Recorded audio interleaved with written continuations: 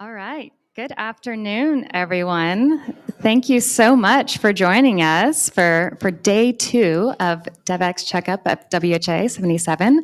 I'm Kate Warren, Executive Vice President, Executive Editor at Devex. And I'm Catherine Cheney, Senior Editor for Special Coverage at Devex. So we are so delighted to be continuing the conversation today. I mentioned this yesterday, but I will reiterate it because I think it's so important that Devex events, there's a lot of side events that are happening here this week, so we really appreciate you joining ours. Ours are a little unique in that it is really designed and led by our Devex journalists.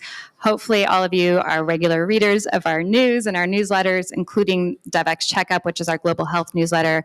We have our Devex CheckUp team here, 3 women that are behind that. We have Rumi Chikamba, Sarah Jerving, Janelle Ravello, who will be leading the conversations today, helping to break through the noise, get past the PR talking points, and really doing what they do best. They're reporting live here on stage. So we're really excited to be able to bring you here into this conversation. I do want to thank our partners who help make these kinds of events and just frankly the journalism we do possible. So we have our impact partners, HemoQ, Evolution, MSH, or Management Sciences for Health, Nora Health, OneSight, Essilor Lexica Foundation, Qualcomm Technologies, Black Frog Technologies, and the United Nations Foundation. You heard from some of them yesterday. You'll hear from the others today and more about the exciting work they're doing. We also have our ecosystem partners, Ferring Pharmaceuticals, ISN, Medtronics Labs. If any of you were here this morning, they had a very packed house for their AI session we hosted with them, MSD for Mothers, and Roche. So again, thank you for helping to make this possible. I also want to thank our Devex Pro members that are joining here in person or online for also supporting our journalism. We do have some QR codes that are on the back of some of the chairs. I encourage you to follow that. You can learn more about our partners and some of the work that we do, including all of our newsletters that I always want to plug. So yesterday we went into rethinking healthcare delivery and adapting healthcare for a world in flux. Today we're moving into resilient health systems and the future of global health.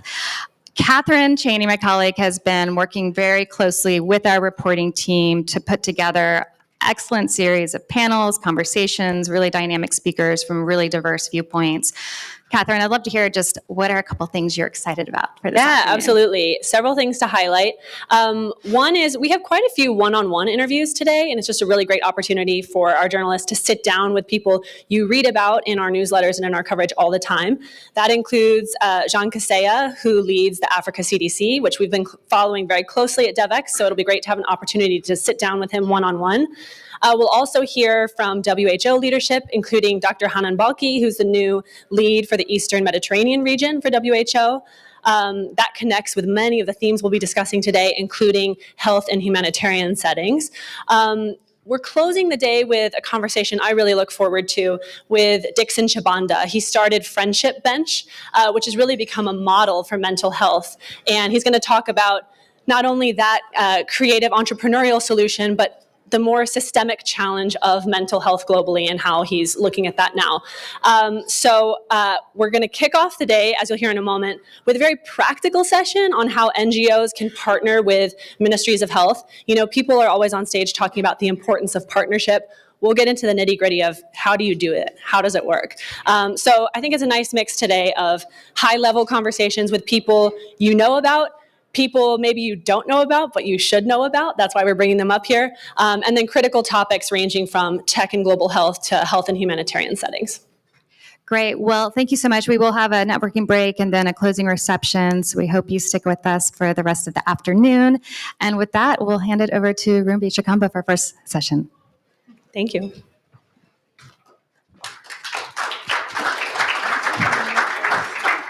Thanks, Catherine. Thanks, Kate. I would like to just call our panelists up. I think you've teed us up nicely for what the session is about. So I'm calling to the stage Professor Awamari Kolsek, who's the chair of the Association of Ghanaian Africa. She was also former senior minister to the president of Senegal, as well as the former minister of health. You guys can just come close up, come right next to me.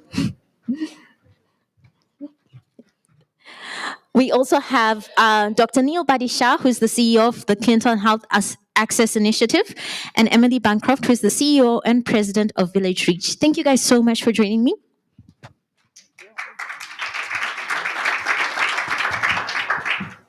As Catherine has mentioned, this session is really about how NGOs can build deep and long-standing partnerships with governments. And when we talk about government partnerships, Chai's name really comes up quite a lot, Buddy.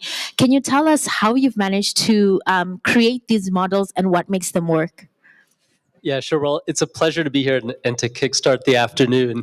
I will preface this by saying, Minister Awa, you'll keep me honest, both as a former Chai board member and Minister of Health, where we've worked. So you can call me out if anything I'm saying is misleading. I think a couple things that Chai really tries to do is first and foremost, we work at the invitation, the explicit invitation of either the head of state or the Minister of Health. So ensuring that there's the highest level buy-in for the government from everything for everything we do. Second is to strive as much as possible for the government's priorities to be our priorities and not actually have any kind of dual missions or dual mandates. And that's often hard because obviously any organization are going to have their own strategic objectives. Their donors are going to have their own set of strategic objectives, and the ministry is going to have its priorities. And those three circles are only partially overlapping. And so we try as much as possible to force the confluence of all three of those. And then a couple of tactical things. I think we try very hard to do the small, unsexy work and the dirty work behind the scenes. So our teams are often physically embedded within the Ministry of Health, and we often help with everything from writing a speech to thinking about budgeting, all the way up to complex data analysis to inform important policy decisions. And we find that being demand-driven and responsive to very busy Ministry of Health colleagues' needs and essentially trying to serve in any way that's helpful helps to build that trust, and not just on executing the big parts of work that are part of our explicit agenda. And then I think the last thing is to make a deep commitment to being in the country for the long term, right? This is not a fly in, fly out situation. Anywhere that we work, we strive essentially to say, are we willing to make a long-term commitment and being here to stay? And I think when the government sees that you're here to stay, it builds a different type of trust. So those are some of the core components that we strive for in building relationships with governments. Thank you so much. Professor Awa, I want to come to you to check to see if Buddy's giving us the real here. But before I do that, Emily, are these some of the principles that you're also following? And can you take us through what works for you guys? Absolutely. And I think I agree with so much of what Buddy has said, and it's very true. We talk about it as priorities and not projects. So how do you stay focused on, as you said, that intersection between your priorities as an organization? For us, that's building responsive primary healthcare systems that help to reach the hardest to reach communities. There's a lot of overlap there, right, between, that mission that we have and what the priorities are within the government of which are those priority populations that they want to reach, what are the ways that they want to reach them, and how can we assist them. And trying to stay away from being what I would call a project-based organization, which is where your staffing, your resources, even where you work ends up getting defined by a project as opposed to that focus on priorities. So for us, that's been choosing 3 countries that we work in very deeply over a long period of time: Mozambique, Malawi, the Democratic Republic of Congo, and making that long-term commitment to really working side by side with those governments to show what a responsive primary healthcare system can look like. But a couple other principles that I think you sort of touched on, but that are really important to building that trust. One is around transparency. And I think especially transparency when it comes to cost and to the work that we do. And that is something that NGOs are horrible at. It's something that most are not comfortable with for a lot of probably good reasons around fear of, maybe what the government will think or what other partners will think, or just a lack of dialogue and sort of transparent conversation about costs or what it takes to do work. And so I think there is a piece that we all have to hold ourselves more accountable to, which is what does it really take to build those transparent relationships, and how are we willing to be more open about what it takes to actually do a piece of work or scale it so that we can work collaboratively with government to bring things to scale. Professor Awa, it all sounds good, but from a government perspective, is this what you're looking for? And what makes a good NGO partner? Thank you. And I am lucky having been minister, but also sharing some NGOs. So I cannot be in this side on the other side. But I can tell you that I have 3 points. The first one is trust, and you discussed this already. Often you need to ensure that you respect each other. When an NGO come in a country, the NGO need not to come and say, oh, these government, they are useless, they are not doing their job, they are corrupt, they are la da da da. They need to first learn and see by themselves what is the issue and how they can help. The trust also is from the side of the government, who is looking always to NGO like, they are coming to look at our things, they will go elsewhere, say that, etc., etc. Donc, trust is very important. It is a base of this collaboration. Alignment also, you cannot be an NGO, and we have seen it, coming to a country doing their own things, and the ministry is not aware. And sometimes you have the information, or you come to a meeting like this, and NGO from your country give data, give results, and everything from your country, and you are not aware.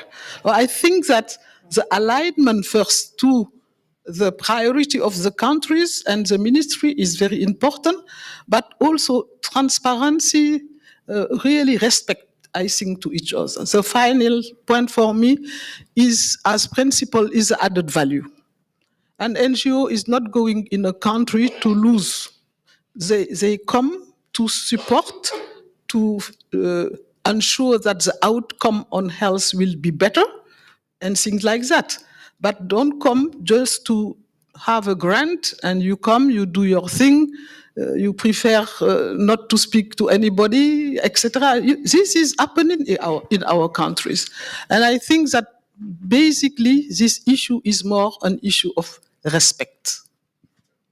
Trust and respect. I hope I don't start breaking trust and opening old wounds with my next question, because it's easier said than done. If it was as easy as we're saying it, I think lots of people would be doing it. Lots of people would be doing it right. But what are some of the challenges that you've encountered?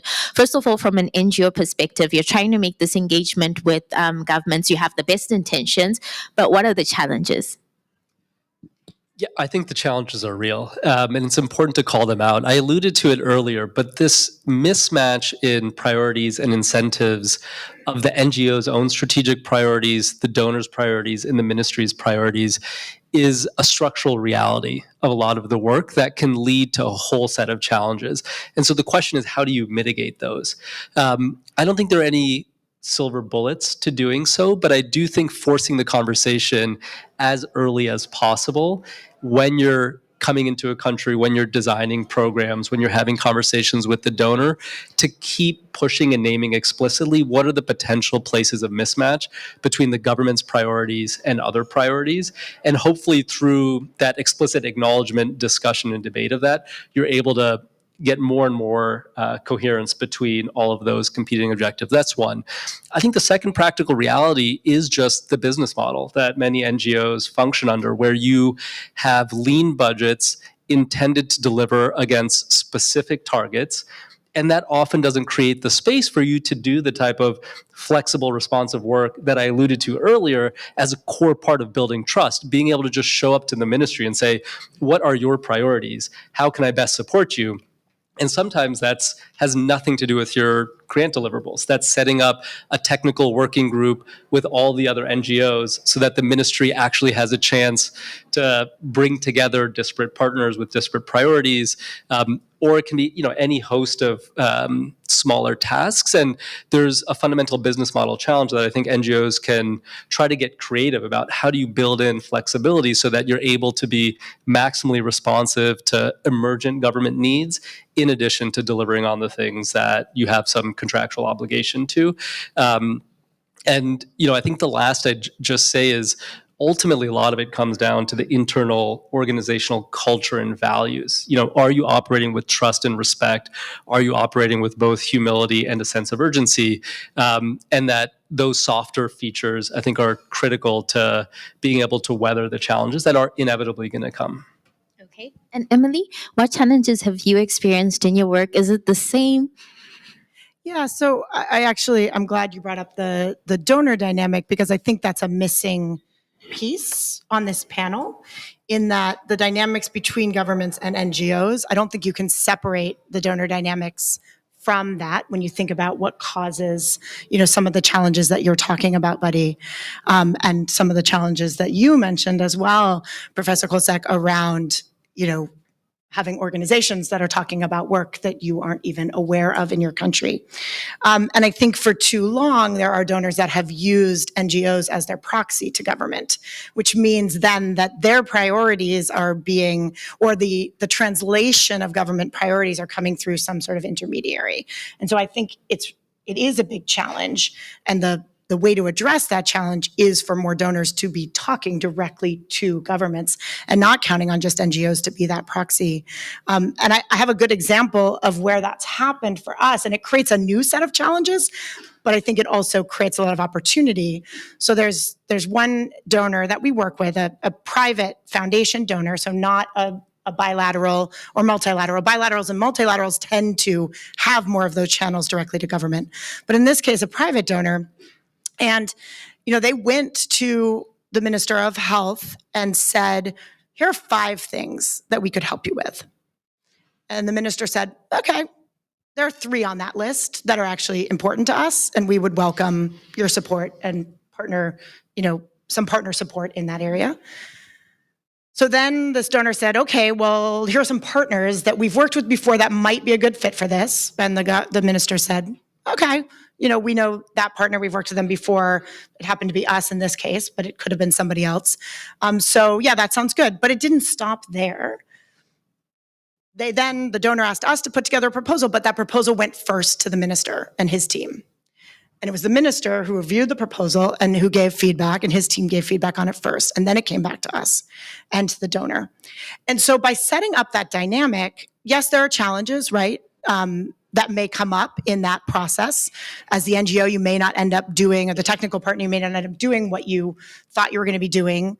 It may change things, but the real benefit was that there was already then this expectation that the donor, the partner, and the government are all talking together about what needs to happen.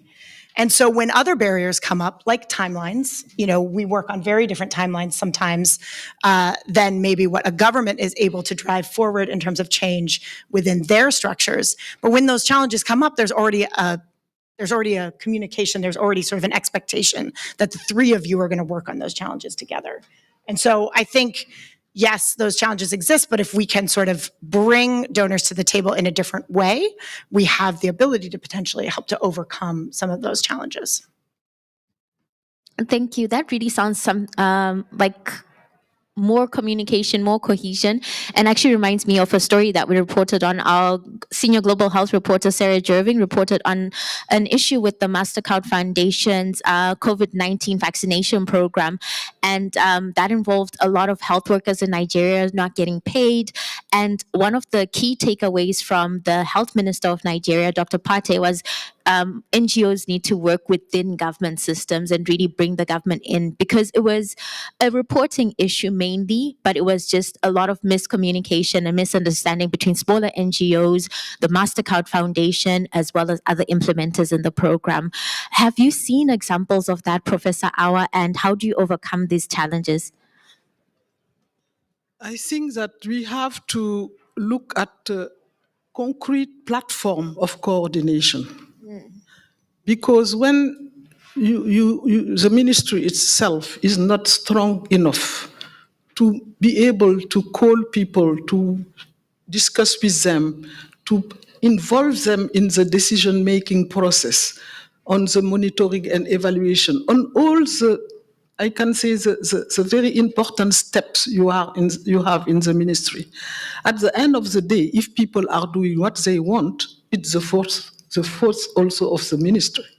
the minister and the ministry in general. And this issue of coordination and alignment around real priorities and plan can help to overcome all these type of things.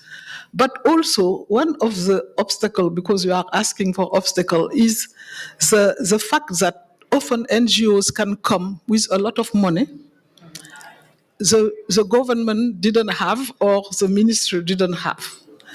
And one of the main, for me, difficulties is to ensure that you are not looking at the priorities of the NGOs because they are coming with money and with their own priorities. It's tempting, isn't it? It happened.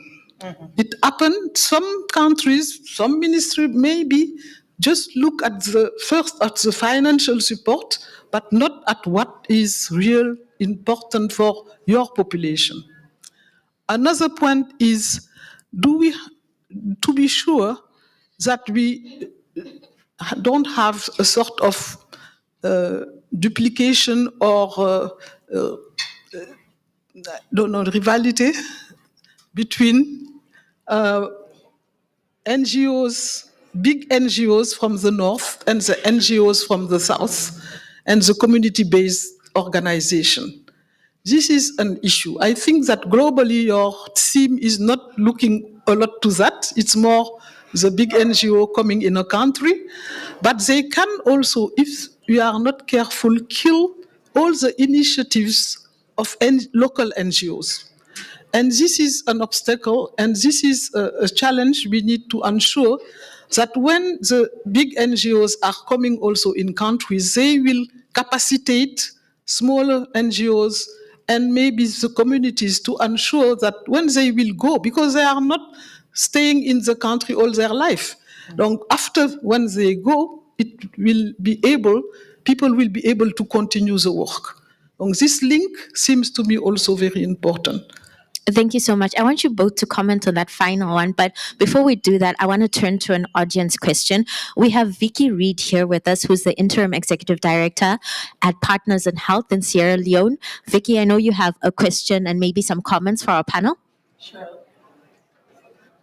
If you just speak, it'll light up at some point. Thank you very much. So my question really is for all of the audience members, maybe also particularly for Professor Awa. I think a lot of the theme around the sessions that I've attended today have centered around partnerships, not just with NGOs, INGOs, but particularly with the governments of the countries that we're implementing. Professor Awa mentioned a little bit a while ago about, transparency as well as, for example, the budget. I think for me, for Neil and Emily, around the budget, how transparent do we need to be around budget, especially when sometimes, like Professor Awa mentioned, you may see the NGO coming in with a lot of money, but then those priorities and what the government priorities are, there's maybe not so much alignment with that. How transparent do we need to be? Because that also builds trust with the government as well, to make sure we have that sort of beneficial relationship. Thank you. I think we'll start with Professor Awa. I would like to put the question to them.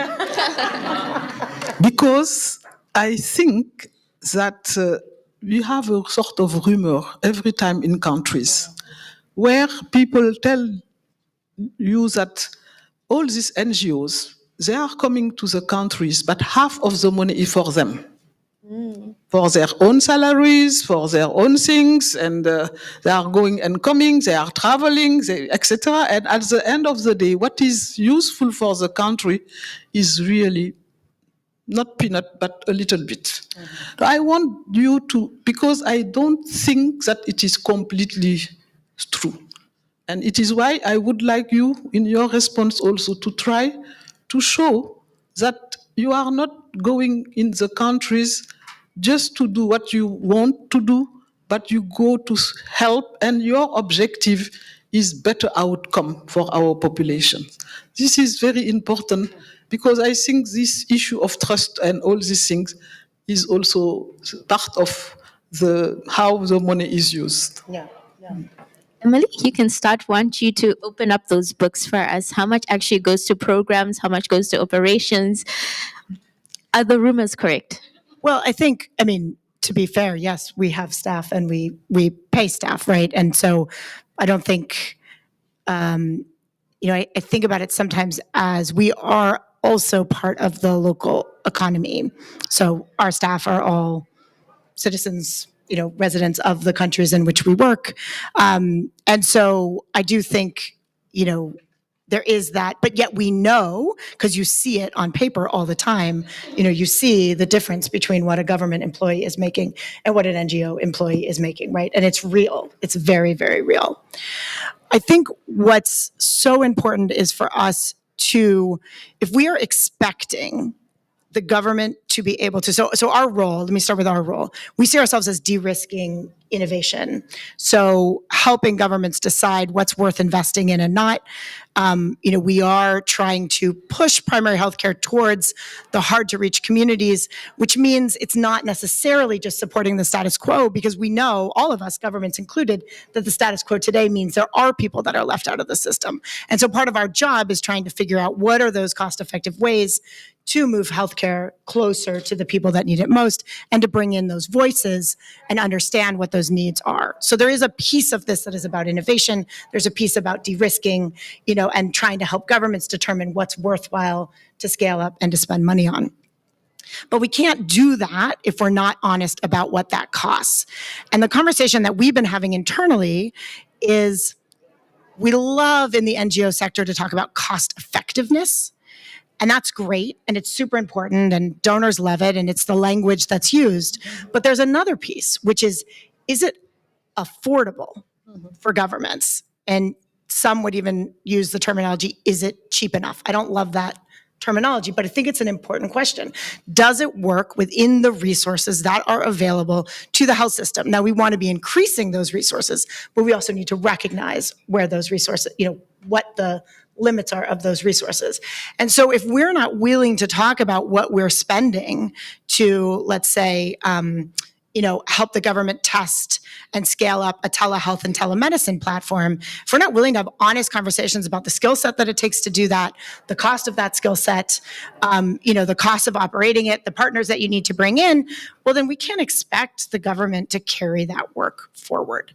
So I think that we need to push our teams to have those tough conversations about cost, while acknowledging and recognizing that there are these completely unjust dynamics around, the payroll of a government employee and the payroll of an NGO employee. And I don't think we can pretend that those don't exist today. Thank you. And Buddy, is this, in addition to the question that Professor asked, is this actually happening? Are those frank conversations happening? I think it depends on how you define the conversation. In my experience, something that we try to do is ground everything ultimately in what are the impact objectives of a particular body of work, and how much does it cost to achieve those, right? So if you think about budget transparency from the point of view that you open up your books and every single line item under the books, I'd say that happens occasionally, but that's not the standard, of course. What I find to be more helpful and often more valued by our ministry colleagues is to say, what is this body of work going to accomplish for me, the Ministry of Health? And how much does it cost? And does that feel like good value for money? And is there added value in working with the government on that? So for instance, if we're helping to build a new data surveillance system for a national malaria control program that is going to allow them to figure out at a subnational level where are the hotspots in malaria and where they should target their limited national malaria control program resources, I think what we say is we believe that we can set up this whole system that's going to now allow you to do geographic targeting and improve your overall cost effectiveness or lives saved by this amount. That full body of work is going to cost this much, and let's go together to the donors to pitch that. And so I think at least that level of transparency around what is to be accomplished and how much does it cost to accomplish it is the first step. I think there is a second step, which is like even greater line item budget transparency, but I see, frankly, a lot less of that. Professor Auer, we talk about two steps here. The first step is sort of defining what it's going to cost and what the benefits are. And then next step would be like those budget items. what's good enough? Like, what would, as a government official, a former government official, what would you want to see? Is it good enough to just have that overall figure and the overall benefit, or are governments more interested in like full transparency where you actually see these line items?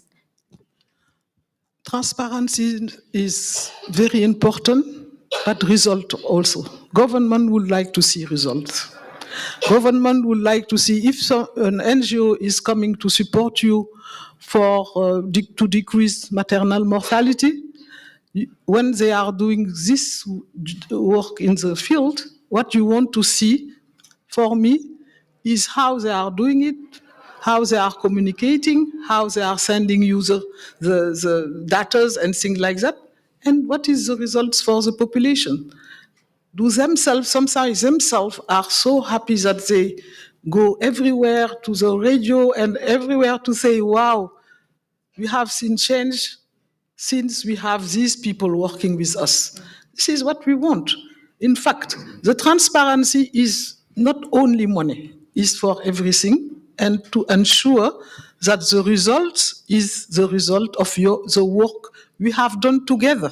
Because this need also, when we say partnership, is not just let you go. When you go somewhere, you will have the civil servants there, the health workers, the community health workers, and all are depending of the ministry. Donc this is a teamwork. Transparency, fine, but at all level, for everything, but it is not just to look at the money, where is the money? At the end of the day, you lose also a lot of time on that, and you don't have the result you are expecting to. Okay, thank you. And you had posed another question, which I want to come back to Buddy and Emily on, and that's around localization. We've been speaking about international NGOs and their interactions with governments, but how do we bring in local partners and ensure that that whole ecosystem is sustainable? Buddy, I'll start with you. Yeah, I mean, this is a complex and critical topic. I'd offer a couple of thoughts. I think the first is that there's a huge amount of nuance, and I think we need to bring that nuance to the floor, and that operates at multiple levels. I'm an American national who lives in the U.S. My parents are from Tanzania and India, and I've spent many years living in different parts of the world where we have operations. Second is that different international organizations are structured differently. Right? If oftentimes a donor asks a Ministry of Health official, which is your preferred local partner, oftentimes their answer will be, the CHI team. In part because there's not a strict dichotomy between international NGOs and domestic organizations, and I think that nuance is valuable to bring out. And then the third is that any vibrant ecosystem has to have, I think, a diversity of perspectives, expertise, and experience. And so if I think about, say, our work in Nigeria, where we partner extensively with both patient communities, community-based organizations, and the CHI team that takes advantage of the expertise from other country offices, both on the continent and in India and Asia, there's a tremendous amount of value, I think, and if you ask Minister Pate or others in the government, that they get from that full constellation of ecosystem partners, from the most grassroots and patient-centered organizations to organizations that are able to pull lessons from different country experiences. And so I think ultimately, everything should come back to what is the government's priority? What does it take to actually execute successfully on those priorities? And then how do we organize that ecosystem of actors, each of which is likely to bring their own expertise and experience and perspective to solving the priorities that the government has? And Emily? Yeah, I often say that although Village Reach was born in Mozambique, we recognize that we were raised in both Mozambique and other parts of Africa and the United States. And you can't, as Buddy's saying, you can't separate. I mean, there are benefits that we have to that identity in terms of some of the relationships that we've developed, some of the partnerships that we have. And there are also drawbacks to that identity. And we shouldn't pretend to be something that we're not.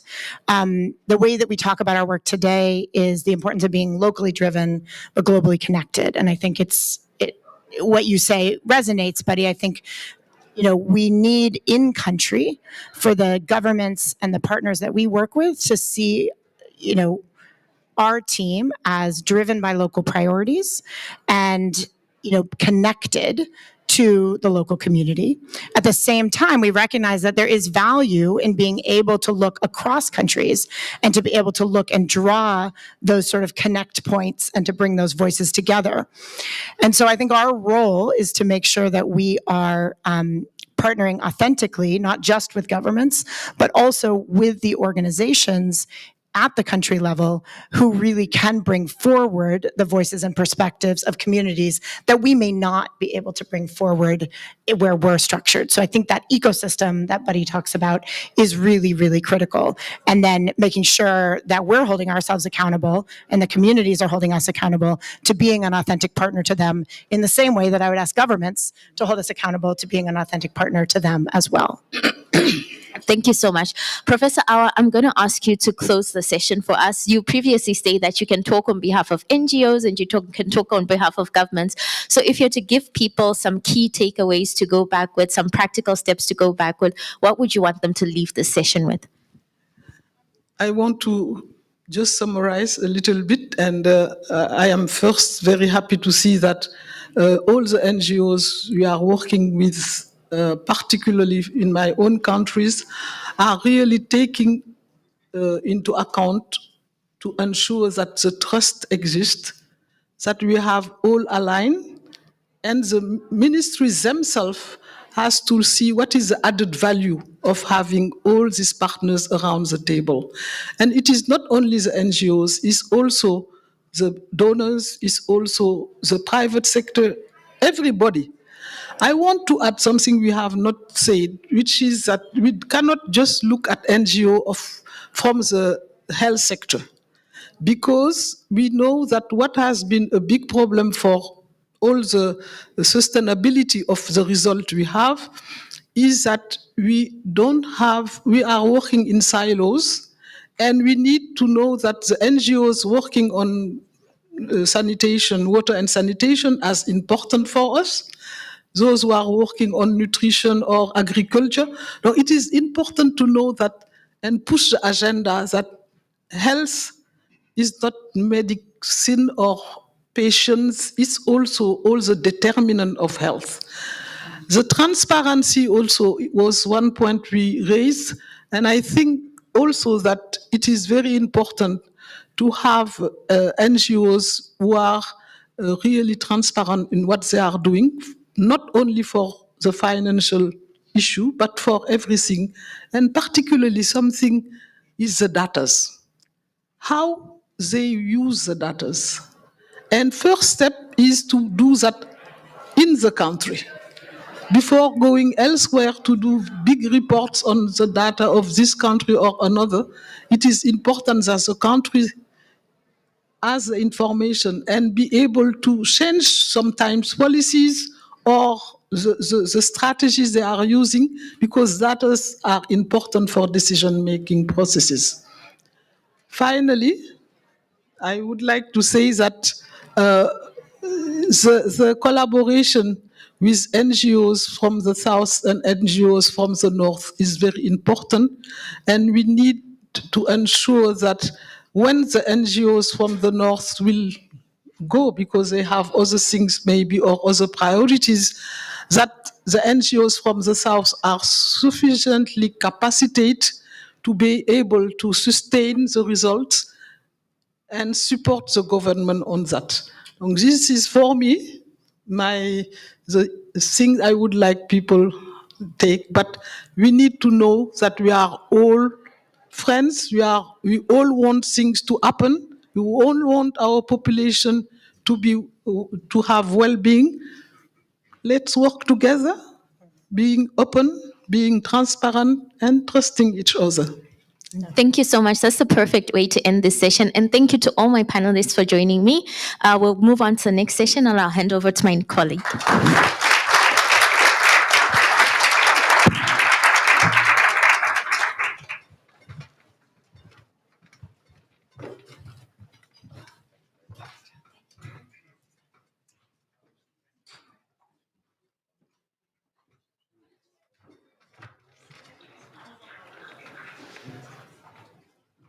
Good afternoon, everyone. Great to see such a full room here again at our summit here at WHA 77.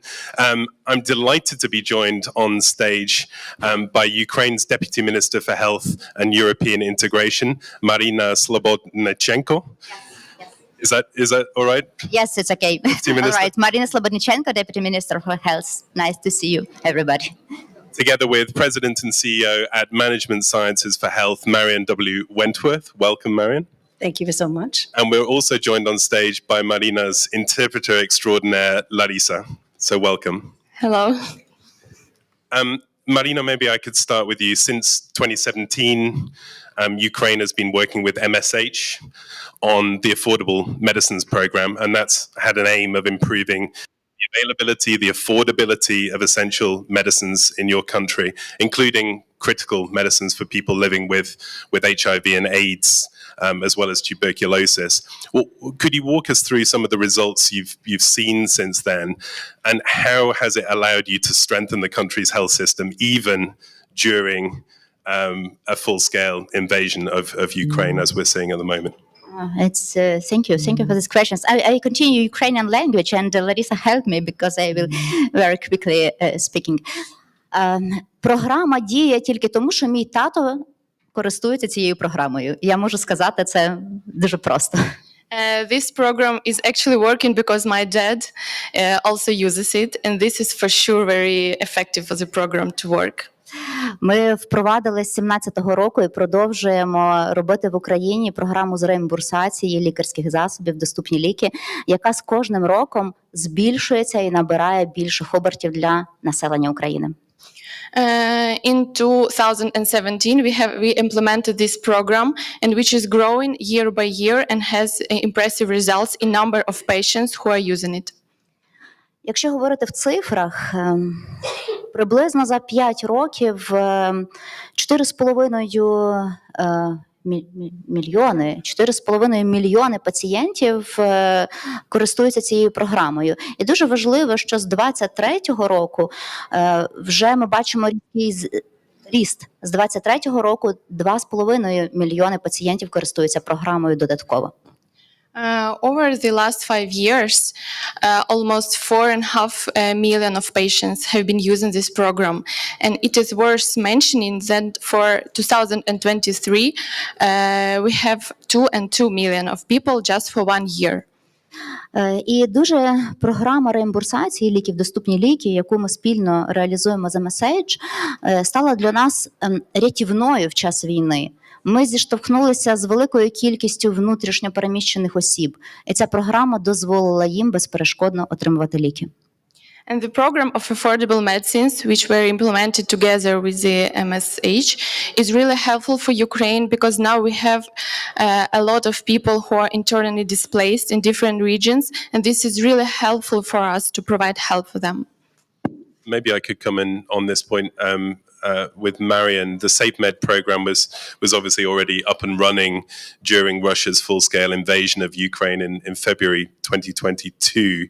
But how did you have to adapt to the conflict context, including in recently occupied territories? What sort of changes did you have to make to ensure that these medicines and the program could reach patients in such challenging circumstances?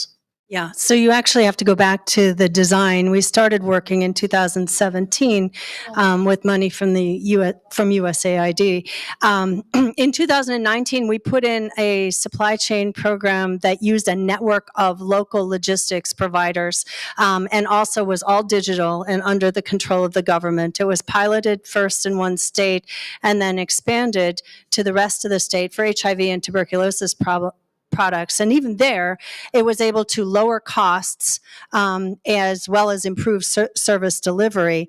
It also, of course, had resilience in it. It was repurposed for vaccine delivery during COVID. And then during the invasion, it was extremely important to shift to using mobile pharmacies. There were a series of regulatory changes that the government had to do, but it was repurposed to do emergency medical supplies. And the government is completely running its own humanitarian assistance for emergency medical supplies today, for which we're very proud. And Marina, I think Marion touched on it there, but you're very much looking to modernize your public health sector in Ukraine. Could you tell us a little bit? I know time is short, on how you're updating your regulatory frameworks to be in line with European standards, and how this really helps in efforts to ensure better health outcomes for the people of Ukraine. Ви знаєте, в Україні зараз унікальна ситуація. Ми не тільки свою систему охорони здоров'я втримуємо в час війни на такому балансі, щоб не знизити. Ми ще й дійсно її оновлюємо до кращих європейських стандартів, тому що ми йдемо в Євросоюз. Actually, the situation in health in Ukraine is quite unique because in parallel we try to maintain it working, to keep it working, and from the other side we are still developing and improving it. І цей шлях до Європейського Союзу є для нас великим викликом, і ми робимо реформи. В час війни Україна робить реформи. Ми створюємо нові регуляції в сфері фармацевтичного ринку і створюємо нову агенцію, таку схожу, як на Європейська медична агенція, можливо, як на FDA, але дуже потужний орган. And even during the war, now we are establishing a new medicine agency. This is the agency which, like the European agencies for medicine and pharmaceuticals, and it will correspond to the European standards. And Marion, anything you want to add there on this sort of systems lens? Anything about market barriers, lowering prices, reducing out-of-pocket payments? What progress have you made on that front? Leading the witness, are we? Yes. So a couple of things, and I think the Honourable Minister is selling herself a little bit short. They did introduce a series of reforms which helped to make the market more transparent, also reduced costs. At this point, out-of-pocket costs for the Ukrainian system for government-run programs has decreased by 85%, and the number of therapeutic categories have increased as well.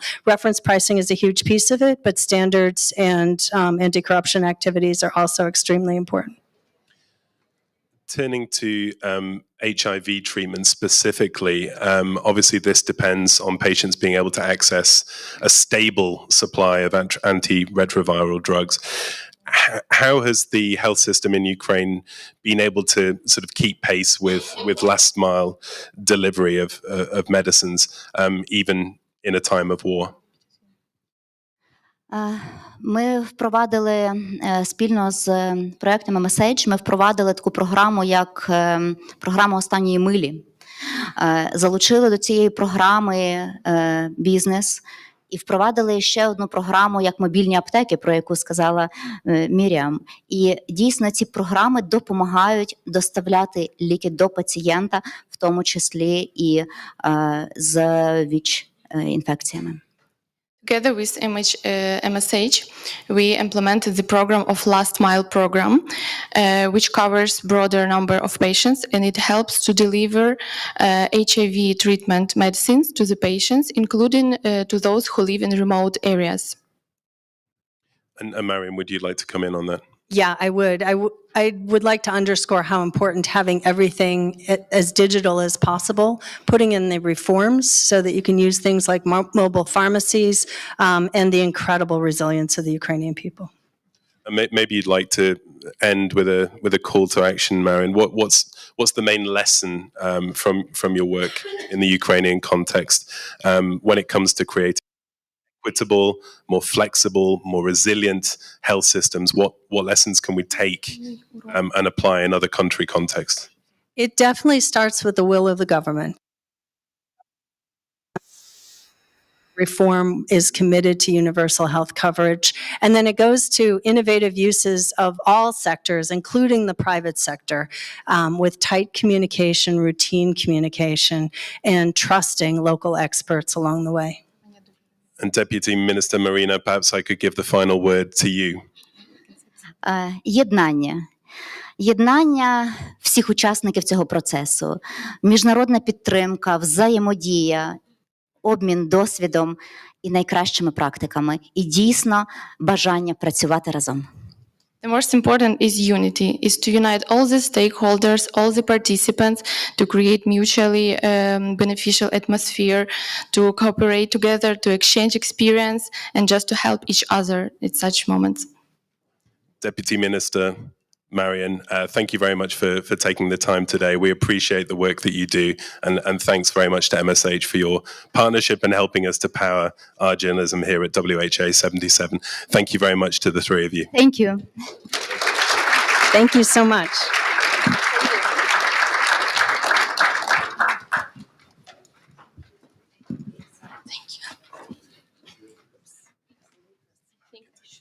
Yes.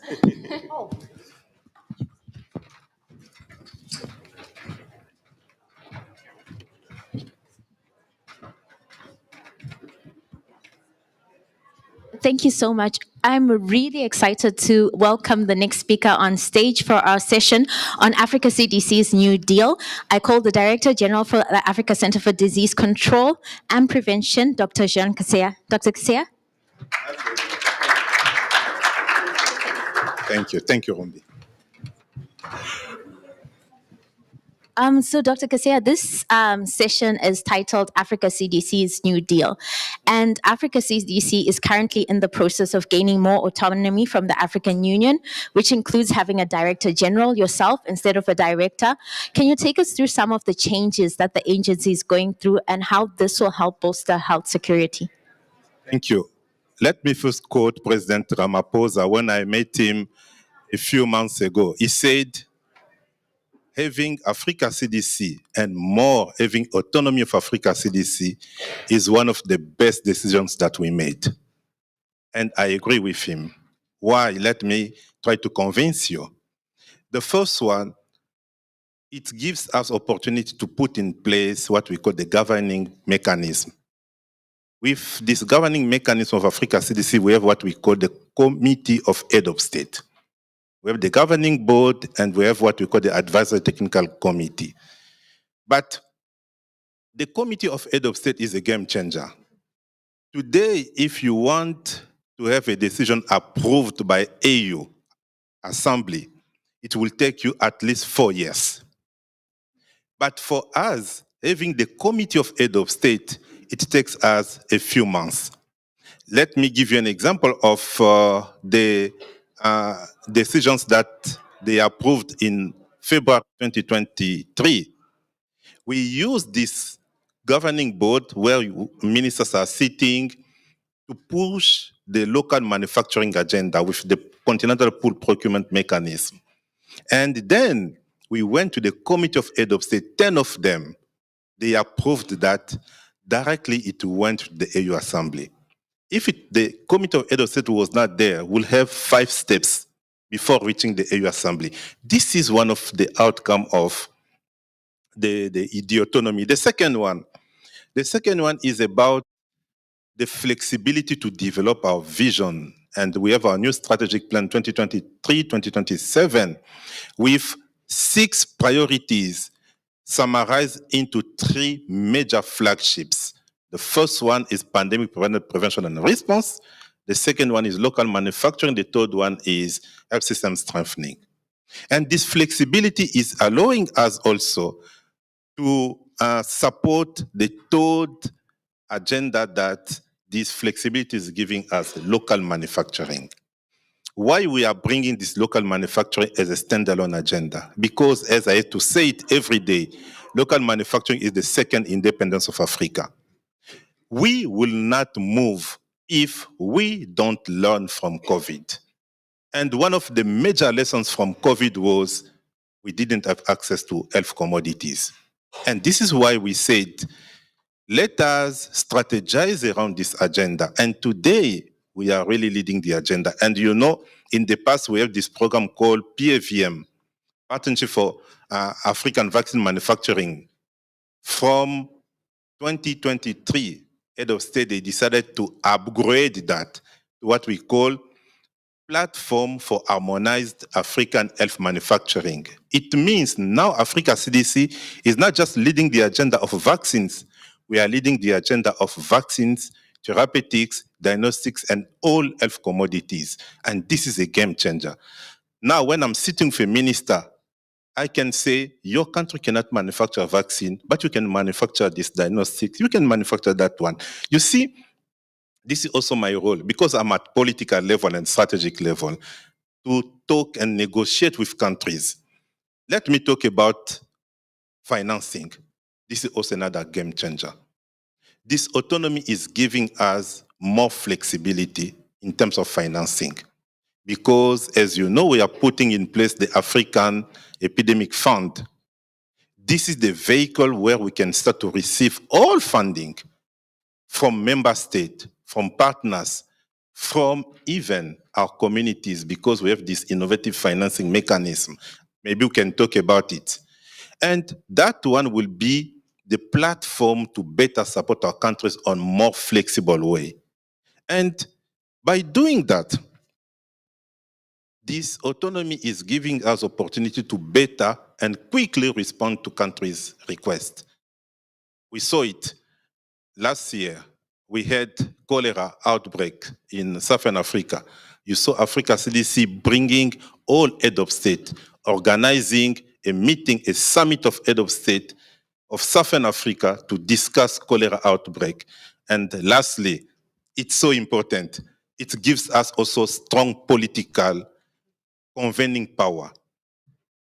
3 days ago, I organized a meeting attended by 52 ministers of Africa, 52, out of the 55 countries that we had. Even the room was for 80 people, we received 200 people. And this meeting helped Africa to come with one voice. And this is the voice that we are making for pandemic agreement. It means the autonomy of Africa CDC is the game changer for health security in Africa. Thank you so much for that. I want to go back to pandemic security, but before I do that, you're really describing an agile Africa CDC, and and I feel like the goals that you've described are really bold goals and definitely something that could help health security. But I also understand that there are challenges. I think during the 7th anniversary celebration, you highlighted that there are challenges with funding. They're also challenging with personnel. Can you take us through some of the challenges in your growth stage? I just come from a meeting with 12 ministers. They wanted me to talk about challenges to achieve the universal health coverage. I said, let us be led by data.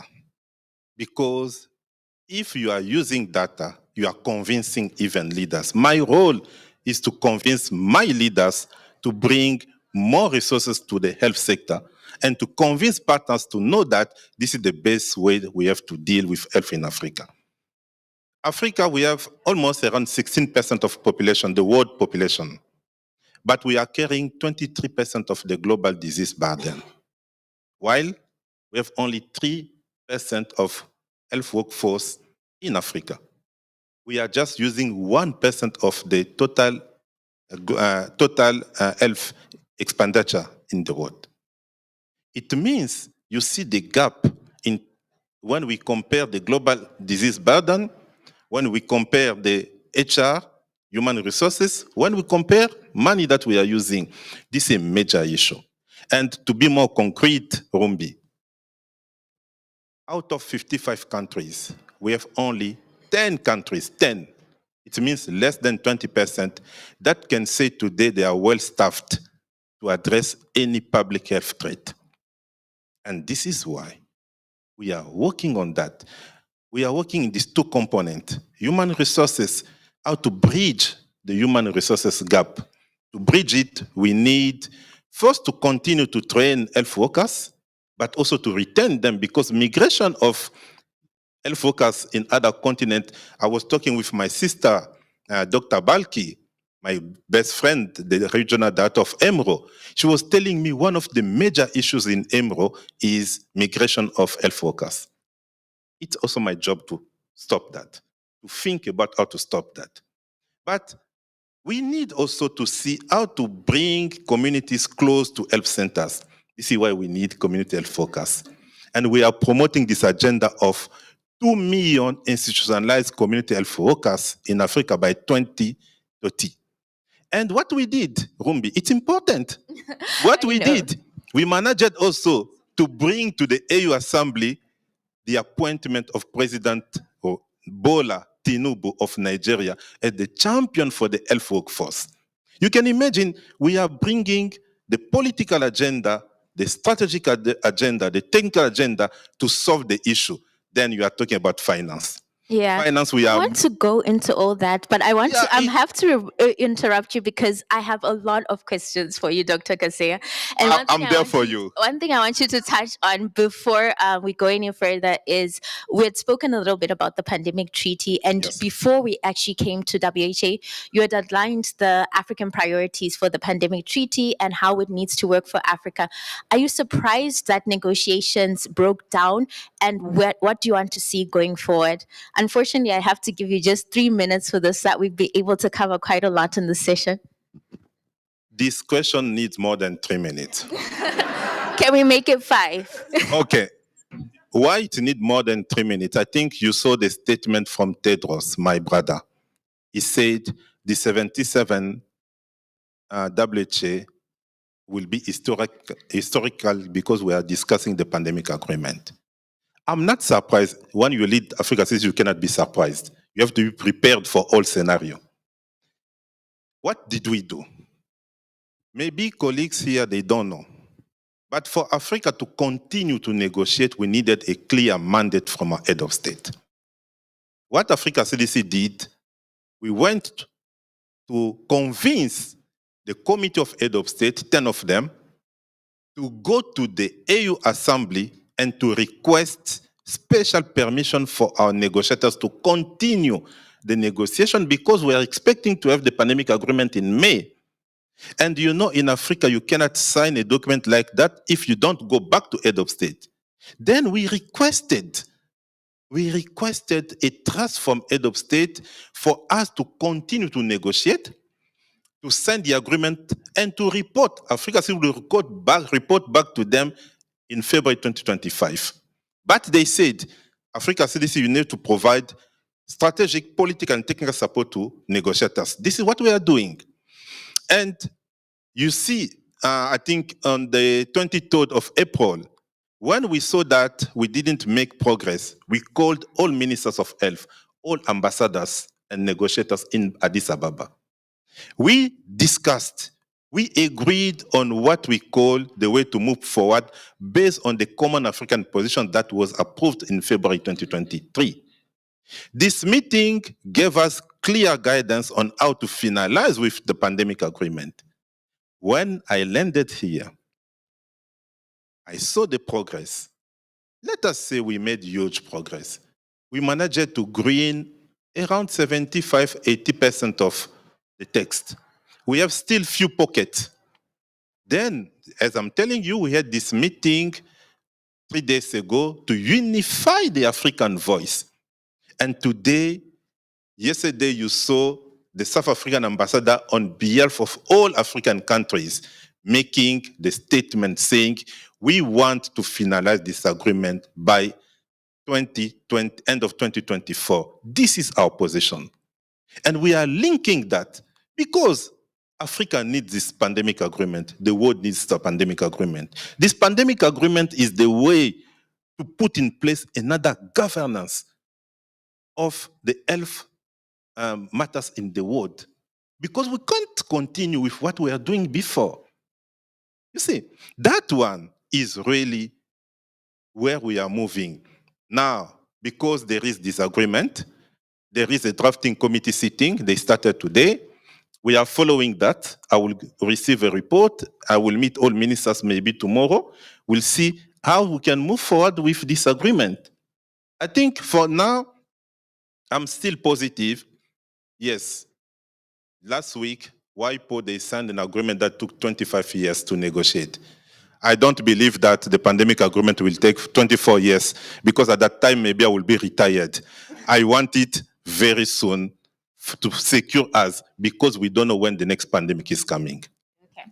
So I'm going to make a request on stage while I have you here. Because I've limited time, I'm going to ask for an additional interview where we can dig more into these topics, because I have follow-ups on the pandemic treaty, but I'm going to move on to the next question, and I will request that I get an interview with the DG later on.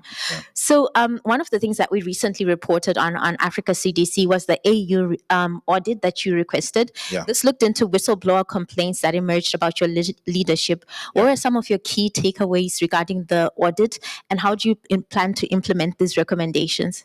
As you said, I requested this investigation. You know, there is a culture in AU.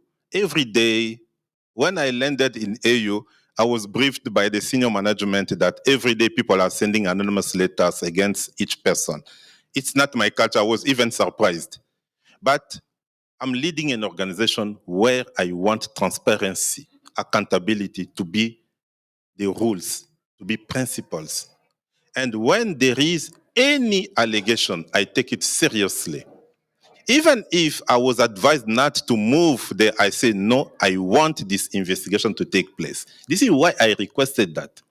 But let me give you some lessons.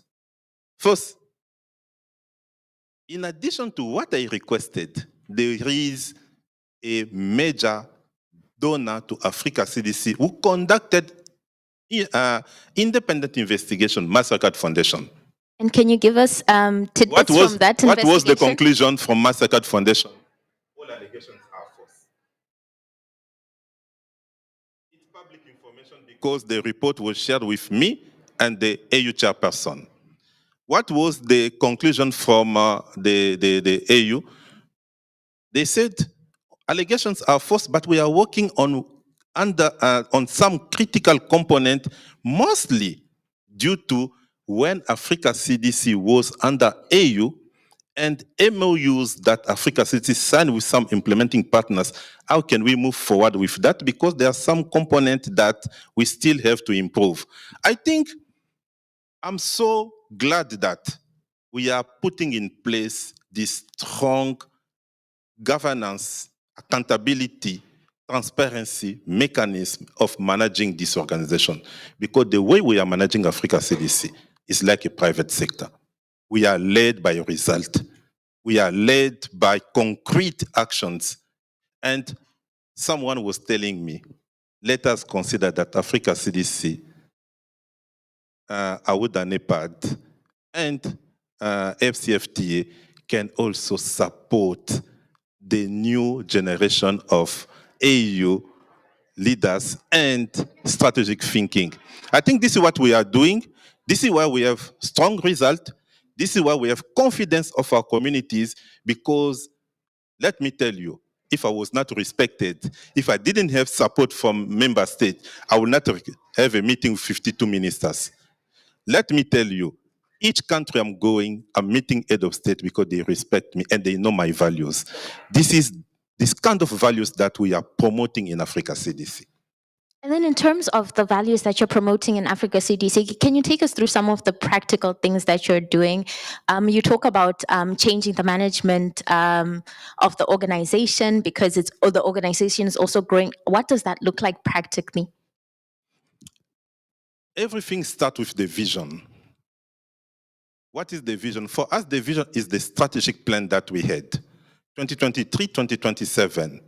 From the vision, you look now what could be the best structure that can help you to achieve your vision. And we went through this exercise to design an organogram for Africa CDC. Let me tell you, we didn't have any director in Africa CDC before. Currently, we are recruiting 12 directors. Let me tell you, we didn't have more than 3 P5. And we have a number of sectors led by P3 staff. Today, we have more than that. And we are bringing also people with open mind. We are bringing open-minded people from private sector, from UN, from other organizations to come to Africa CDC to change the culture that we have.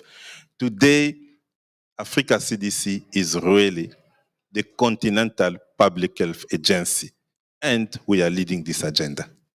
I'm almost out of time, but I wanted to ask one more question. One thing that you highlighted is when you joined Africa CDC, you heard that there were lots of complaints that come in from people, anonymous complaints that come in from people within the AU.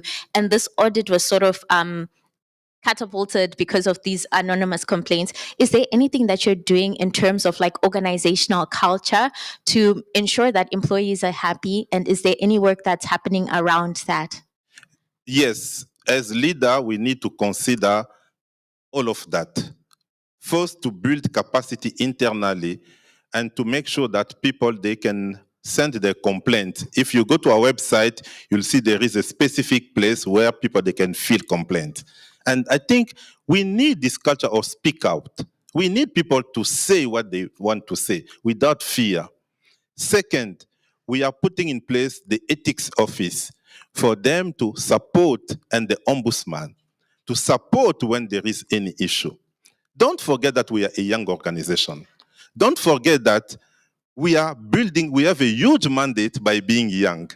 Then we are putting in place all of these mechanisms, and these mechanisms are helping us. We don't say that in the future no one can say things. No, we are there to take seriously all allegations, to address them, and to move on. Thank you so much, DG. Unfortunately, I've run out of time, but I want to. No, I was thinking we still have 30 minutes. I just want to highlight that you have promised me an interview, so I will be reaching out. Yes, thank you.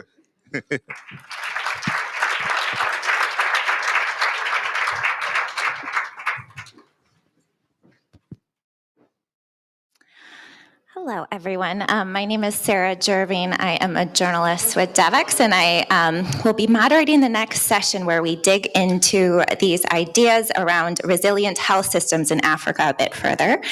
So if I could please ask to come to the stage Cyril Sek, who's a digital strategy advisor for Africa CDC, and Dr. Aberia Okereke, who is the Chief Executive Officer of the Africa Public Health Foundation. Thank you both for joining us. So one of the big issues around resilient health systems is sustainable funding, and there's kind of two layers to that: domestic donor funding.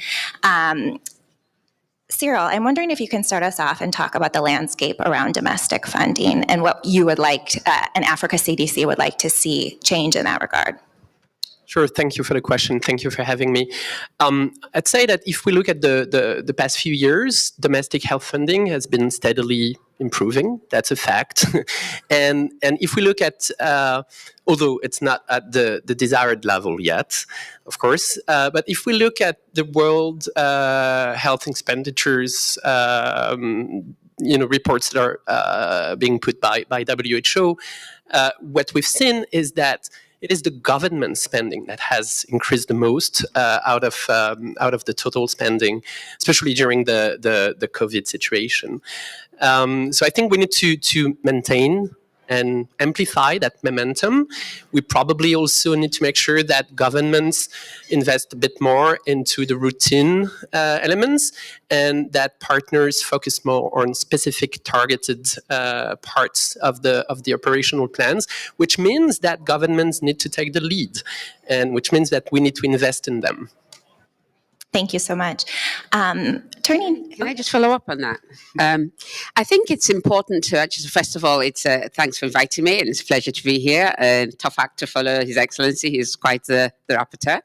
I think we need to be clear about what we mean when we refer to domestic financing. Do we mean public sector, as in government defined from whatever the nation's resources are, or are we actually talking about financing that comes out of that, within that space, whether it's from citizens or from government? Because I think if we look at both, then we can see that the picture is not actually as bad as the rhetoric would suggest. Like Cyril said, yes, there has been an increase in domestic public sector, government-defined funding. That was mostly COVID-driven, and I'm slightly more pessimistic than Cyril is.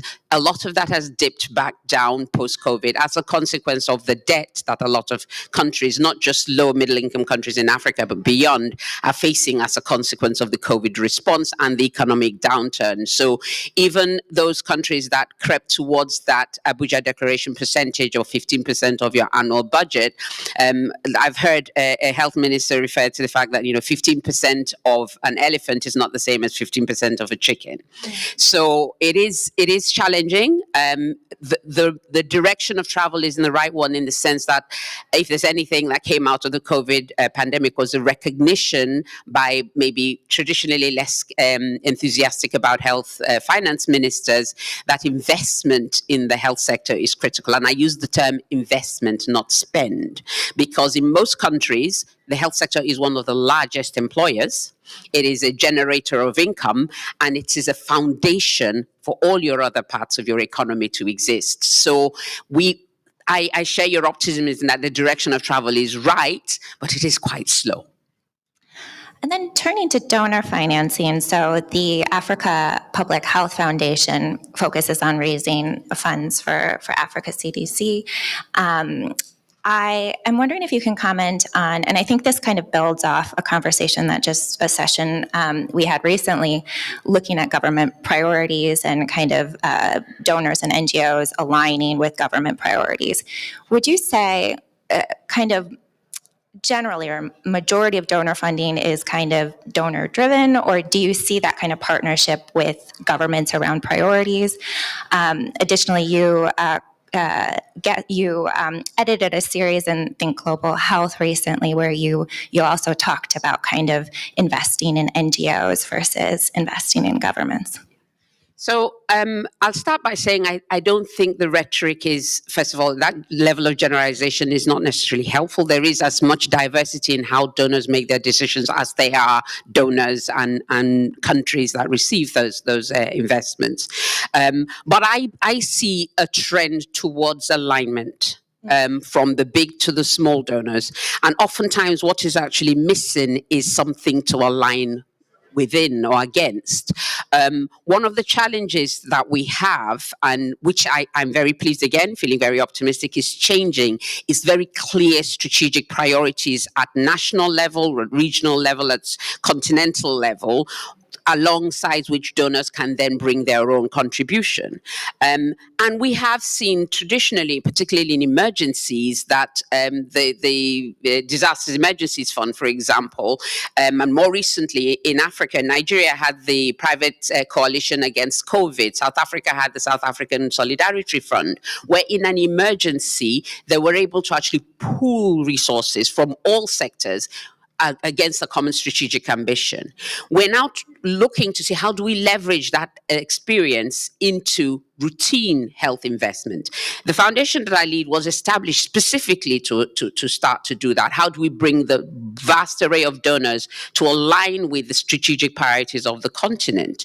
And we're seeing at different levels in different countries similar approaches. But coordination is difficult. Partnership is difficult. And it requires investment, intentional investment of capacity. And unfortunately, too often our underfunded health institutions, whether they're ministries, independent, national public health agencies, whatever, do not have the capacity in terms of manpower expertise whose sole purpose is coordination, ensuring that there is clarity so that advocacy, this is what our government wants to do in this space. And if you're interested in working alongside that, then let us work together. That capacity is often limited, but it's changing. There's an increasing recognition that the efficiency of any sources of funding is improved when you have that better alignment between the strategic ambition and the donor's interests. There are still, of course, examples where, like as was in the panel earlier this afternoon, where donors turn up and say, here's, pull out a plan from the back of the pocket and say, this is what we're going to do. But I like to think that is increasingly less common. And it's the new public health order, which goes on very strongly about new partnerships, new approaches to mutually beneficial, trusted partnerships, is pushing back clearly, saying, let us co-create those solutions, because that's how you have the best outcomes, and in particular around efficiencies. Now, turning to digital innovations, Cyril, I'm wondering if you can talk about Africa CDC's strategy around digital health and some kind of innovations that you think are quite promising on the continent. Sure, thank you. But first, I'd like to amplify and to piggyback on what Dr. Iberi was saying. This idea that it is through collaboration, cooperation, coordination that we will align all together, because it's a very crowded area, and we must align on the priorities defined by the countries, is really how we define this strategy. So we started with many interactions with representatives from member states, different levels, different stakeholders, listening to what their priorities were. And then we aligned on the vision. Then we had workshops, and it was really a long process, a bottom-up process, where we were also trying to find our own voice, not elbowing our way in, but trying how we could, really bringing something to the table. And we align on a number of specific strategic objectives, 7 of them. You can find them on the internet. But more than the strategy, I think what was interesting was the process itself. We learned to work with governments. We learned to work with many partners, 75 of them now. And we eventually came with a portfolio of 18 different projects where we gather organizations that see value in collaborating, in learning from their peers, in aligning with the government priorities, and in getting that stamp from Africa CDC, to be frank, so that they could even go further in their own resource mobilization strategies. So what we're doing really is convening partners and aligning them on a few sequenced series of custom project plans, which is really what they want, from the UN system to implementers, and I see many of them here. It's a process. It's an ongoing discussion. It's not purely one strategic plan. It's more like a series of iterations, so that we end up being a team. Mm-hmm. Now, if you want to have a few specific points, so we're working first on making sure that there is a data space, that there is health data available to all. When I say all, it's both the academics, but also the innovators, the startups. If we don't have local data sets, then we cannot innovate. And very often our countries are way too small in order to provide, the space for innovation to flourish. So we're also working on making sure that there is continental guidance and standardization of processes, so that we can work on larger scales.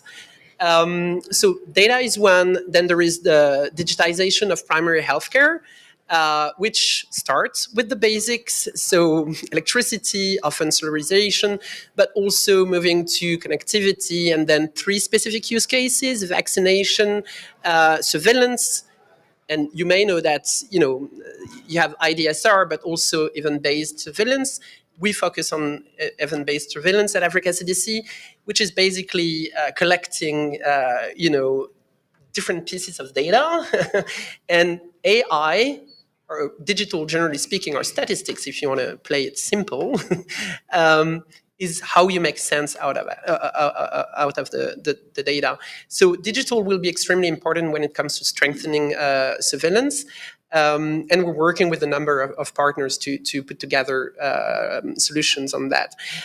So apart from, surveillance, vaccination, and maternal health is the third topic. Those 3 verticals are large enough, strong enough, so that we have a platform to go beyond and even address some very specific issues. This is a process, once again. One of the issues is that we have so many solutions, so many competing pilots and interesting projects. And we're really trying to, not to recommend one over the other, but more say, this is a threshold. This is like the minimum requirements in order for solutions to be considered by a given country. So we're trying to be this honest broker that help countries make sound decisions in this complicated field of digitization of of primary healthcare. Then there is also, of course, workforce development. There are plenty of new skills that are necessary at all levels, both for clinicians and non-clinicians. There, I think the question is, what are the targets? How many people should we train and where? And that's an important one. We don't have metrics right now. WHO doesn't have metrics. No one has. So we're launching a project around on defining that in a series of countries. And then the idea would be, okay, so what should be the curricula and the certification mechanism in order to implement that? And that way we create a market for existing and new providers to train. Mm-hmm. So we're not in the business of delivering ourselves, but more like creating space for the private sector and the implementers to flourish. Thank you. And just to bounce off that on workforce development, Aberi, I'm wondering if you can talk about kind of what's needed to move forward with a more resilient workforce across the continent and what can be done to combat brain drain. Right. So I'm going to step back a little bit, and as I want to do, I like to be clear about what we're talking about. So when we're talking about the health workforce, this isn't just about epidemiology. What's always touted is that, we need, we only have 1,600 epidemiologists. We need how many thousand? But the health workforce is broader than that. It's from the family member who ends up being responsible, who stays home to look after whoever is ill, usually a woman, and permit me to get on my platform. We can't discuss health workforce unless we look at the gender issue.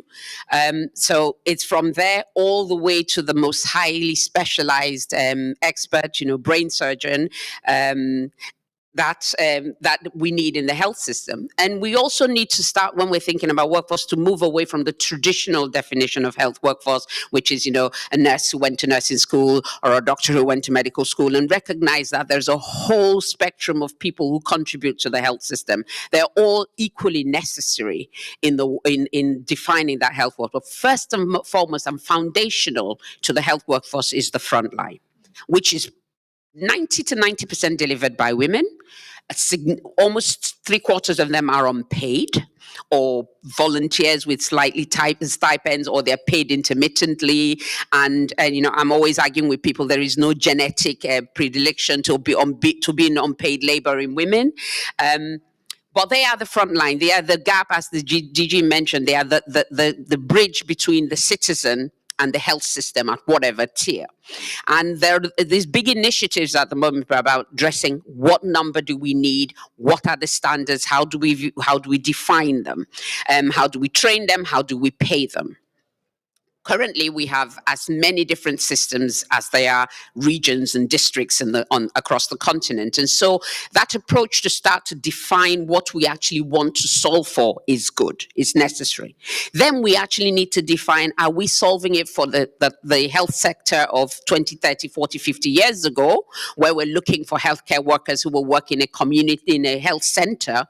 Or are we actually solving for the healthcare sector of the future, where we have workers who are digitally equipped, knowledgeable, are able to work across systems, across districts, and across using the technological opportunities that we have to invest in? Because I've spent a lot of my career working in the UK. The National Health Service that was defined in 1945 is creaking because it wasn't defined for modern healthcare and for the volume of demand on it. So we need to leapfrog that. We don't want to recreate those health systems. We need to therefore be thinking about the health workforce with the skills and the tools to be digitally enabled, to be able to work remotely, and to be able to deliver the new technology, but with a strong emphasis on prevention. Because if we focus only on a therapeutic, responsive health system, it will always be beyond our affordability.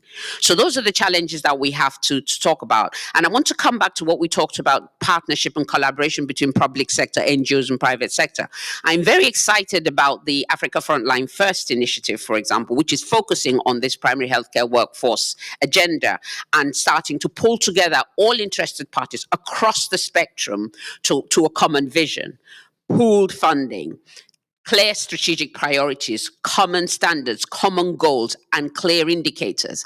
That is one way of improving efficiency, but also ensuring that whatever the driver of the donor, the government, whatever their priorities are, they fall into a common vision that will result in what we're all trying to achieve, which is a workforce that is fit for the next century and for the citizens that the populations that we serve deserve.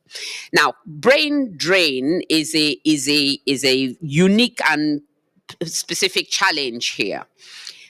And I think I'm in Geneva, so I'm going to look to the audience and say, as the electorate of the global north, it is extremely frustrating that there's been reports over the years post-COVID of the great resignation and of the health workforce in the West resigning and leaving the workforce. And the response for the global north is, I live in Nairobi, health fairs coming to Nairobi to recruit our nurses. Now, everybody says, oh, it's because they're not paid enough. That's not exactly, as a health professional who grew up and trained in Nigeria, those are not the only motivations for why people migrate. Funding is an issue, and in an economic downturn, poorer countries are poorer and their staff are less well paid. But I actually think that the global north has a duty to actually look inwards and address the fact that it is being lazy. You know me, I don't mince my words. It is cheaper and easier for you to come and recruit nurses from Nairobi, to recruit doctors from Lagos, rather than expand your own training workforce. Change your health system delivery mechanism so it's not so doctor nurse dependent. Do what we are doing, diversify. So it is one thing for bilateral, multilaterals, donors in the NGO sector come and tell us, so we need to develop a strategy for community health workers. And I'm thinking, you could do with a bit of that too. Let's do this together. You might have more resources, but you're also draining our resources. But within our own, we have a duty, and it comes back to why I'm less optimistic about the domestic investment. Our countries, our governments need to be more intentional about investing in the health sector. That includes recognizing the worth of their health workforce. It is far more expensive to retrofit than to actually, as you build your strategy, to build the workforce you need and provide the incentives that keep them there. Career progression, a work contract that allows you to take time to study. If you're a woman and you have caring responsibilities, unfortunately, still predominantly women. Sorry, I will keep diverting on that. To ensure that the workplace, the workforce, the employer understands and accommodates that, so that you don't have what tends to happen, which is when women give birth, they exit the workforce. And so we have a duty to make it more attractive to stay than to go. And then you, in the global north, in the west, in Switzerland, need to stop pulling them in, please.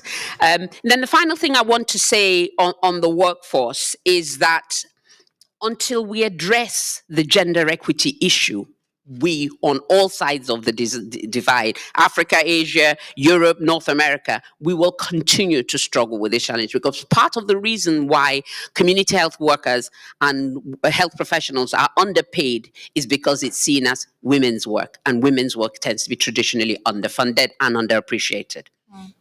Sorry, I'm a troublemaker. Oh, magnificent call of action, as usual, Darren. So tomorrow morning, there is an event led by Speak Up Africa on African women in digital health, if you want to participate in that. So that there is always a gender lens in digital strategies, and that, women and girls' health issues are being tackled, and that women are in the driving seat also, not only delivering care. Let me maybe piggyback on, you may have other questions, but on one topic. I think it is extremely important for governments in Africa, but also here in the North, in the global North, to understand the disruptive nature of digital health. Very often, what we come across is, governments saying, well, I will strengthen this part of my pyramid and this part, and I want to diffuse digital throughout. Well, we can do so much more than strengthening the existing system. We can leapfrog, as you were saying, and we need to reinvent the way we deliver health services. And what it means is that within governments, we need strong teams that are anchored high enough to make those strategic decisions. And this is my call of action. Thank you both. That was very powerful commentary. We're unfortunately out of time, but I appreciate you both joining us. Thank you. Thanks for having us.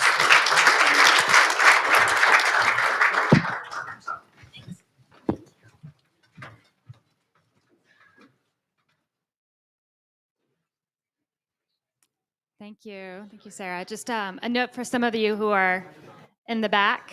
We have some seats up here for those of you standing if you want to come get a seat. So the past few sessions, we were really looking at the African continent. Now we're going to take a little bit of a regional departure, and we are going to have a conversation with Dr. Balki, who's newly appointed regional director for WHO for the Eastern European, to talk about her. Sorry, Eastern Mediterranean. Sorry. Thank you. Been a long day with jet lag. And we're going to hear from her 5-year strategy and priorities for the region. And Geneva Ravello will lead that conversation. Jenny.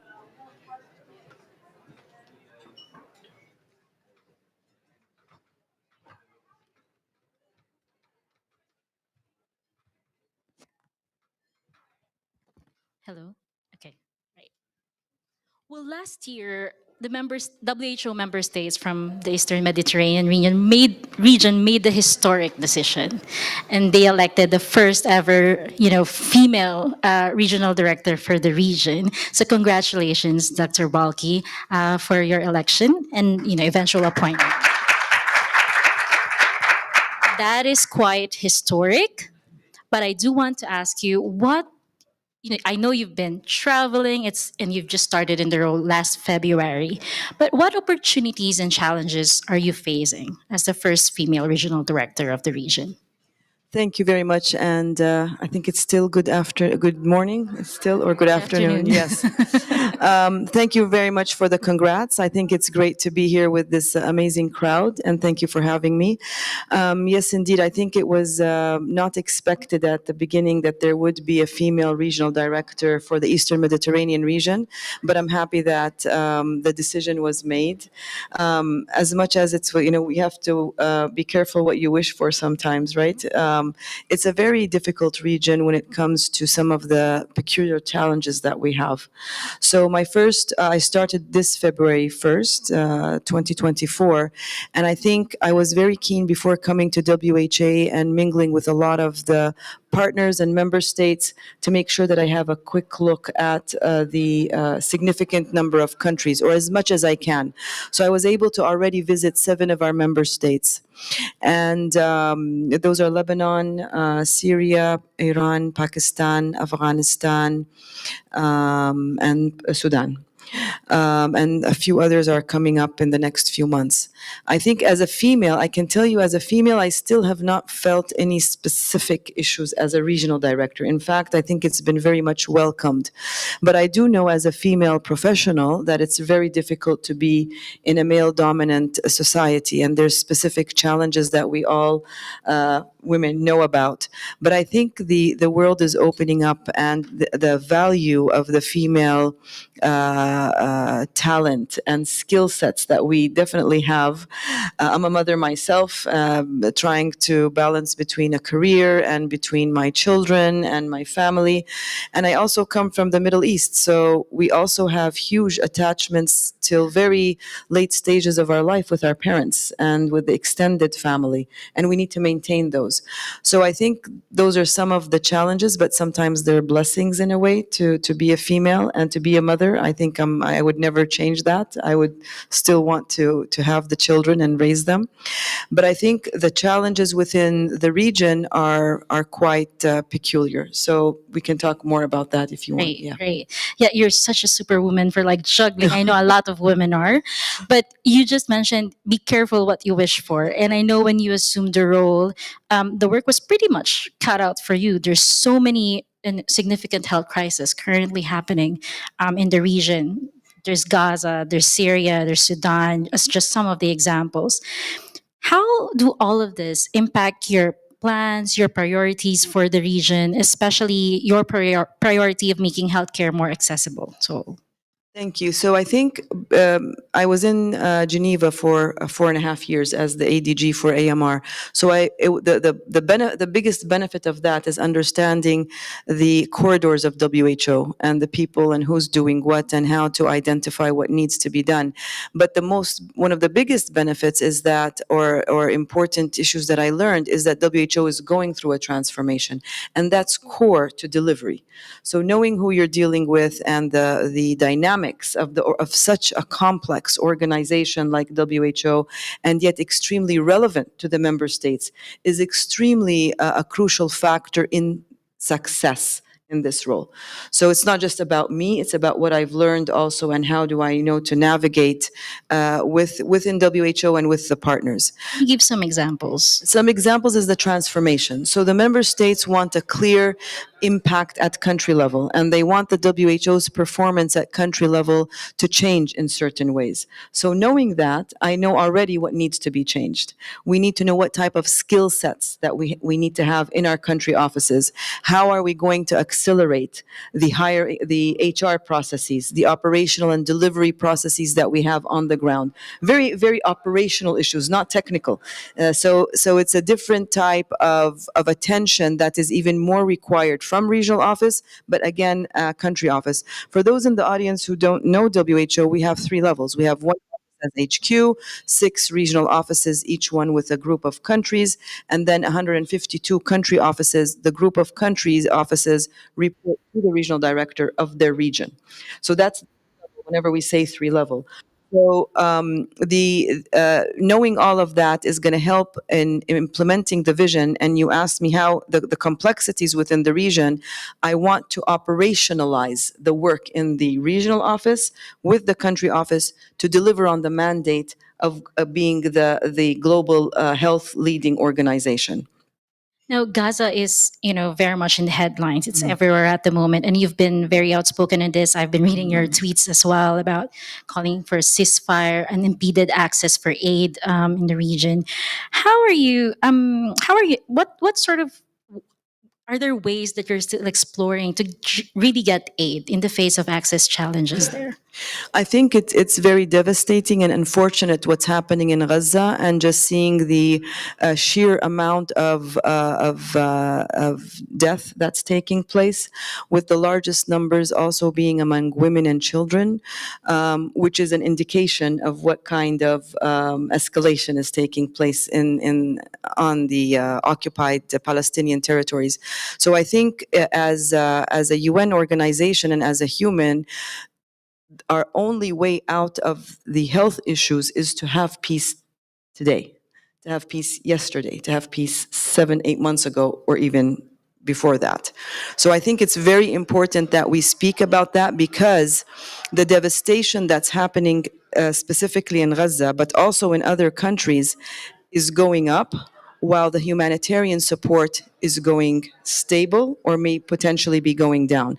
So if we talk about the impact of health on economies, societies, what's happening in the Middle East in several of the countries, and specifically Gaza, as you said, will have a ripple effect. It's already having a devastating effect on the neighboring countries, but it will have devastating effect on the people of Palestine for generations to come. So I think we stayed and served, and we've done that in Afghanistan, we've done that in Sudan, we're doing that in Gaza.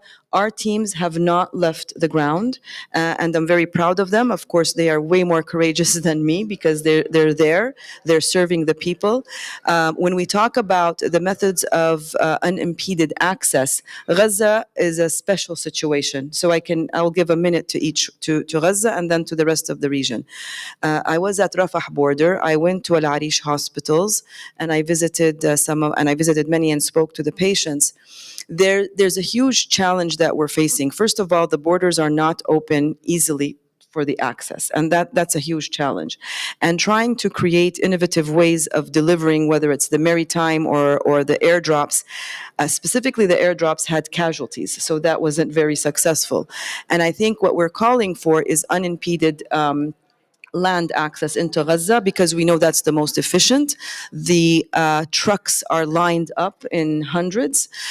So the plea is that we can make that work. I hope that we can make that work sooner rather than later.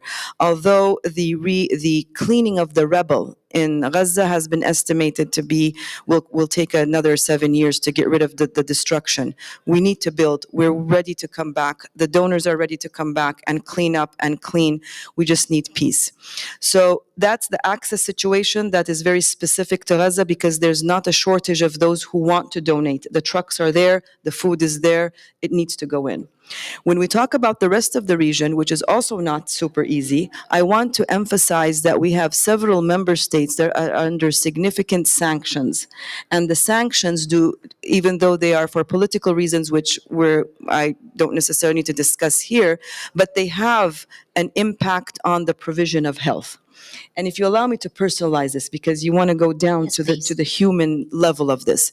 If we look at the sanctions in Syria, for example, when we talk about the lack of energy, the lack of electricity, the lack of ability to provide heat, how does that impact health? The examples that I saw, and I was in Syria, when I was touring and I went to 4 different provinces, Damascus, Hama, Halab, and Homs. And in that visit, I've heard from the authorities that there is more need for burn centers. I'm a pediatrician by training. I worked I was trained in Boston. We had a huge burn center. And I understand what that actually means. But I also understand it's important to know why are there burn cases. So I wasn't sure, why do they need so many burn centers? What I was told is that because they need to be innovative in providing heat, anything that they can put their hands on is burned because they need to produce heat, either to cook or to warm the family and the children. So they will burn tires, they will burn clothes, they need to burn plastic, whatever exists. Now, if you've ever smelled a burned tire, you know what it smells like. So you're already contaminating the environment. You're providing heat and energy because of through very innovative, unsafe methodologies. That can cause also burns and accidents. But what's also causing burns is the need to cut off electricity. So the electrical circuits goes on and off intermittently. In the middle of the night, parents might wake up with a spark of a smell of something on fire, and it's because of that cut-off circuit. So the impact that some of these issues have when it's looked at, and I understand that it's being looked at from a more political issue, but the impact on the ground is quite significant. I'm also interested if you can talk about antimicrobial resistance in the region, because before you took on this role, you were Assistant Director General on AMR, which is increasingly getting a lot of attention, especially with the UN high-level meeting. How are you addressing that? First of all, what are you seeing in terms of AMR in the region, especially with all of these conflicts happening? And how are you addressing that, given the competing health demands? Thank you. Thank you for bringing that up. Of course, I like that. That's my comfort zone, by the way. So now we go into my comfort zone. So antimicrobial resistance is more of a phenomena. So I like people to think about it like they look at climate change, because you're not talking about a specific disease like HIV, TB. You're talking about a phenomena where these single-celled pathogens want to live. So they're going to do whatever they can to become resistant to the antibiotics that are being produced by humans. So the fact that it is probably the largest silent pandemic that is killing people in the north and in the south, regardless. The member states of the Eastern Mediterranean have really led on antimicrobial resistance. We had in 2022 a ministerial conference in Oman that came out with some really good targets. And in November this year, after the high-level meeting in New York, the Kingdom of Saudi Arabia will be hosting the 4th ministerial conference. So that's at the higher political level. But in visiting my member states, what is devastating is this lack of environmental hygiene is going to create significant burden on the bacteria being and not finding treatments. If we go back to Gaza and we understand that some of the people, if not many, are needing to drink sewage water, They're needing to eat grass. They're needing to live in communities where there's no good sewage system. That is a problem. That's going to elevate the issues. The borders also within the areas of conflict, many of the countries in my region that have poor access to hygiene. So we can expect that the issue of multi-drug resistance will continue to flourish. And we carry these bacteria, whether we know it or not. We are their vehicle to the rest of the world. So it's a big problem, and my member states are keen. They actually are asking me specifically, even though now you're regional director, do not forget your AMR agenda. So I'm very happy, and I'm hoping to prioritize it with them. The head of Africa CDC, Dr. Kasea, was just here earlier, and he was saying that he was talking to you, and one of the major challenges in EMRO is the migration of health workers. We've heard that as well in the previous panel. Can you talk a little bit about that? How are you working with governments to address that situation, and also why is this happening? Yes, thank you very much. And I think our previous speaker, she touched on it, and she touched on many areas that I would definitely support what she was saying. But I think there are a few other, maybe I can add to what she said. The drainage is actually happening. Many of it is because of economical issues. They want to go and have a better life. So the environment is not conducive. And we would hope that we would continue to have peace in all of our countries. So that's one thing that would keep our health work talent in our member states, is for them to find the right environment for them to work. Now, when I was in Port Sudan, and by the way, the member states of the Eastern Mediterranean region has significant talent. And many of them are learning a second language in their third or fourth year medical school to be ready to migrate already. So you can imagine how difficult this problem is. And I think that also says that there is amazing, it's not a lack of talent by any stretch of the imagination. But if you have the cream of society who end up going into medicine and other healthcare areas, they need you can't produce a surgeon and tell them, sorry, I don't have an operating room for you, or I don't have the anesthetics, or I don't have the OR nurse, or I don't have sterilization for your equipment. Then how are they going to practice? So they want to do the best of what they can do.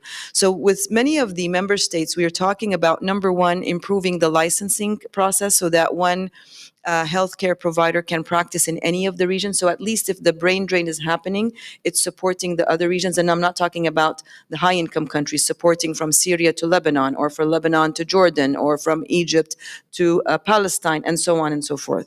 That's one way of how we're looking at it. So improving the unification of the accreditation processes for the health workforce in the region, from the region to the region. That's one way of doing it.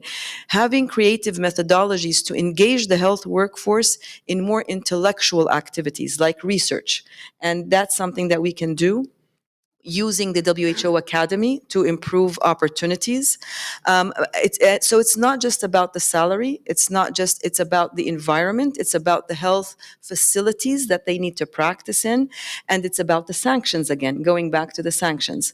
So I think we're going to create, for my 3 initiatives, and the member states are all enthusiastic about them, whether it's the access, health workforce, or substance use. We're going to create a platform to identify very clear targets and timelines for how are we going to unblock the bottlenecks of access, health workforce, and how are we going to create national action plans for substance use.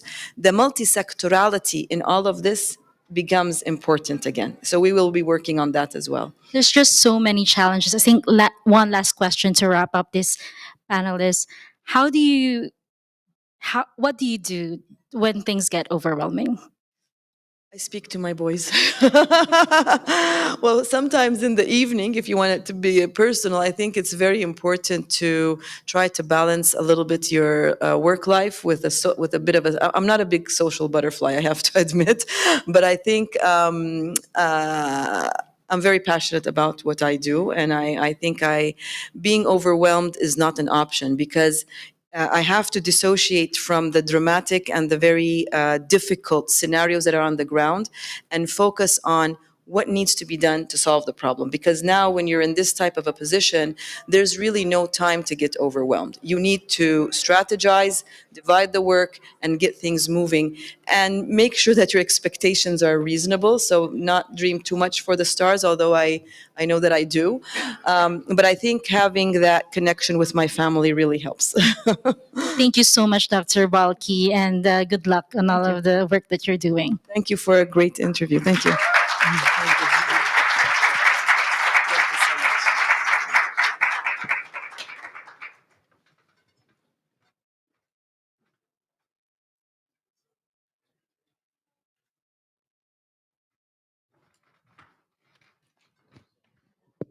Good afternoon, everyone. Ladies and gentlemen, I'm delighted to be joined here on stage by Anurag Hans, Head of Mission at EssilorLuxottica and President of One Sight EssilorLuxottica Foundation. And a very special guest joining us virtually, if our producers could pull her up on screen, is Dr. Otere Okolo, Director and National Coordinator of the National Eye Health Program from the Federal Ministry of Health and Social Welfare in Nigeria. Welcome, Dr. Okolo. Welcome, Anurag. Thank you, Richard. Anurag, maybe I could start with you. You know, we've talked about this earlier. A staggering 2.7 billion people globally, primarily in low and middle income countries, lack vision correction. Could you walk us through the impact of uncorrected vision, not only on individuals but on societies as a whole, and perhaps briefly how increased access to vision care really helps us to, as a community, achieve the UN Sustainable Development Goals? Well, the state of the problem is that 1 in 3 people can't see clearly. Now that might not be true in this room or in the context that we usually go around in, but that's true in most developing and underdeveloped regions. So, I mean, if you think about what the ability to see clearly does, you will realize that this is not a health issue. This is a quality of life issue, and therefore, there've been numerous studies on the impact of this problem. Runs into hundreds of billions lost in productivity in global GDP. And if you look at the impact across multiple SDGs, I mean, it's just intuitive that not being able to see clearly has an impact on the ability to earn a livelihood, gender equality, education outcomes, and even something as far-fetched as climate action. Because when you do not have good vision care and you do not have good access to opportunities in rural areas, you tend to migrate to urban centers. So yeah, so it's truly a cross-cutting quality of life issue that can be solved through solutions which exist today. Thanks for setting the scene, Anurag. And Dr. Okolo, turning to you, you've long worked to improve access to eye services for underserved communities in your country, Nigeria. Can you briefly talk us through the most significant barriers that are hindering access to quality eye care services in the communities in which you're working? Thank you very much for the question. I think the first thing to note is that in the communities, you have 70% of Nigerians residing in the community level. That's more or less the rural areas. And then while the health system is structured to address their health needs, it also becomes a barrier because, the primary healthcare system is what is available at the community level. And often more than not, the primary healthcare system is not as resourced as other tiers of the healthcare system, like the secondary and tertiary health system. So despite the fact that you have primary healthcare centers located in the communities, the presence of eye care services is absent because long before now, eye care has not been integrated in the primary healthcare system. And then also you can even find that you don't have healthcare workers also present in the primary healthcare system. We've talked about brain drain in other sectors, in other discussions. That has also affected and also constituted itself as a barrier to healthcare. And then even the primary healthcare workers in these areas, in these communities, from my experience, from the work we have been doing, do not even have access to a simple pair of reading glasses. And if you imagine that often primary healthcare workers have to dispense vaccines and drugs from vials that have very tiny font sizes, using vaccines with very small font size calibration, you can imagine what implication that has for patient safety. Other barriers as health system barriers are the high cost of healthcare in our communities, lack of health insurance, because most of the people in these communities work in the informal sector and that they do not have access to insurance.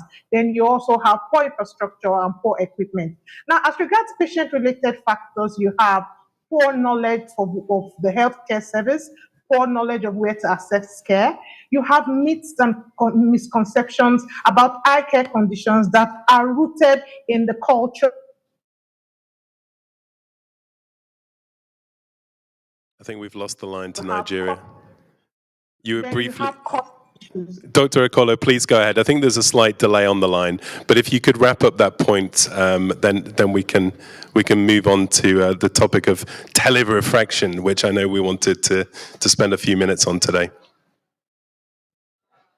Okay, so other barriers are cost, direct cost and indirect cost, and then of course gender inequality as regards females, women and girls having access to eye care services. So I think generally that's my answer for that question. Then we can go along. Thank you. Dr. Okolo, thank you. Anurag, remote eye exams or telerefraction, could you unpack for us a little bit about the opportunity for healthcare professionals and particularly how they're suited to bridging current gaps in countries like Nigeria that Dr. Okolo is joining us from now?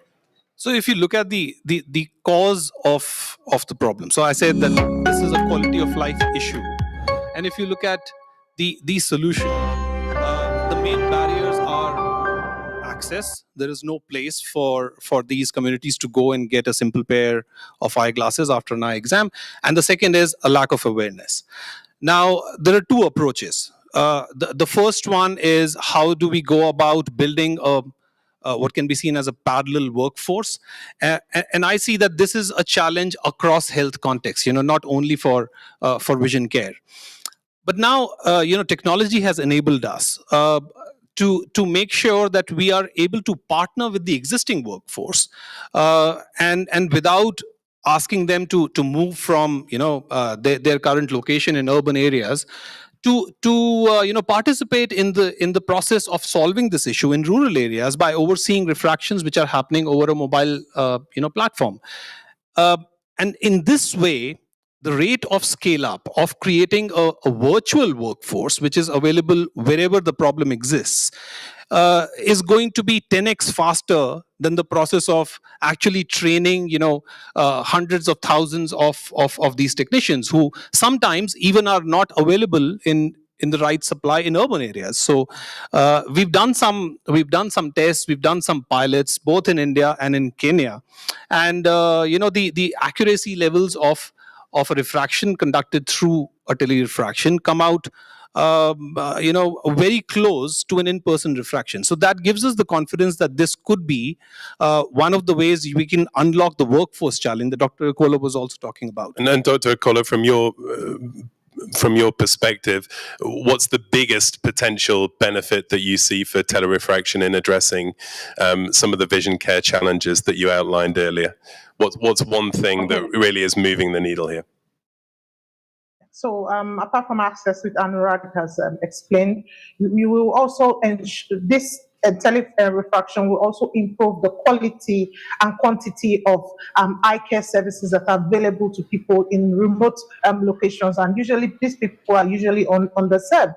And like he also mentioned, technology will also significantly reduce the cost in terms of transportation to these places, in terms of infrastructure, and in terms of even cost for personnel. And this is very critical for resource countries that are resource poor, like Nigeria, and communities where most of the population reside. And then also beyond this, this would also improve patient engagement. So you create like an interface between service providers and the patient. So they are closer to the health system than already exists. And then also, this will also empower this patient to take a more active role in their healthcare. And this will ensure improved uptake in eye care services, and then improve the number of people, or the numbers of people that have good vision and therefore are able to contribute productively to the economy of the nation. Beyond just telerefraction, we also have telemedicine, which can open up the space, increase specialist care to rural areas.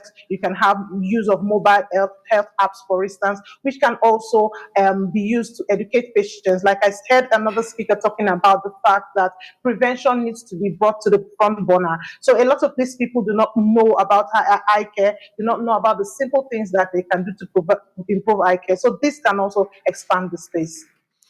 Thank you, Dr. Okolo. And Anurag, I know time is short, but I wanted to have a few words from you on the recently launched WHO SPECS 2030 strategy, and specifically your sense of how telerefraction plays into that strategy and the potential it holds.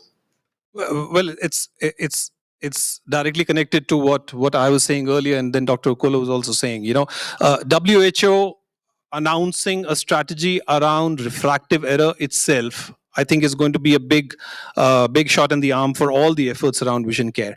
Now, if you look at that strategy, one of the main bottlenecks or barriers identified are the lack of workforce, in remote areas, and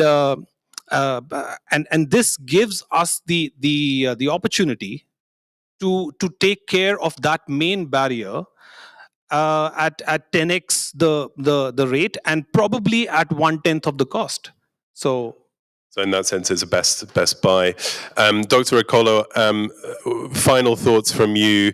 Do you have a key message for our audience here in Geneva this week at WHA, for all of the audience watching along online around the world, in terms of the potential of telerefraction and vision care?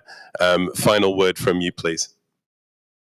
My final word is just to say that the eye care community globally has done a lot as regards reducing the prevalence of blindness globally, right from the 90s up until now. We have partnered to reduce the prevalence of infectious causes for blindness like trachoma and onchocerciasis. And I believe we can come together to embrace technology and telerefraction as a key factor towards ensuring Vision 2020 for every individual, irrespective of their ability to pay, irrespective of where they live, irrespective of their gender, to be able to have access to 2020 vision for all. So I call on governments, I call on partners, the private sector, health providers, policymakers, tech innovators, patients and communities to take advantage of this moment, come together and create a momentum behind this to be able to ensure that we have this access, services available to people in communities. Thank you very much. There's certainly a lot of groups on the hook there. Anurag, a final call to action from you. Just one other aspect of why having a telerefraction or a digital model is important is also because there's a lot of exciting stuff happening in the AI space. We see that there are new capabilities being developed by going and creating a platform of telerefraction. We are also getting ourselves ready for a potential AI-based solution which might become available tomorrow and can be readily deployed, because both the remote technician and the optometrist who's sitting in the urban area are digitally enabled. Call to action would be to governments who want to take action around quality of life through the route of vision care, to other organizations who want to create impact across seemingly unrelated impact areas, but through the course of vision care. We would love to have a conversation. We would love to have a dialogue on how we can use the work which is happening in vision care to deliver multiple outcomes. I think we'll have to leave it there, Anurag. But Anurag Hans, Dr. Eterio Kola, thank you very much for joining us today. And I will hand over. Stay tuned for a conversation with the Devex CheckUp team. Thank you very much. Thank you, Tori. Thank you, Anurag.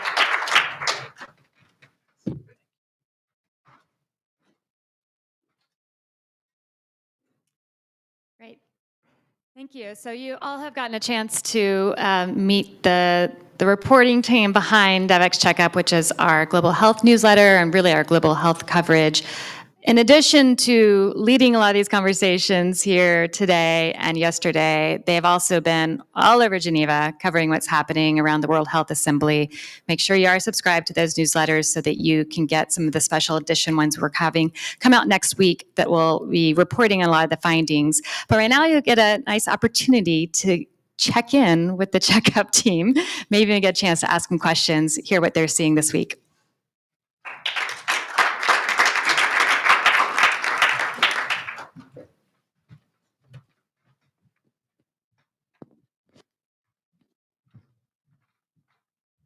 Fantastic, thank you. I hardly ever get an opportunity to be on stage with both of you, so this is nice.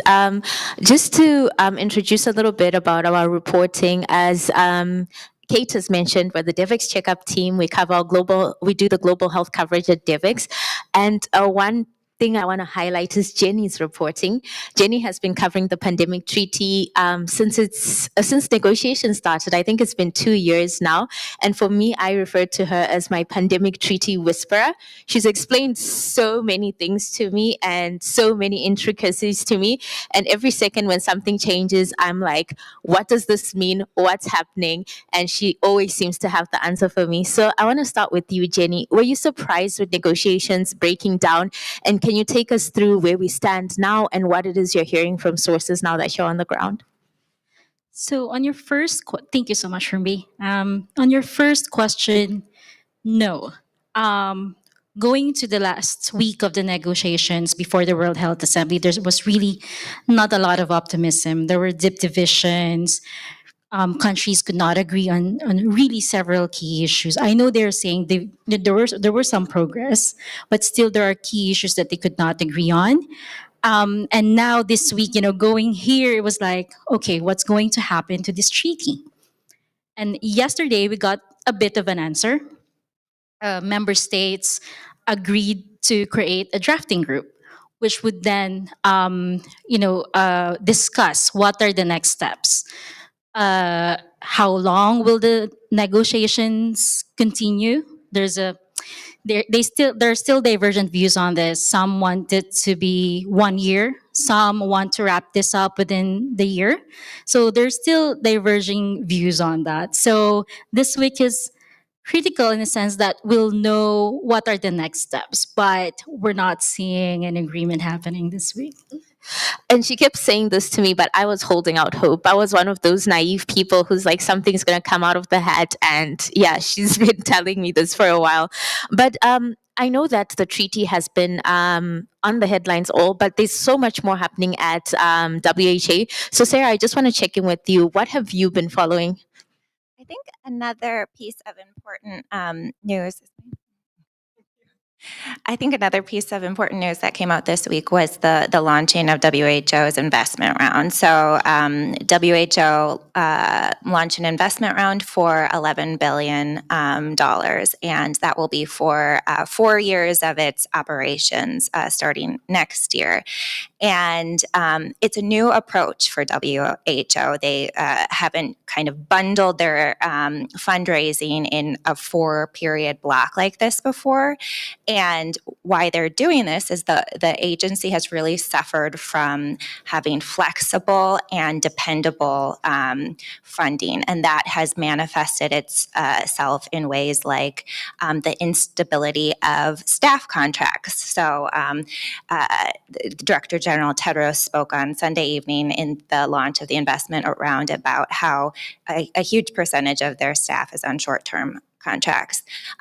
Funding is also earmarked towards specific projects and specific geographic regions, and that's been very problematic for the agency in terms of its ability to be nimble and kind of be this leading authority that would be the coordinating body in a crisis like a pandemic.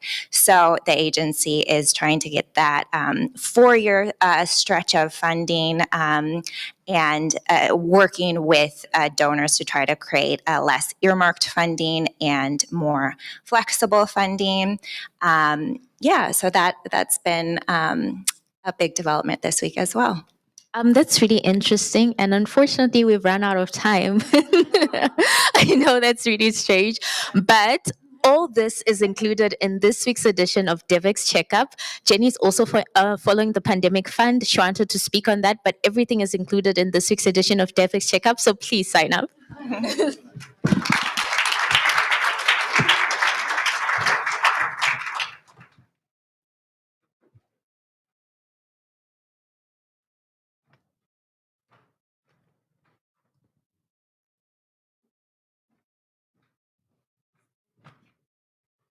Hi, everyone, and thanks to all of you who are joining us here in Geneva and tuning in from around the world. I'm thrilled to be joined today by Martha Rabor, who's the Executive Director of Shot at Life campaign at the United Nations Foundation, and Dr. Alan Maina, who's the Chief of Public Health at UNHCR. We're going to have a conversation today about how we can ensure a healthy start for refugee children. But before we dive in, we're going to watch a quick video to set the scene.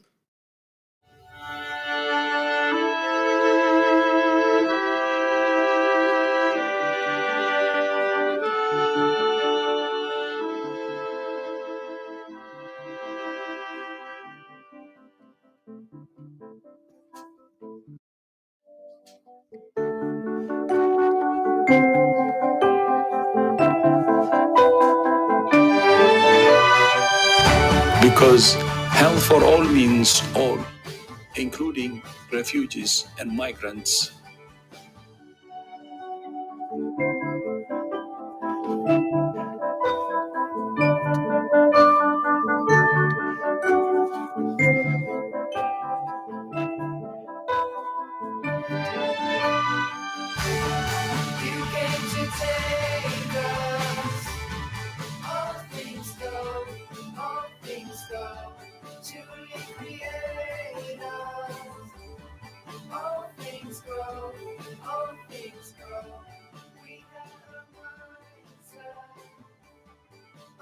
Every last child.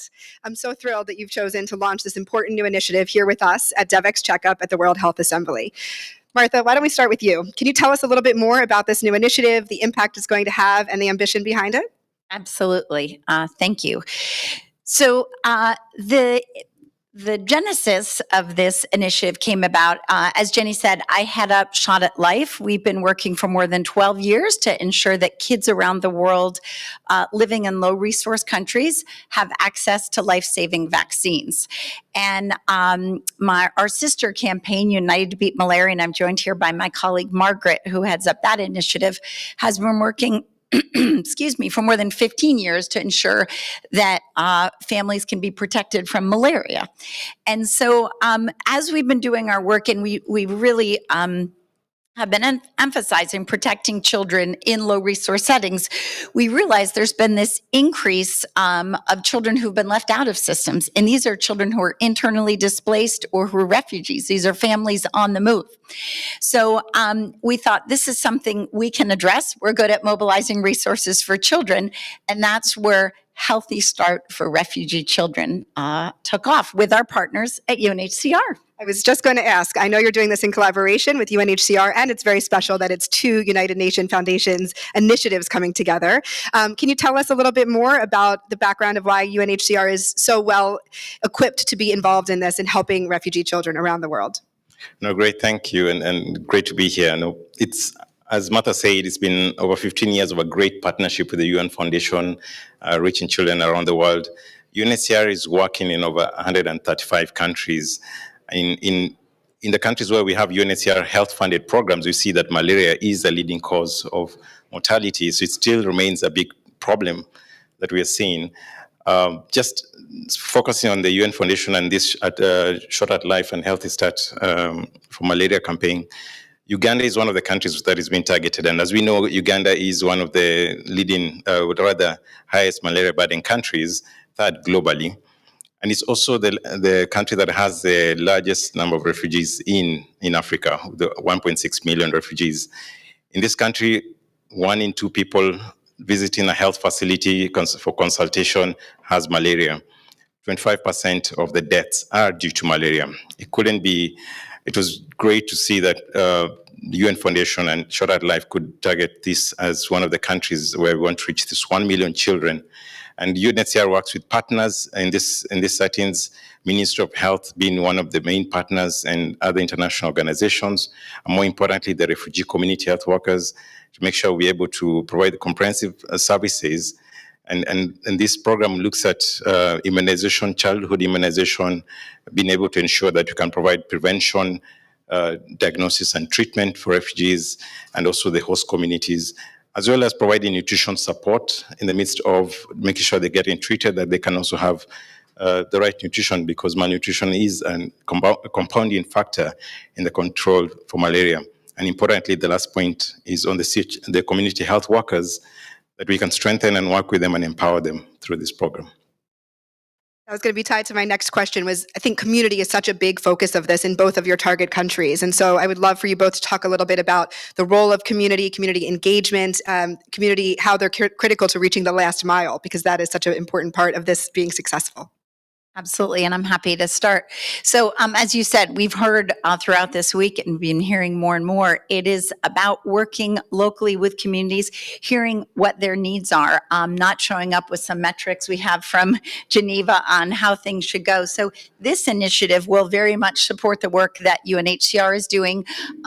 We're very supportive of national health systems, including these families, including these children, working with the local community health workers on whether it's nutrition, whether it's life-saving immunizations, whether it's malaria diagnostics. But this program will really focus on working within the community, because we know that's so critically important to reach and protect 1 million children. Because we also know when kids get a healthy start, they can thrive in school. Their parents don't have to miss work. So it really, and if you can create that health-seeking behavior, that is really a pillar of primary health care, which we're all working on. So I think we all feel really strongly that this is not only to protect these children, but it's also for the future. And it's ensuring they can have a healthy start, which is obviously a right for all of them.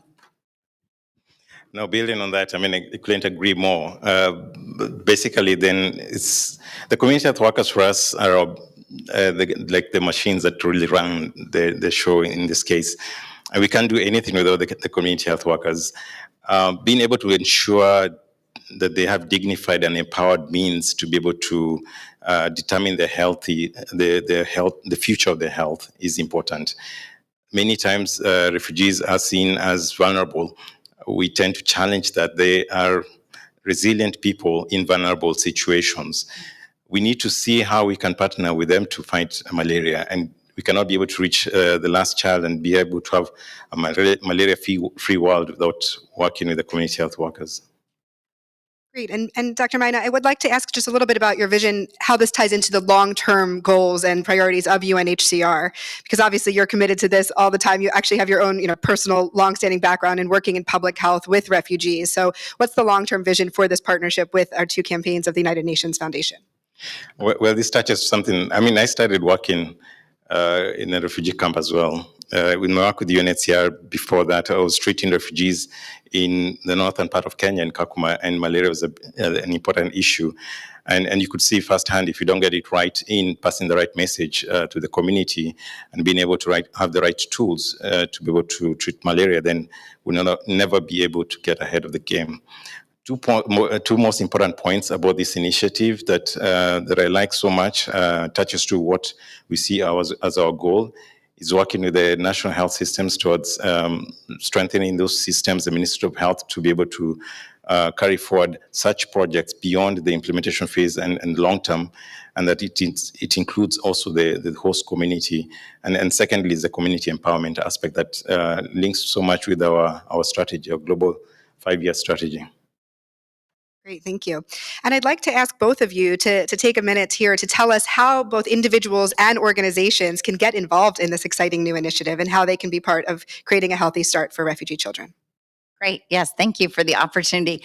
As I said, this is our aspirational goal to reach 1 million children. We will not be able to do it alone. We've partnered a lot. It's in our DNA. So we're looking for partners, individuals, organizations to come on with us and join us in this journey. And if you can look up Shot at Life on Twitter, we have a link where we'll have more information about the campaign. Again, just going back to the same point, we want to get to a malaria-free world. I just said 3 things. We can't have a malaria-free world if we don't have refugee-inclusive health policies that works with the national systems. You cannot have a malaria-free world if you do not have appropriately funded programs that allows for innovation adapted to emergency settings. And we cannot have a malaria-free world if refugees and the host communities are not part of the design of those programs. Yeah, was there anything else you wanted to add as far as what this initiative is going to cover before we have our closing remarks? Just to be clear, I think we've covered it, but I want to make sure everybody knows this will be life-saving immunizations. It will be nutritional services. It will be malaria bed nets and diagnostics. So it's and strengthening community health workers. As we said, that's a real part of this initiative also. But maybe you'd like to add something else. It's revolutionary. I think the fact that it's 1 million children is just a start. And we need more partners to come on board, be able to expand such programs and be able to look at the full cascade, not only prevention, treatment, nutrition, support, but also the community health aspects. But it's really exciting that we can be able to see this happening for the next 2.5 years. I hope we'll be back here reporting some great success. We'd hope to have a refugee here to speak on that, but we didn't manage, but probably next time we'll be able to manage that. All right, we're going to hold you to that. And yes, I was very impressed by the wide range of interventions that this partnership is going to cover. So thanks for bringing that up. All right, well, that's it. Please join me for a round of applause for our panelists. And thank you so much to the United Nations Foundation for joining us as a partner and supporting this program. We couldn't do it without you.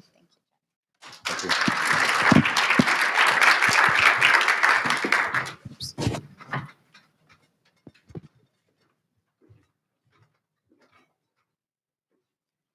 Thank you. I always love it when we get to have an exciting announcement on stage here at Devex. We are actually going to break for a little bit of networking. So actually, if you do want to learn more about this initiative and how you can get involved, it would be a great opportunity to connect with Martha or Margaret, who's right here. She can raise her hand.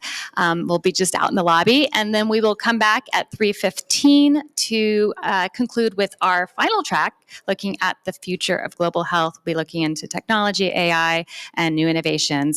But please enjoy a little time to network and get to know each other, and we'll see you back at 3:15. Thank you.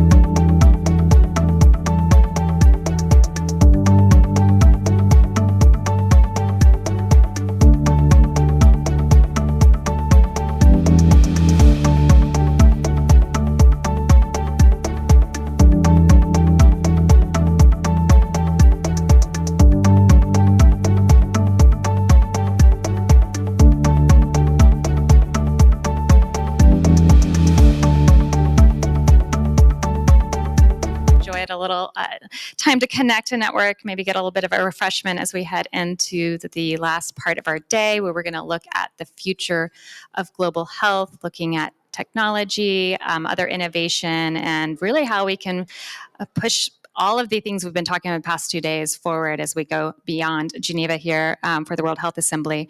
To kick us off, I'd like to reintroduce to stage Catherine Cheney for the next session.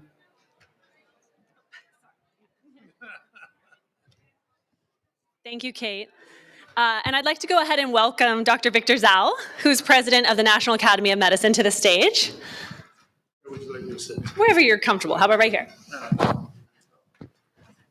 So this title speaks for itself. We're going to be talking about breakthroughs in medicine and how we can ensure that everyone can benefit from those breakthroughs. And Dr. Zhao, for those of you who are less familiar, a lot of your background has to do with cardiovascular medicine and genetics.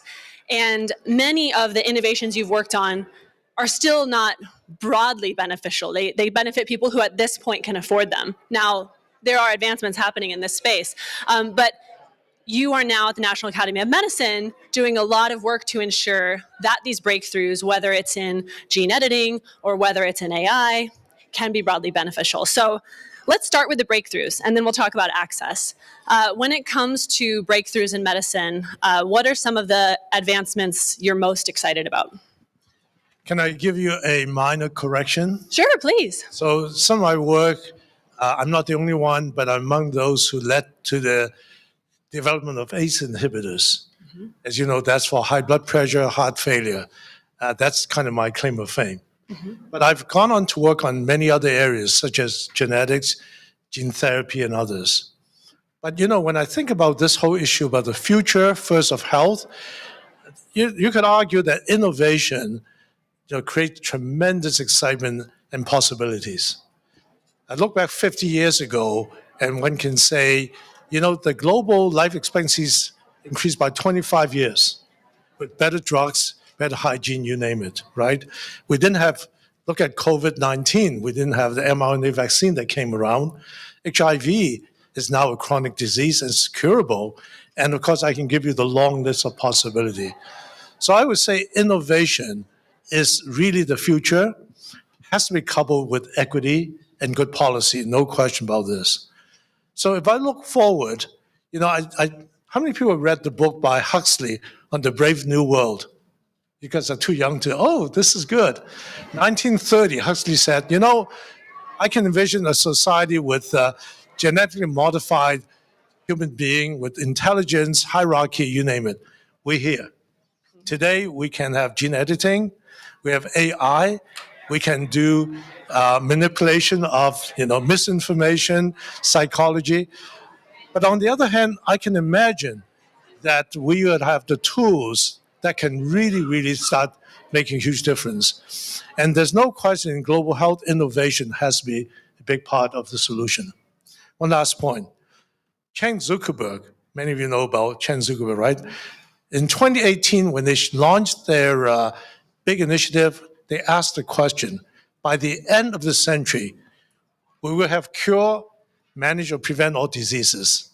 Let me see a show of hands. End of the century, almost 75 years from now, will we have cure and prevent or treat all diseases? Anyone? You're wrong. I was going to say, for those tuning in online, no one raised their hand. Yeah. You know why you're wrong? Look back 80 years. I'm in my 70s. I can tell you, forget the internet, forget the drugs, forget all those things. Even as I was training in cardiology, we had, for heart failure, we have digitalis, which doesn't work, and diuretics. Today, we have armamentarium of, anti-obesity drugs, things that you can never imagine. And that happened in the last decade only. So doubtful for 80 years. I think the big question should be, would everybody benefit from it? That's the equity issue. And I think in global health, that's what we need to focus on. How do we make sure everybody can have access and benefit from all the advances? So speaking of ensuring everyone benefits, and let's just narrow in on one example of how rapidly things are advancing, CRISPR. So maybe another show of hands, since it's always helpful to read the room. How many people are familiar with CRISPR? Okay, there's some familiarity here. Still relatively new, and I'd love for you to speak, Dr. Zhao, to what a game changer that is. And when it comes to CRISPR, for example, how can we make sure that it is broadly beneficial and could reach everyone? Yeah, so it's not new, of course, when you think about gene therapy. But the days when I started working on it, we can only imagine that we can either put in a gene that either replace something that's missing or, in fact, amplify its product. But it doesn't target itself to the genetic mutation. CRISPR has the ability to do that. Using a guide RNA, it can go directly to where the sequence abnormality is, clip it off, and replace it with a new gene. So, in fact, CRISPR, therefore, can cure diseases. Now, there are two types, of course, you can imagine. One is germline, the disease that you inherit, right? The germline, where you can actually change all the cells at the time of, in fact, conception, using IVF approach, right? Or somatic. And people are using it for HIV treatment, right? Targeting the receptor in which the HIV virus enters the cell, you can actually change those receptors, and therefore you can get it. So CRISPR is really a game changer, which is why it got the Nobel Prize, right? But where we are in CRISPR, of course, is still the early stages where we're doing different trials. Many of them are somatic, treating cancers and others. And of course, in germline, as you know, there's a lot of controversy, and we're among the academy to say, don't do it yet. In fact, in Hong Kong, in 2018, is our meeting in Hong Kong with the Royal Society when the Chinese investigators say, I produced twins. And of course, we're just not ready. It's not only, it is an ethical issue, to be sure. Also, technologically, it's not quite there yet. We don't know what long-term effect is, et cetera, et cetera. These were the twins who their DNA was edited to prevent HIV infection, for those who are less familiar. So in terms of getting from aspiration to reality, to really ensure that these tools reach low-income populations, and it's not just, we've talked about gene editing. Another big example when we talk about AI is medical imaging, for example. That's a huge use case that could be so broadly beneficial. What are some of the partnerships emerging that are actually delivering on that? I want to make sure that in this session, we don't just advocate for the need, but highlight some real examples of partnerships. To begin with, I worried a lot about inequity. I mean, if you look at gene therapy, $2 million, $4 million for treatment. So you can imagine who can afford those kind of treatment, right? If you take sickle cell, which in fact 80% is in Africa, you have now the ability to cure sickle cell, but who's going to benefit from it, right? So clearly we're not there yet. I think there are really two important issues in my mind, or several. One, of course, is a market-driven approach to innovation is simply not sufficient. We need a mission-driven approach, right? So in America, the products get to market, get to develop because there's a market. I can charge enough to do it versus there's a need. So I think we need to change the outlook altogether. And of course, secondly, is the whole issue of access as well, not just the cost of it, but the delivery to it and whole bit. And so here's where policies and many other issues are going to be very important. So I would love some specific examples of policies that could make a difference. Here we are at the World Health Assembly. One example of something that I understand could make a big difference is the WHO has its lists of essential medicines, and that prioritizing innovative therapeutics as part of that could be one example of an important step forward. Can you talk more about that? Yeah, I think it's really important that we have a strong voice about this issue. I mean, after essential medicine, I kind of look back and think about HIV. The early days HIV, actually people who argue that everyone should be treated, we're saying, wait a minute, you're taking money away from public health because it's too expensive. You only cure a few people, to the fact there's a whole activism, there's PEPFAR, there's all these things that make it happen. The same go for all the medicine, in my opinion, that people need to look at the global needs and put real pressure, in my opinion, on the pharmaceutical companies and others to make these accessible. And hence, essential medicine is a really good example. Now, you talk about public-private partnership. You asked me a partnership. I think it's really important to pull in, because after all, you think about this, innovation is going to happen by scientists. But what happens is you can't get to human unless you scale to, randomized control trials, development, approval, and commercialization. And that's where the gap is. That is, you push it over to the other side when, in fact, there's no particularly focus on equity. This is where I think public-private partnerships are really important, because at the very beginning, you have to ask the question, are we making these drugs for only a few? Are we making it for everyone? And I can tell you that the CEOs of farmers and devices are saying the right things. I'd like to see them really doing the right things. So they talk a lot about access, talk about equity, but the question really is, what does that really mean, particularly in low-income countries? So there's a lot of work need to be done. And of course, in terms of the stakes, yes, we talk about how it's important that everyone benefits. And then if everyone doesn't benefit, these technologies actually worsen inequity, right? And that's what you're trying to address. Can I say something? I think it's really important to think about innovation as everywhere, not only rich countries. Absolutely. Right? Some years ago, I started a NGO equivalent with Wellcome Forum, McKinsey, and Duke, which is called Innovation Healthcare. What we're looking for is all the innovation in low resource settings, and to say, how do they solve this problem, and how can we bring it to, other places as well, and scale and replicate. I think too often we think about low-income countries incapable of doing research, which is absolutely not true. So building capacity is really important. Innovation ecosystems that's equitable.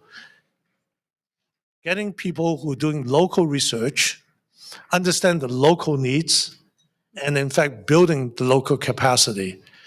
AI is a really good example, right? If you look at all the AI information, they come from large set of data sets from people, in the United States and elsewhere, and mainly from white men and some white women. It doesn't quite apply, as you know, to the population like myself, Asian American, or African Americans and elsewhere. So what you need to do is really collect that data locally and being able to use the right algorithm to have that information to be applied locally. So my feeling is that you got to take innovation to the ground, develop capacity, and ask the question that's needed for the local purposes community, and of course develop the trust along with it. Absolutely, agreed. And we will be highlighting a lot of innovations from the African continent in our programming today. I want to just better understand, as we move toward a close, what exactly the National Academy of Medicine is doing to integrate equity in the innovation ecosystem. That's really what you're calling for. What are you doing on that? And what are you looking for in terms of partnership, maybe even from people in this room? You mean time's up already? We're getting there. I know. There's so much ground to cover.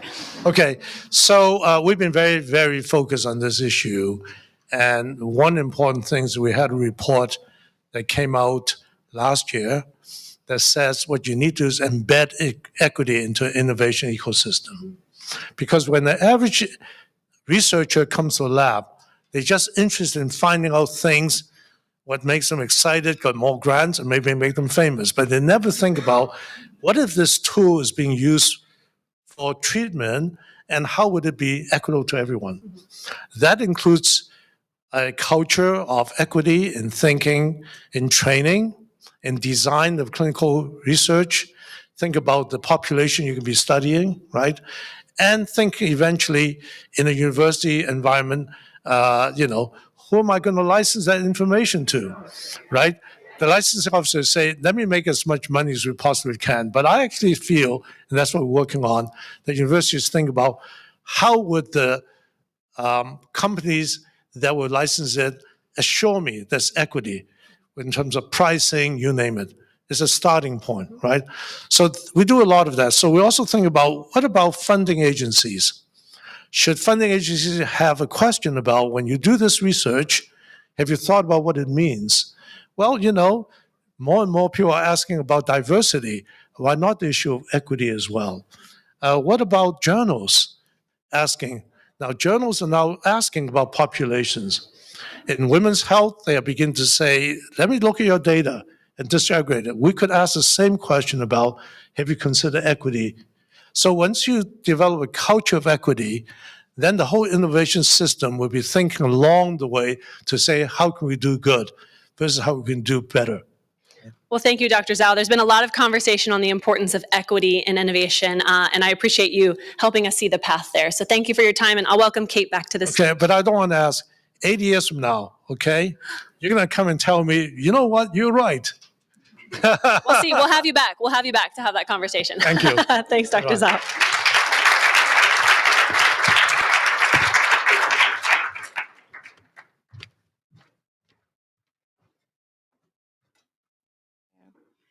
Well, to continue the conversation on health equity and innovation, I'd like to welcome to the stage my colleague Jessica Jenner to lead a conversation on innovations in diagnostic testing and LMICs with HemoQ. Hello, everyone.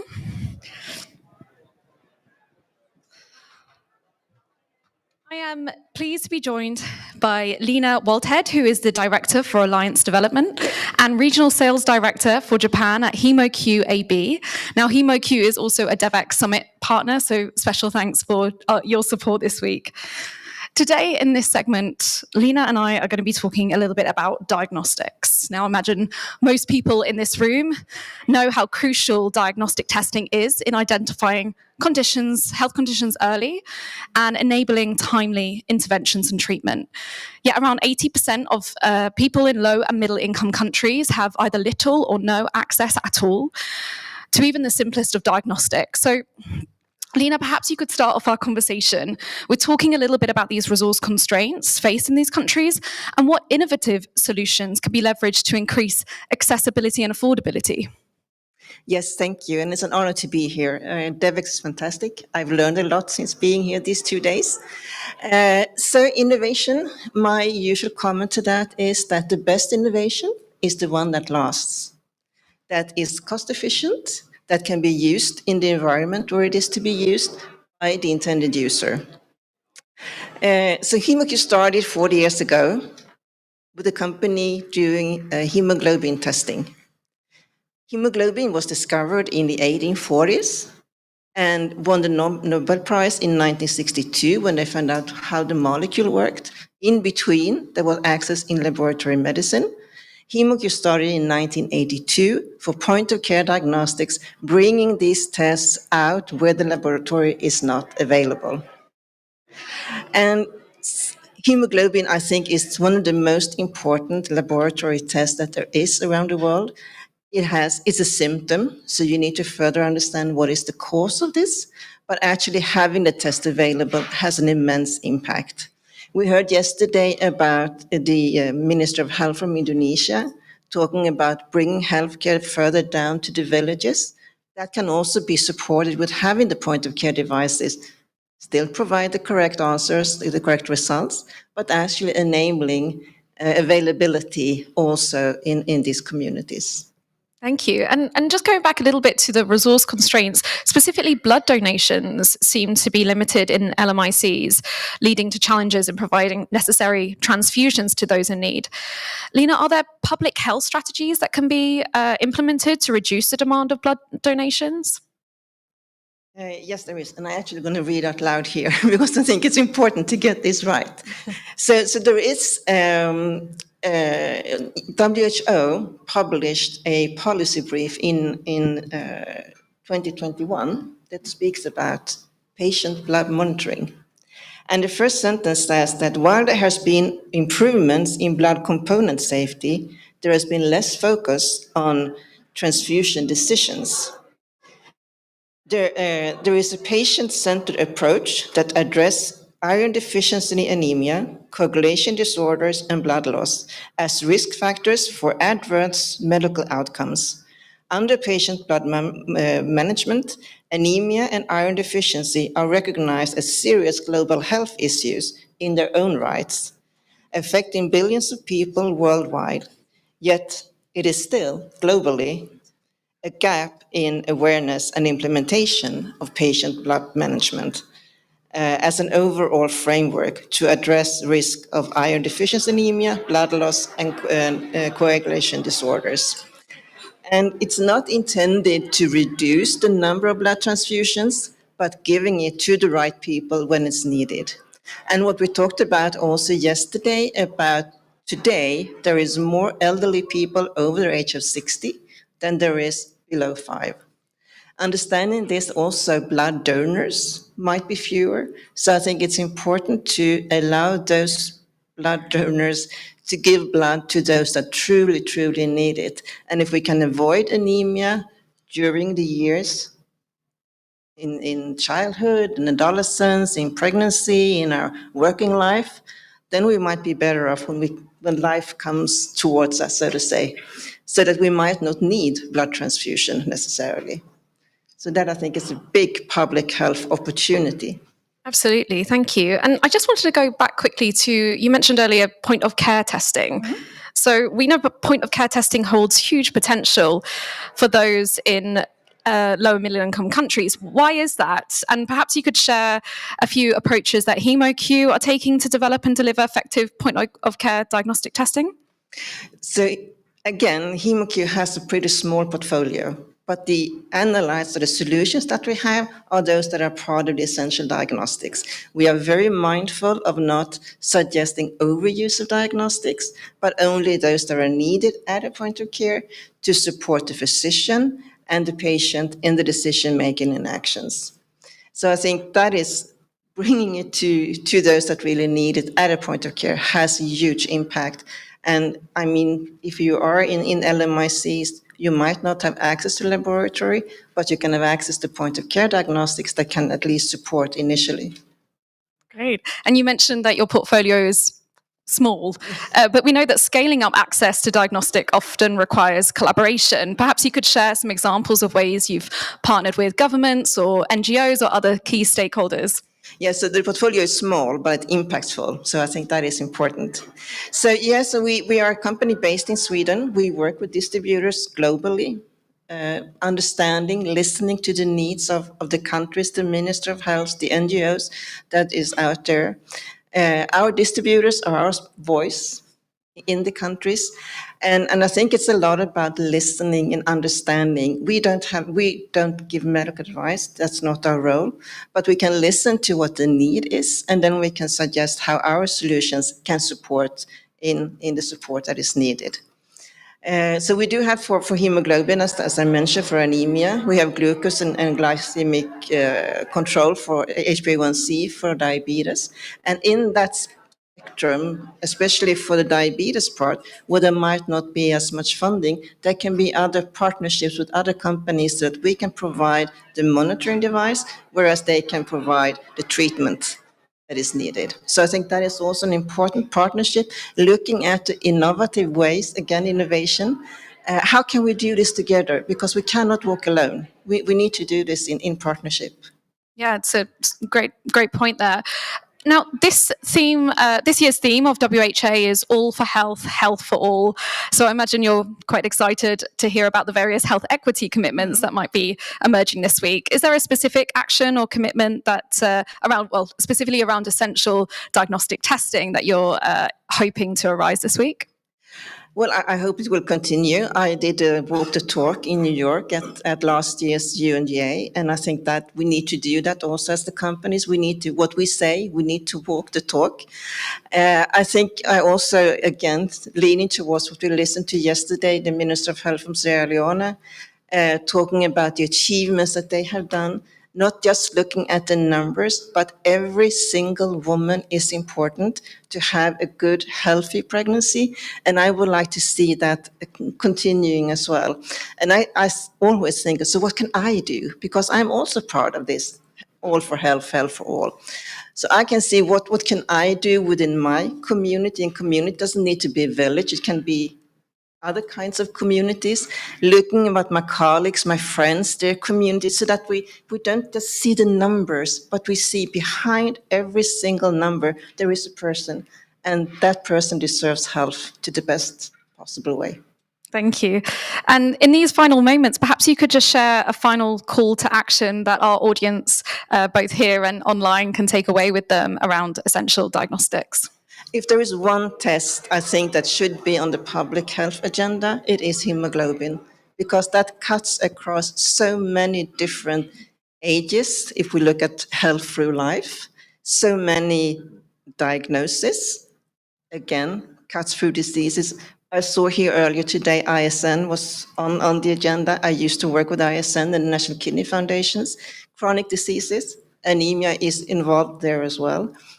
Mental disorders, aging. It's very often that anemia is present in aging, but we shouldn't take that for granted. We should see what can we do, because with anemia comes some other issues. So I think that's my call.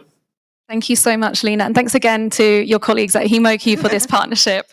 Thanks everyone for engaging today, and we wish you a great WHA. Thank you.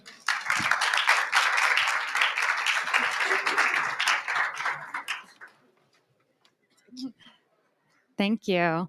Well, Lena really stressed the importance of a partnership, particularly want to think about equitable access to technology and innovation, which I think is a perfect segue into our next conversation that is really looking at partnerships and how tech industry can partner with civil society, philanthropy, donors, other stakeholders to really ensure that these innovations are driving equity and progress. So I'll welcome to the stage Rumbi Chakamba to lead that conversation.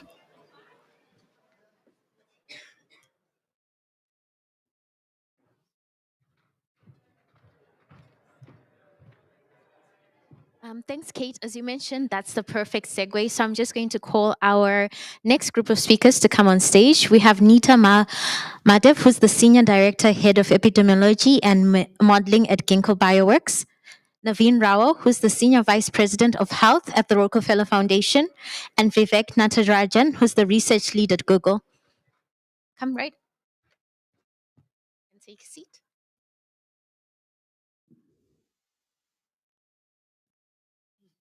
So as Kate mentioned, in this next segment, we really want to look at partnerships.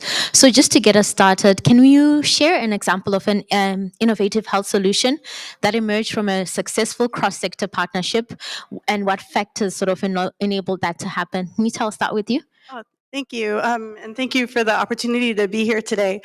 One really good example I can think of is work that we've done at Ginkgo Bioworks in collaboration with the U.S. Centers for Disease Control and Prevention, along with XWell and other researchers and collaborators, to run surveillance programs in airports across the U.S. It's a traveler-based genomic surveillance program. And in this program, we are looking at travelers as sentinels for global circulation of disease. And what we do in this program is we actually are in airports, and we have passengers getting voluntary nasal swabs, as well as doing aircraft wastewater testing. And we're testing for different pathogens using PCR as well as genomic sequencing. And to date, we've enrolled over 370,000 passengers and operating in 9 airports in the US. And every week we're enrolling about 6,000 more. So this coverage is over 135 countries globally that these passengers represent.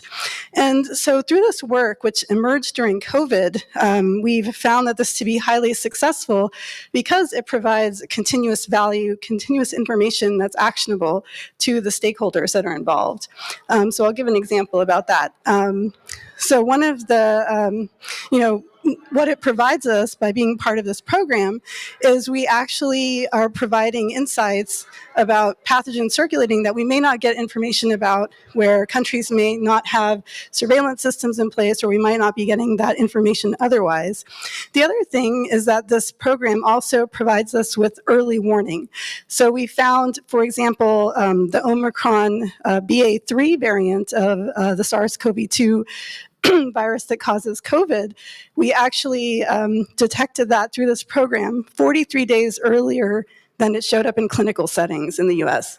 And that can really give you a lot of advance notice to do something. That is fascinating. And Naveen, can you take us through something that you would categorize as a success? So thank you for the opportunity. For a second, I thought we were in India, but no, jokes apart. I'm just trying to lighten it. It's been a long day, but what I would like to focus on is low tech. I mean, there's a concept that innovation is high tech. And then we all take off from that mindset, and then we try to justify saying, what about equity? And how about access?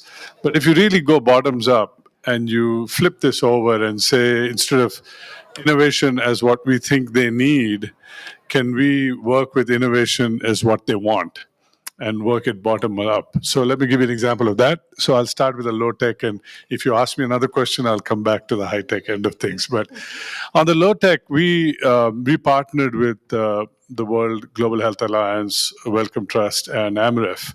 And we put out a call for grants. These were small grants, and we put out a call for grants. And literally, we got over 1,000 applications for these grants. And they ranged from everything. From one end, how do you get politicians involved to make policy out of innovative approaches, all the way to how do you get community health workers the mental health tools to deal with climate change and mental health. So it was the whole spectrum. So the first lesson we learned was they know what they want. And I'm saying they, but you have to understand, when you go into communities, they know what they want. They also know how to solve the problem. They know the problem and they know how to solve the problem. The point is, are you willing to work with them? So the low-tech solution I wanted to talk about is communities that were dealing with high malaria literally needed to understand that if they drained the swamps, they found out which houses had the malaria, and usually these were the houses next to the swamps.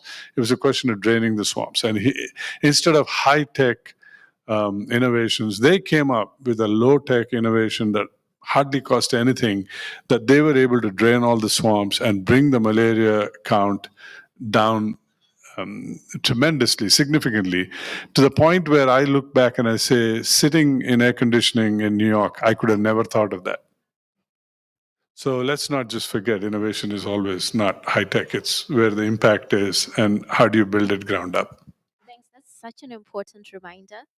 And let me just, okay, that's such an important reminder that it doesn't always have to be high tech, and the importance of engaging the community, because they probably have those solutions as well. Vivek, what are you excited about?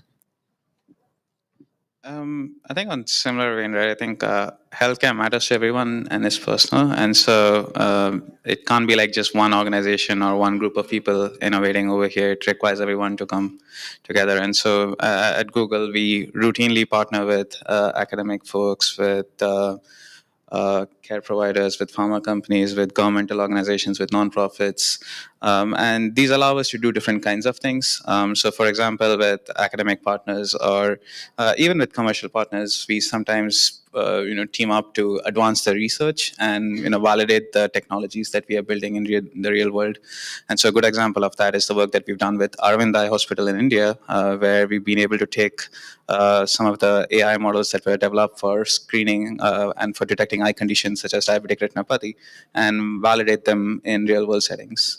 So that's one example where the goal is to advance the research.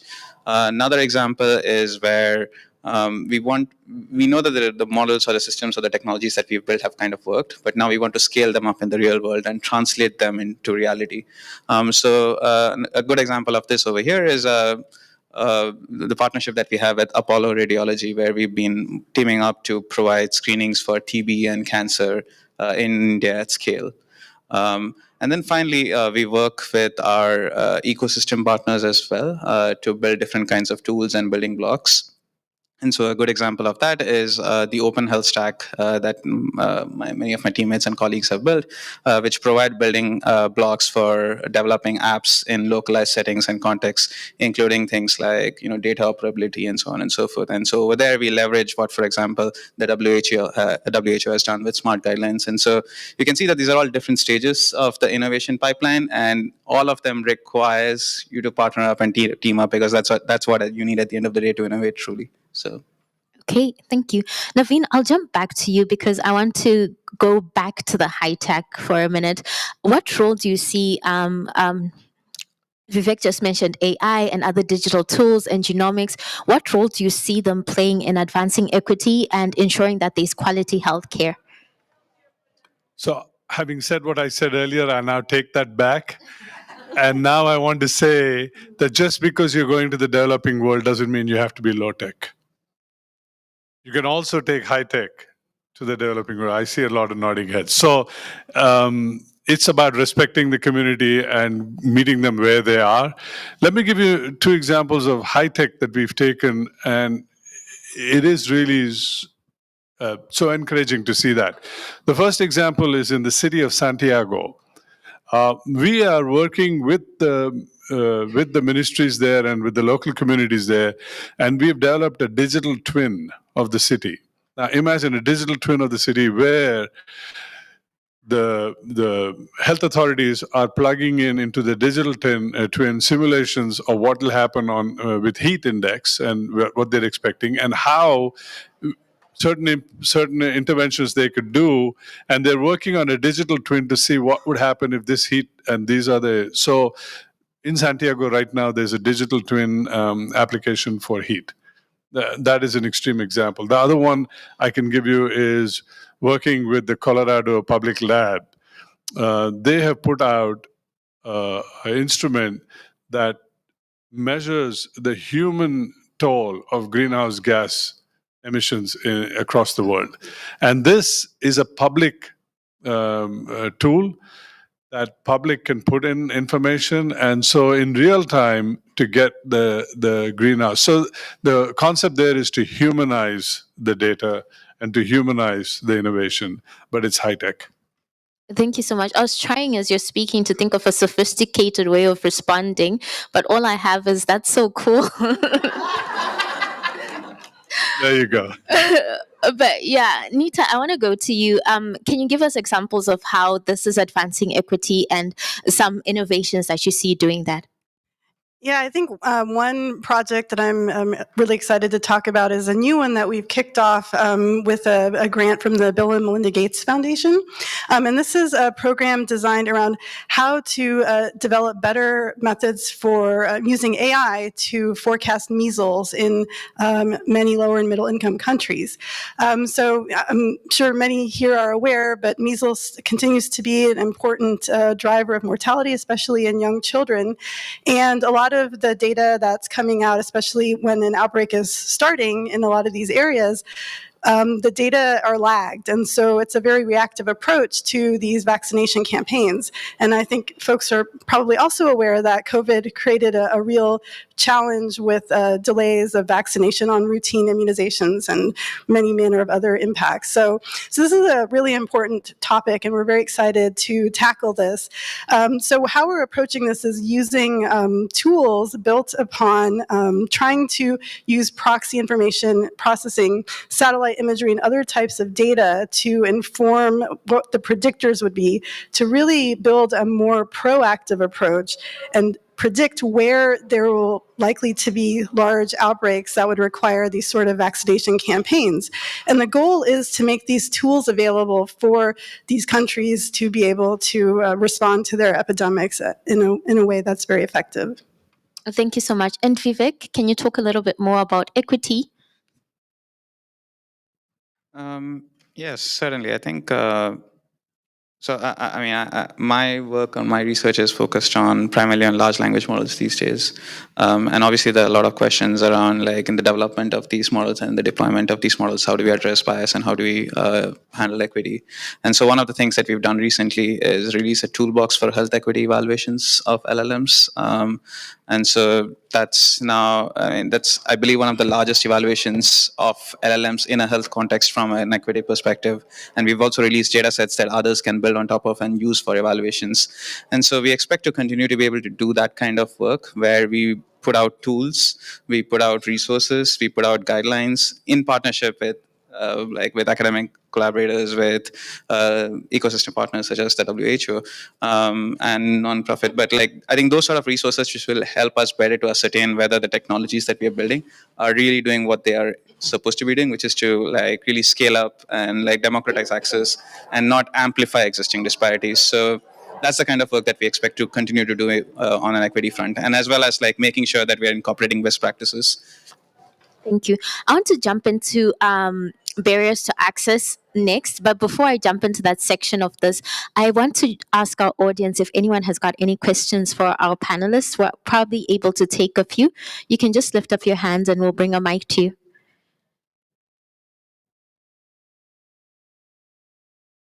Any takers? There's one right in front here. Here's a mic. A question for Nita. I'm fascinated with the work that you're doing, particularly in U.S. airports. And I didn't hear what you've found so far from it. So I'm sorry if I missed that, but I think, as you said, predictive. I did hear about the Omicron variant answer, but I'm wondering if there are other things you're finding. And is it mostly, because you mentioned it's wastewater and it's people volunteering to have the nasal swab. So I'd also love to hear from which one you're gathering more relevant data. Oh, thank you. That's a great question, and I think we could probably spend a whole panel just talking about that. So maybe we can talk afterwards as well. I think some of the really key highlights are, being able to identify, especially with the voluntary nasal swabbing, you can actually, although we're not specifically tracking passengers, we do get some information. They fill out a kind of a questionnaire when we do the samples, and so we can kind of figure out what countries that they've been in and things like that. So that does kind of help us to fill in certain gaps. So for example, we might see some samples of SARS-CoV-2 coming from countries that have stopped reporting it altogether. So we have seen that, for example. We have seen, like you said, like I mentioned earlier, some of the new variants, when they pop up, they show up earlier in sometimes in the aircraft and passenger monitoring. So I think those are a couple of examples, and there's probably a lot more that we can chat about later. Fantastic. I'm able to take a few more questions if anyone, we have one in the middle. I thank you for this amazing event and the panel. My question is to Dr. Rao, and you mentioned that we should certainly take high-tech solutions to LMICs as well, and this is the time to do so. But the question that comes in is the cost. And I want to know how do you answer those questions, because whenever we propose some high-tech solution, they're like, oh, no, this is not cost-effective enough, although it is, but there's not enough data for it. So how do you answer when you go into such settings? Thank you. The old-fashioned way of doing things used to be, can you give less to more people for less money? So for example, if you had a 12-lead EKG in the developed world, could you give a 3-lead EKG, so give less to more people because it'll be cheaper? So the thinking was, can you give less to more for less? But the trick is, if you can find a way to give more to more for less. And there are examples. I mean, the first example that came to my mind was when they built the nano car in India. They were trying to build it for under $1,000, so more people could afford it, so for more. And there, they actually put bucket seats that were aerodynamically designed for aeroplane cockpits into the car. So they were able to actually give more to more for less. And so the trick is to think that way. And another example that comes to my mind that drives home this is they're delivering blood via drones in large part of the third world. Now, how are they going to afford to send blood by drones? But it is amazing how successful it is and how they've been able to break it. So it is a mindset thing. Can you enter it not just thinking less is always cheaper, but there are times when more is cheaper. I don't know if I've answered your question, but it's a mindset. Thank you so much. I have time for one more question, which I will take myself. So we've spoken a lot about so many interesting innovations, and both, I think, in high tech and low tech scenarios, there are always barriers to innovation. What are some of the barriers that you guys have encountered in your work, and how can people overcome this? And I'd also maybe put this to you, Naveen. I'd also want to know, like in low tech settings, like you mentioned that you had all these grants and they came up with such simple solutions. But what are the barriers for them to come up with such innovations, for communities to come up with such innovations for themselves? So I'll start with you. Thank you. For me, there are two big barriers. And I think these barriers cut across many things, but they come to a sharp focus when it comes to health, and it comes to a sharper focus when climate is triggering these health issues. Political will and financing. Those are the two big barriers in my mind. If you can manage the political, if you can get the political will and you can get the financing, there is no dearth of ideas, innovative solutions, people wanting to take a chance. So the 1,000 can become 2,000 applications very easily. The issue is there a political will and a financing backing? Because if there isn't, then after a while people stop trying. So we, for example, on the financing side, along with many in the room I see, put together the guiding principles to bring more financing into health during this climate crisis. We launched it at COP28. It's the start of a journey, but we need to get more money into climate and health. And when it comes in, it has to go to the right countries. And when it gets to the right countries, it has to be easily accessible. Right now, some of the paperwork that comes with these application forms just don't allow the people who need the money to apply and get it. So the financing is a barrier. We need to get more money faster, cheaper, and transaction free. But on the political will, I think the only way to get that going is to actually have data and research and show the politicians how this actually helps them in their bids for power and politics and whatever is important to them. We went into the state of Karnataka in India because they wanted to put together a dengue dashboard. And the health department didn't know how to get the politicians on board because the dengue dashboard was being put up as a moral issue. When we went in and we realized very easily by overlaying weather forecasting maps, we were able to predict through algorithms and through AI which parts of the state would actually have the next wave of dengue. And it was in a different part of the state. But then what we did is we tied that to the economic impact. And that's when the politicians woke up. So for me, it is, can we talk the political language? And just talking the health language and the moral aspect is not enough. We need to be able to talk the politicians' language. And so that is the barrier that we need to overcome. But that is, again, based on us to be able to meet them halfway and not just expect political will and political backing to happen because it's a moral issue. Thank you. And Vivek, so financing and political will, are you experiencing any other barriers, or is it the same for you?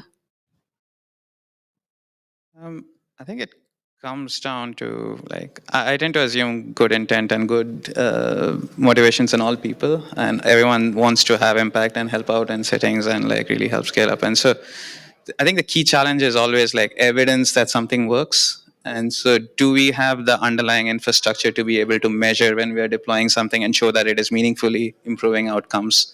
And so for me, it is that infrastructure, it is that base layer that we need to build out in different ways, like democratize tools and provide people the ability to measure when they're deploying something that it's having meaningful impact, right? And so the more we are able to do that and show that, then I think financing will come in, the political will come in.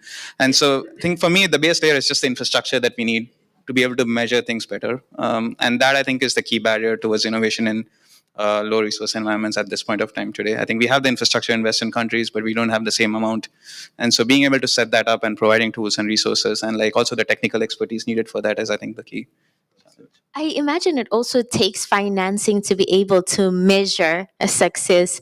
Do you see that? Do you see any, I guess, political will for to actually put financing into also measuring success? Because I think it must be hard to get financing to do the project, and then in addition to that, you also need to measure. Are you seeing this understanding that you need to do both? I think I come back to what Naveen said earlier, like there are ways in which we can do this where we can provide more for less. And so it's not always a question of financing. It's about like being creative and how you build tools. And so the same, like for example, Android is used everywhere, and this is, I'm speaking in a personal capacity, but like can we like build in software solutions and tools into Android so that like you naturally get things for free on top of what you have with your feature phones, right? And so can you like build in measuring technologies in for free? So those, I think again, that's the mindset that we need to have, and as technologists, we need to bring in that mindset. And the other thing is to understand what problems need to be solved and being open to that. And so I think those are the two things. It's not always like, oh, we need financing, otherwise we can't solve this problem. I think it's more about being creative as well. 100%, because when you mentioned it, I'm like, where's the money coming from this? And immediately, if I looked at it differently and I was like, before, when we're producing this, we should also put that in place to be able to measure. So I really understand what you say when you say it's a mindset change. I will come back to you, Naveen, but I just want to jump to you, Nita. Oh, thank you. My aha moment. Nita? Yeah, I just wanted to kind of pick up on some of the points because I wholeheartedly agree that the financing aspect is really important, very challenging. And I think we have to keep in mind that the health equity, health systems is really a whole of society issue. And so the financing, the funding really should be coming from other sectors as well. And I think there's been a lot of discussion lately about building better bridges to national security is also another way of bringing in more types of funding. But one issue I haven't really heard discussed yet is I think a lot of times the private sector is not as well represented as it could be in a lot of these discussions. I think there's been a lot of discussions of the private sector and medical countermeasures, for example, or infrastructure or telecom. But I think when it comes to more of the really traditionally what's been run by governments and public health type of setting, I think there's still a lot of hesitation of welcoming in the private sector, and I think that could also be something that could really improve the situation if they are. Vivek, do you agree? Do you see that disconnect with the private sector? No, not really. I feel like yeah, I think with Google, I feel like I'm privileged to work at a place where there's a lot of trust. We're not going to turn you away. I don't necessarily run into that. Okay. And in our final minutes, I just want you guys to give us a few key takeaways that you'd want people to walk away with in terms of like creating these partnerships that actually work. What would you want the key takeaway to be from this session? I'll start with you, Naveen. Key takeaway for me is respect the community. Okay. And Vivek? I think I just want to echo what Naveen said earlier, which is like the mindset shift over here, right? I think thinking about like how we can do more from less and being creative about the solutions that we are building. And again, like bringing everyone together in the journey along with us. So.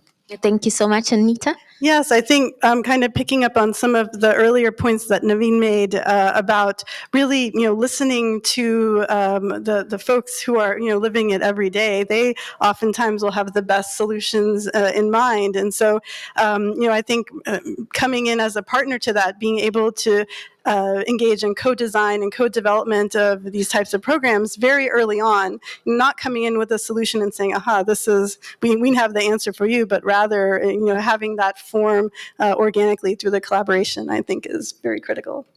Thank you so much. I've learned so much from this panel, and just want to thank you for joining us, and I'll hand over to my colleague, Kate. Well done.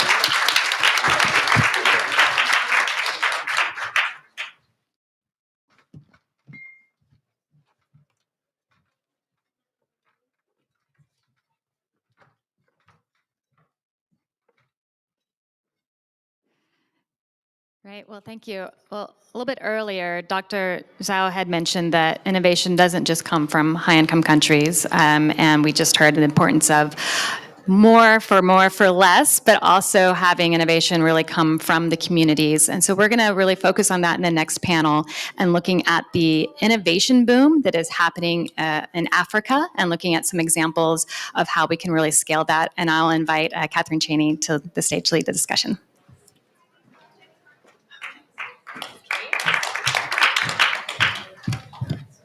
All right, I want to make sure, oh yes, I see all of our speakers here. I'll go ahead and welcome our speakers to the stage as I introduce them. And we're going to be narrowing in on one specific aspect of innovation, which is supply chain innovations. So I'll introduce that topic as I introduce our speakers. Please come and join me. We have Mara Hansen-Staples, who's the founder of Salient Advisory. And she'll be, can I give you a hand? You got it. Okay, come on over. Next, I'll invite David Chen, who's the co-CEO of Capsule. And while I typically discourage panelists from introducing themselves because we don't want to spend too much time on introductions, given that this is about entrepreneurs and health tech innovations, we'll do quick intros because you guys are pros at the elevator pitches, keeping it short. And next, I'd love to welcome Ogenetega Yordam, who's the managing director of Figor. So let me introduce this topic as we take the stage. This topic of health supply chains is something that Devex has followed very closely. You have a lot of large players in the global health ecosystem, like USAID, wanting to change the way that they procure and distribute health supplies, and talking about how they want to partner with local innovators. But often this pushback is, there's no pipeline, right? Except here, we see there is a pipeline. There are some really exciting innovations happening on the African continent, so we'll hear about some of them in a moment.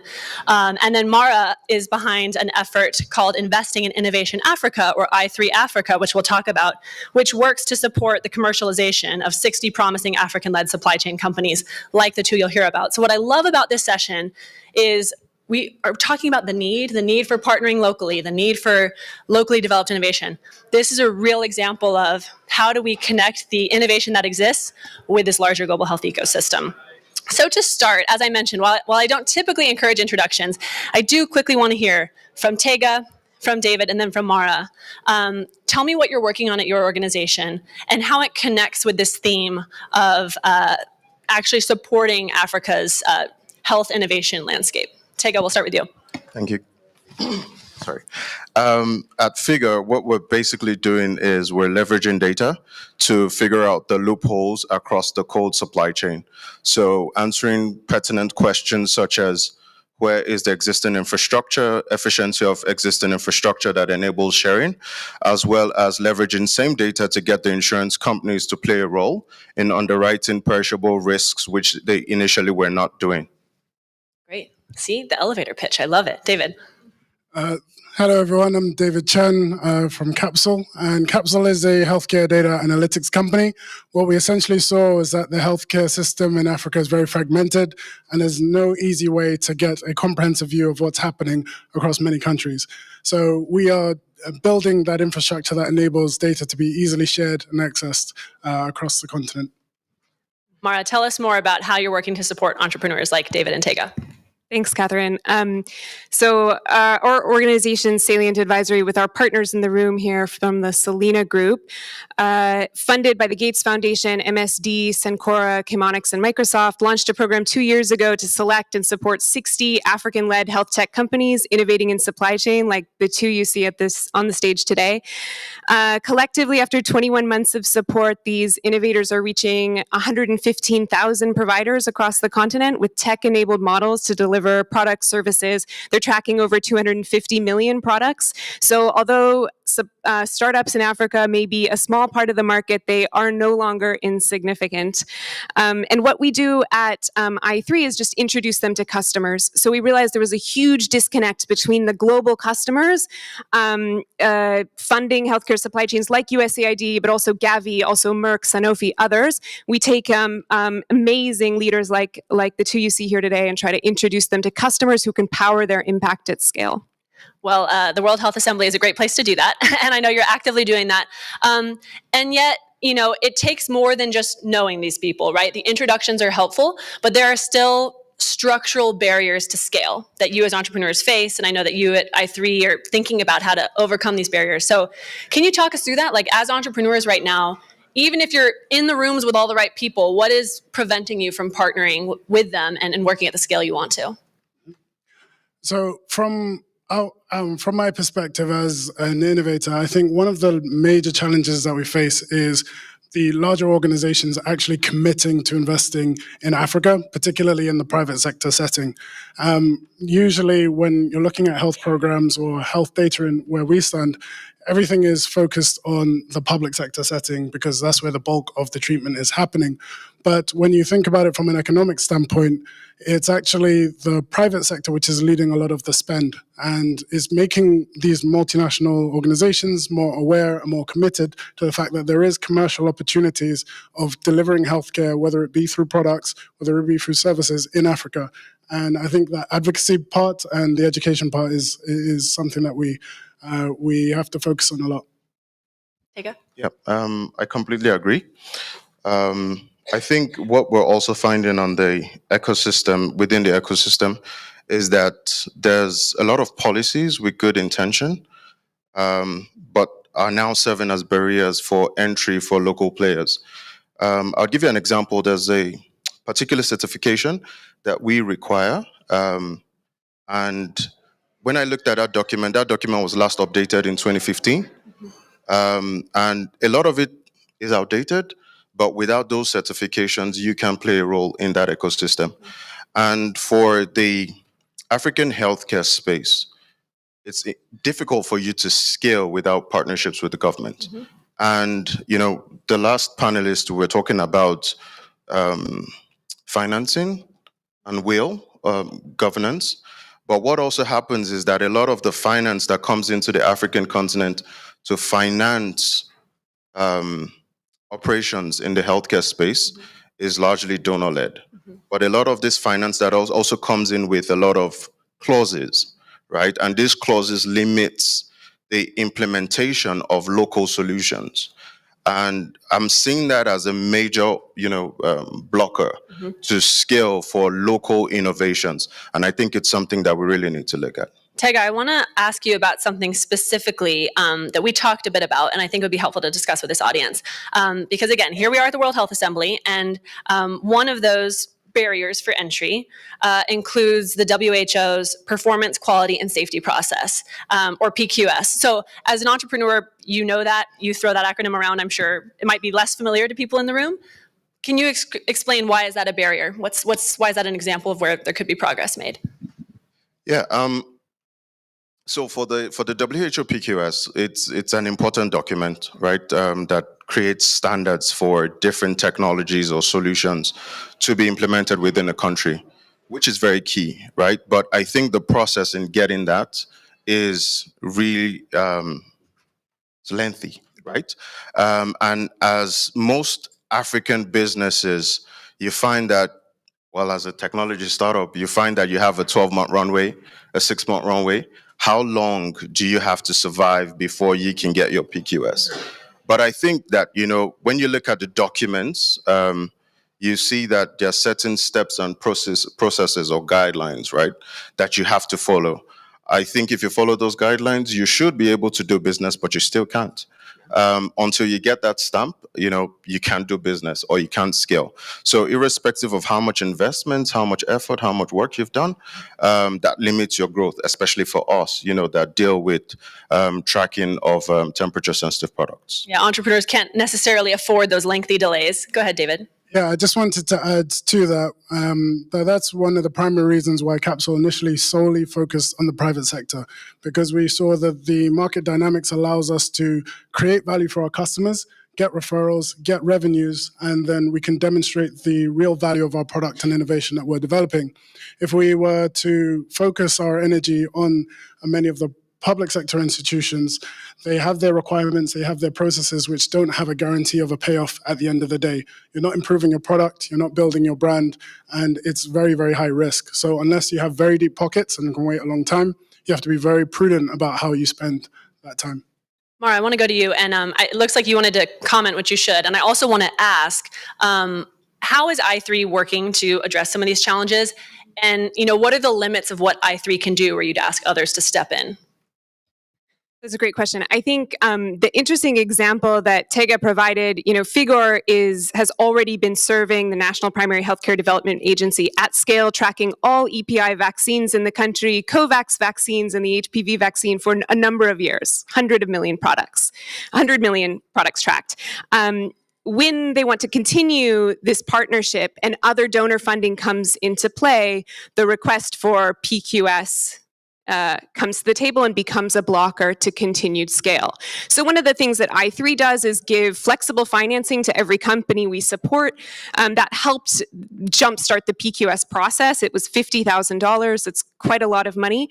But at the end of the day, and that's in process, and I think it's a really important quality check. But I think it's a real call to action to us in the global community to think about where do our intentions to support local innovation, job creation, where are they stymied by our procurement processes, by our regulations, and by the way we partner?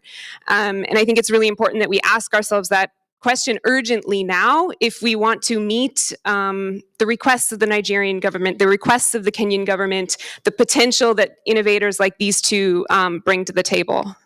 So, of course, in this session, we're talking about supply chain innovations. I want to hear a little bit more about specific challenges you're facing and how you've tried to work around those challenges and overcome them. And the support of I3 is part of that.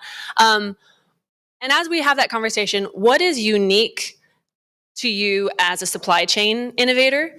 And what are the sort of transferable lessons for anyone working as an Africa-based innovator? I mean, the challenges you face, entrepreneurs across different aspects of health are facing. So what is specifically a challenge for you as a supply chain innovator? And what are challenges that are sort of across the board, something entrepreneurs will face?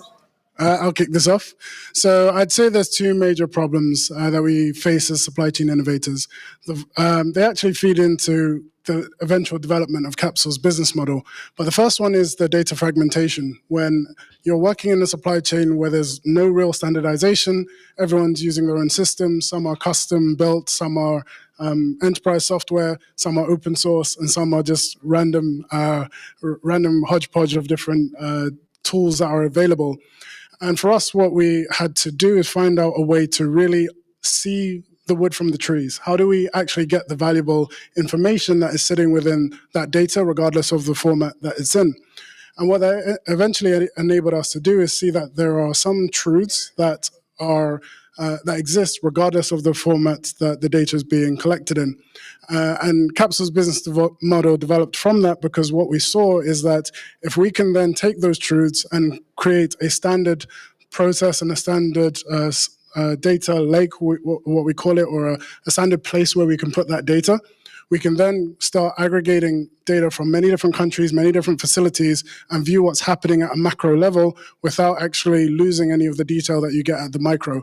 And that's where our business sort of developed from that. So as an entrepreneur, we always look for the opportunities and challenges. And for me, it was the challenges that led to the bulk of our business. But over to you, Tega. Yeah, I think the technology ecosystem in Africa kind of faces very similar challenges. No matter what aspect of it you're working in, yeah. Either in health, supply chain, or whatever it may be. I think there's capital challenges. When Africa was celebrating, raising 5 billion, I think this was last year or 2 years ago, cities across the world were raising way more than 5 billion. I mean, the tech ecosystem in some small city across Europe was doing that. So you have limited capital to grow. And the implication of that is that you have to find a way to survive, right? Which also means, how do you spend? Where do you find the opportunities? And this is why, it's also a little bit difficult working with government or working with, larger organizations, because sometimes you can't provide a service and wait 6 months for payment, right?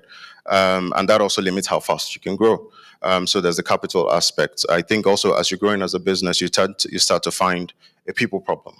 At the early stages, you find a lot of resources, a lot of talent, but then you need to manipulate data, you need actuarial services, you need so on and so forth, and it becomes incredibly difficult for you to find those local talents. And then you may want to explore, and then you hear that, okay, you have to pay this guy like 200K a year. Like, who am I going to get that money from? So those are some of the major challenges, but I think what we've been able to do as a business has been to, take it, one day at a time, ensure that we also keep a very good runway. Also, look for good opportunities or, available opportunities. But I'm also blessed to come from a country, Nigeria, where I think the government is really willing to adopt. But I think that, and one of my key messages here would be how can, the global players who finance such initiatives kind of, allow us, make this partnership work. Absolutely. Well, and since so much of it is about government partnership, it really depends on the country in which you're working, of course. I want to close with Mara. So we've heard a little bit about I3. Kind of back to the comment I started with, that often the pushback you get from the global health community is there's no pipeline. Again, we're hearing that there is, but there are still real barriers to linking these groups up. So just a final thought from you on where you hope to see this space head, and again, what others can do to advance this space and support these innovators. Thanks so much, Catherine. Through I3, in our first 21 months, we've made over 450 targeted introductions between the companies we support and customers. They've signed 109 deals so far, and we have our first over $10 million deal we facilitated under discussion now.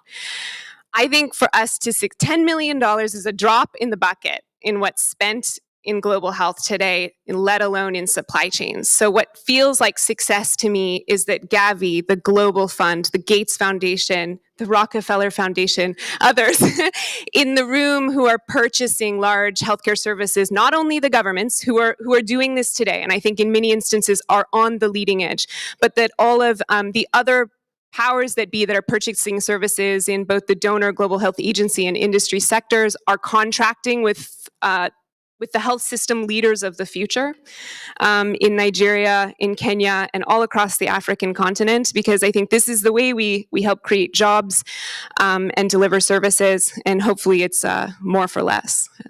Thank you, Mara. Well, please join me in thanking our panelists as I welcome Kate back to the stage. Thank you.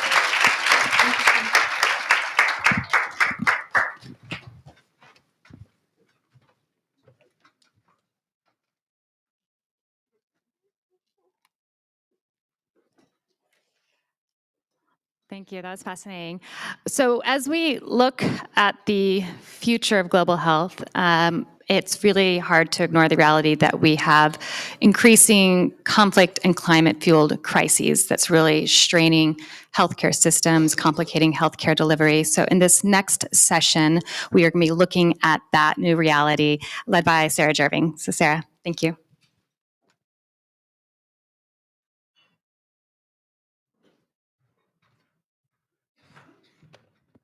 Thank you so much, and if I could please ask our panelists to step to the stage. So I will be joined by Dr. Petra Khoury, who is Director of Health and Care Department at the International Federation of Red Cross and Red Crescent Societies, Dr. Michela Serafini, who is Head of Health at ICRC, Dr. Mukesh Kapila, who is Professor Emeritus at the Global Health and Humanitarian Affairs at the University of Manchester, and Alyosha Donofrio, who is Vice President, Head of Technical Excellence at IRC. Thank you all so much for joining us. Does everyone have a microphone? Okay, great. Thank you. So as Kate mentioned, there's been a rapid increase in conflict and climate-fueled disasters that have put millions of lives in humanitarian settings, and that greatly compromises their health. So we're going to talk about some of the challenges in delivering healthcare in these settings, the failures of the international system, and some of the strategies that organizations are using to reach people in humanitarian settings. Dr. Mukesh, I'm wondering if you can start us out and talk about, in a lot of conflict settings in particular, there's a lack of respect for health systems and protecting health systems. Can you talk about some of the situations where that's currently happening and has happened in recent years? Well, this is the new norm, I'm afraid. There are about 130 armed conflicts around the world, and from the incomplete reporting we have, there are at least 2,500 attacks on healthcare that we know of, and this is an underestimate. At least 500 health workers, and that's also an underestimate, die each year, and or they are kidnapped, brutalized, raped, and so on. And then on top of that, there are the patients who also are brutalized as well. And the trend is, and certainly in the many decades of being involved in this kind of business, is that once upon a time, health was in the crossfire, but today it is in the crosshairs of the combatants. So in other words, what was once an accident used to happen accidentally. These accidents still happen, but more and more these are now kind of deliberate. And for example, in Tigray's civil war in northern Ethiopia, so in the 2 years, something like 97% of the 1,000 plus health facilities were destroyed or thrashed, looted, with convoys taking the equipment out, and in this case transporting it to Eritrea. And you don't thrash 97% of the health facilities by accident. This is deliberate. And similarly, of course, you've seen in Gaza the pulverization of the territory, and inevitably health facilities are caught up in the middle of that, and right down to the incubators for babies have been destroyed. And talking to some surgeons there, a friend of mine was saying that what he found useful was to go back to old manuals from ancient times to learn how to operate without the essentials like anesthesia or sutures or so on and so forth. Literally, it's going back to the medieval time. And these are only the direct effects. In Sudan, for example, obviously you know what's going on there. You know that something like, I think the figures are about 3/4 of the health facilities are not operational anymore. And then that's a direct impact. But of course, then there are the indirect impacts. There is a public health impact, the destruction of water, sanitation, and such like. So public health suffers. Chronic diseases suffer. 70% of us now suffer from chronic diseases, and there's no distinction between rich and poor countries in this regard. 70% have NCDs, and of course, their treatments go by the haywire. Reproductive health, and in back to Tigray, we're suffering something like there's an epidemic going on at the moment in terms of new HIV infections born out of the rapes from the war. So that's one thing. Now, the question, I think, is not these things happening, but why? Mm. And for me, all I can think of is that this is a very cheap way of waging war. Mm. Because if you want to demoralize your opponent, if you want to terrorize them and spread fear and mayhem, what better way than to go to the underbelly of that? So that's where we are now. And what to do about it, that's another debate. And Dr. Serafini, can you talk a little bit more from an organizational level? How does ICRC operate in conflict settings where health systems are under threat? Yes, thanks for the question. And it goes very well in line with the previous question and some of the information that I will not necessarily repeat, but try to bring a little bit to what we do today in the ICRC when working in conflict areas. So we know that the protection of the medical mission, it's really at the origins of international humanitarian law. And we know also that international humanitarian law is that building block for humanity.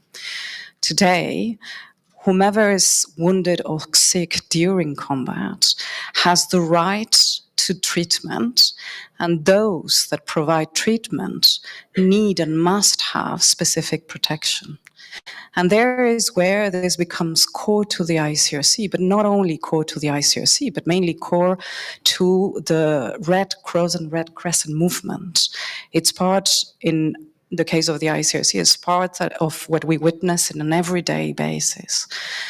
Now, what do we witness? We witness specifically those weapon barriers coming inside hospitals, extremely heavy armed.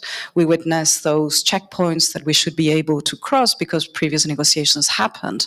But unfortunately, we are delayed with a person that needs immediate care because of interrogation to that specific person. We are also witnessing the direct destruction of infrastructures. We are also witnessing the looting of those infrastructures, the looting of those specific warehouses where the supply is being provided. All of that continues to happen. All of that continues to be witnessed not only by the ICRC, but by plenty of other organizations, and obviously the civilians that are the ones that are bearing the consequence of staff and infrastructures that cannot provide the basic care that they need in a moment where that care is obviously much needed than anyone, in any other moment. Now, what the ICRC has done, and this is already a 10-year initiative, is Healthcare in Danger Initiative. This initiative is addressing violence to patients, is addressing violence to infrastructure, is addressing violence to ambulances. What do we do? What do we try to achieve through it? We try to sensitize, but not only the health personnel on how to protect themselves, trainings on how to de-escalate violence, how to make a specific health institution or health structure more resilient to violence. We also try to work with community. Sometimes that violence comes from community, and while we have witnessed in conflict that most of it comes from the weapon barriers, in COVID we also saw how communities were one way or the other also aggressing the medical staff and institutions. So we work very much with communities, we work very much with health personnel so as to sensitize them to the situation, but also give them the tools to try to de-escalate that violence. Now, we also do believe that the specific mental health and psychosocial support that this health personnel needs is extremely important, and we try to provide that, or at least train for those that will provide that, as well as the assessment and improvement of the healthcare structures, as I said, to make them resilient to it. Another very important role of the ICRC is that specific negotiations with the ministries of health, so as to make sure that they are aware of the situation and that through policy and policy change, they are able also to influence that violence that comes directly to the health personnel, health structures, and ambulances. Turning to Dr. Petra, so at the beginning of a humanitarian crisis, there's a lot of urgency, coordination is difficult, there's chaos often, but it's very important to ensure that whatever is done with communities that are impacted. Can you talk about that? What sort of strategies does your organization use to ensure communities are at the heart of responses? Sure. Thank you for the question. And we have to, if you look at the landscape, in many locations, the Red Cross, Red Crescent is the first and only contact for people with healthcare. and in fragile contexts and conflict settings, before the international community or partners scale up their work in these settings, the local Red Cross, Red Crescent are the ones providing services. The Federation is a membership organization, and our role is to support the local Red Cross, Red Crescent in providing these services. They are present in these communities, so they're definitely trusted. They know exactly what the need is. They know the language, they know the culture. Working through their plans, our role comes in to advocate on their behalf, to support them, to influence policymakers, to bring the needed resources. And I do emphasize on the needed resources, because usually what happens in a crisis and an emergency, donors end up bringing lots of in-kind donations initially, and a lot of it is not what exactly is needed on the ground. So our role is basically what the community needs. We get that feedback from them, and then we bring it to donors and stakeholders, and we discuss the needs and discuss where we can influence and how policymakers needs to make changes. And what Mika and Mukesh mentioned earlier is we talk about protection, we talk about access, we keep talking about the same, and lately we've seen that many of this has not been respected. But we keep talking, we keep trying to influence. We do a lot of silent diplomacy to protect our volunteers and staff. We've lost this last year, we've bypassed 20 volunteers so far that have been lost between different conflicts. This is a big number when you compare it to other crises that have happened in the past. So what the Federation does and continues to do is advocate on their behalf, bring in the needed resources. And here there are two types of resources. We're talking the financial resources, but we're also talking technical human resources, and influence policy to support more their systems and strengthen them on the long term. Thank you. Thank you. Turning to Alyosha, I'm wondering if you can talk about the humanitarian development nexus, kind of ensuring that when humanitarian work is done, that it evolves into long-term sustainable development. What are some of the challenges around that, and strategies? Sure. So, I mean, even in that question is a sort of slightly optimistic evolutionary assumption that things will move in a positive trajectory away from crisis and into a more stable context. And actually what we see is that things are far more cyclical than that, and oftentimes there are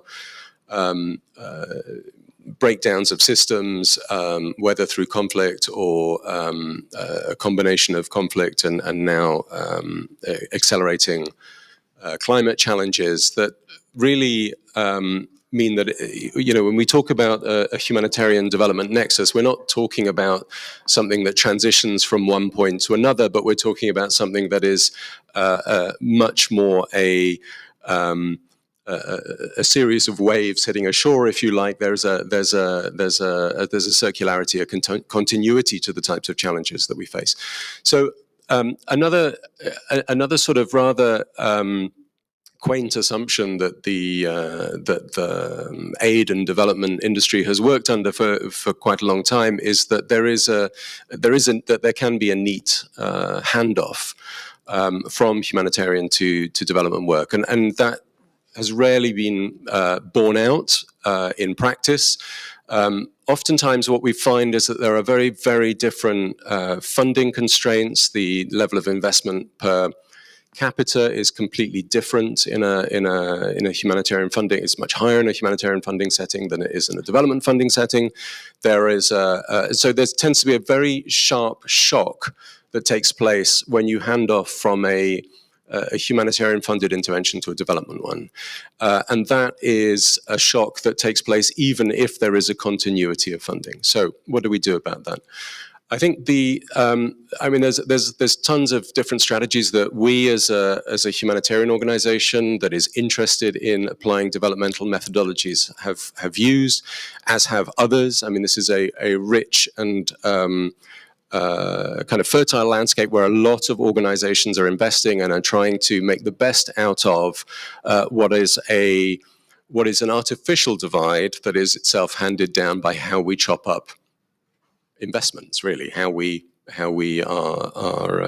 access funding as a community. Some of I think some of the success strategies really are about rooting more developmental methodologies much earlier in interventions that we carry out in a humanitarian context. They're about leveraging and investing in the systems that exist.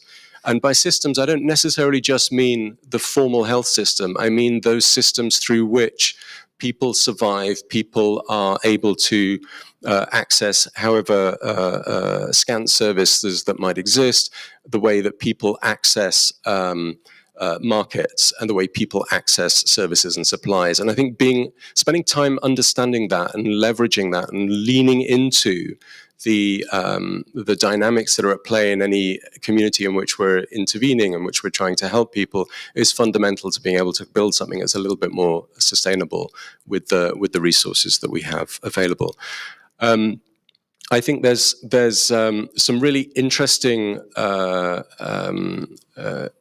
innovative financing ideas that we're now looking at in the kind of nexus space. So looking at the different roles that different types of investment can play. So, for example, big bet philanthropy is really, really useful to experiment with novel interventions, whether that's new ways of delivering an existing service or a new service altogether.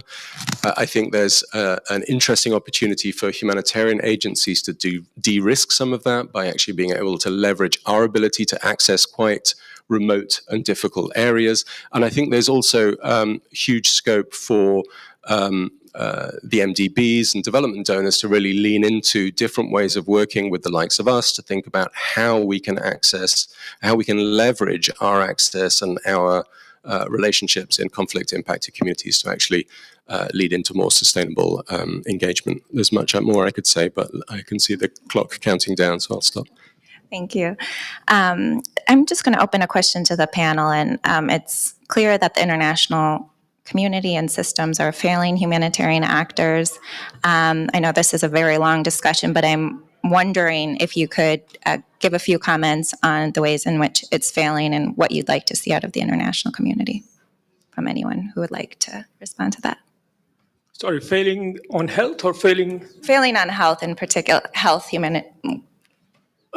Well, I think from the health perspective, I would say there is a problem of paradigms. And I speak as a former director for emergencies for WHO. You know, we're taught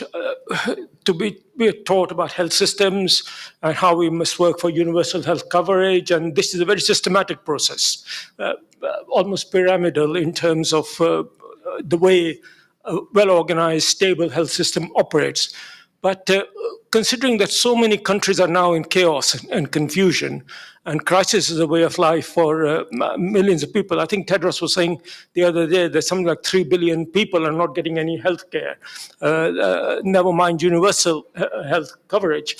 So what that means is that we haven't yet figured out how to apply the systematic application of healthcare technologies and systems to the chaotic situations we find in conflicts and crisis.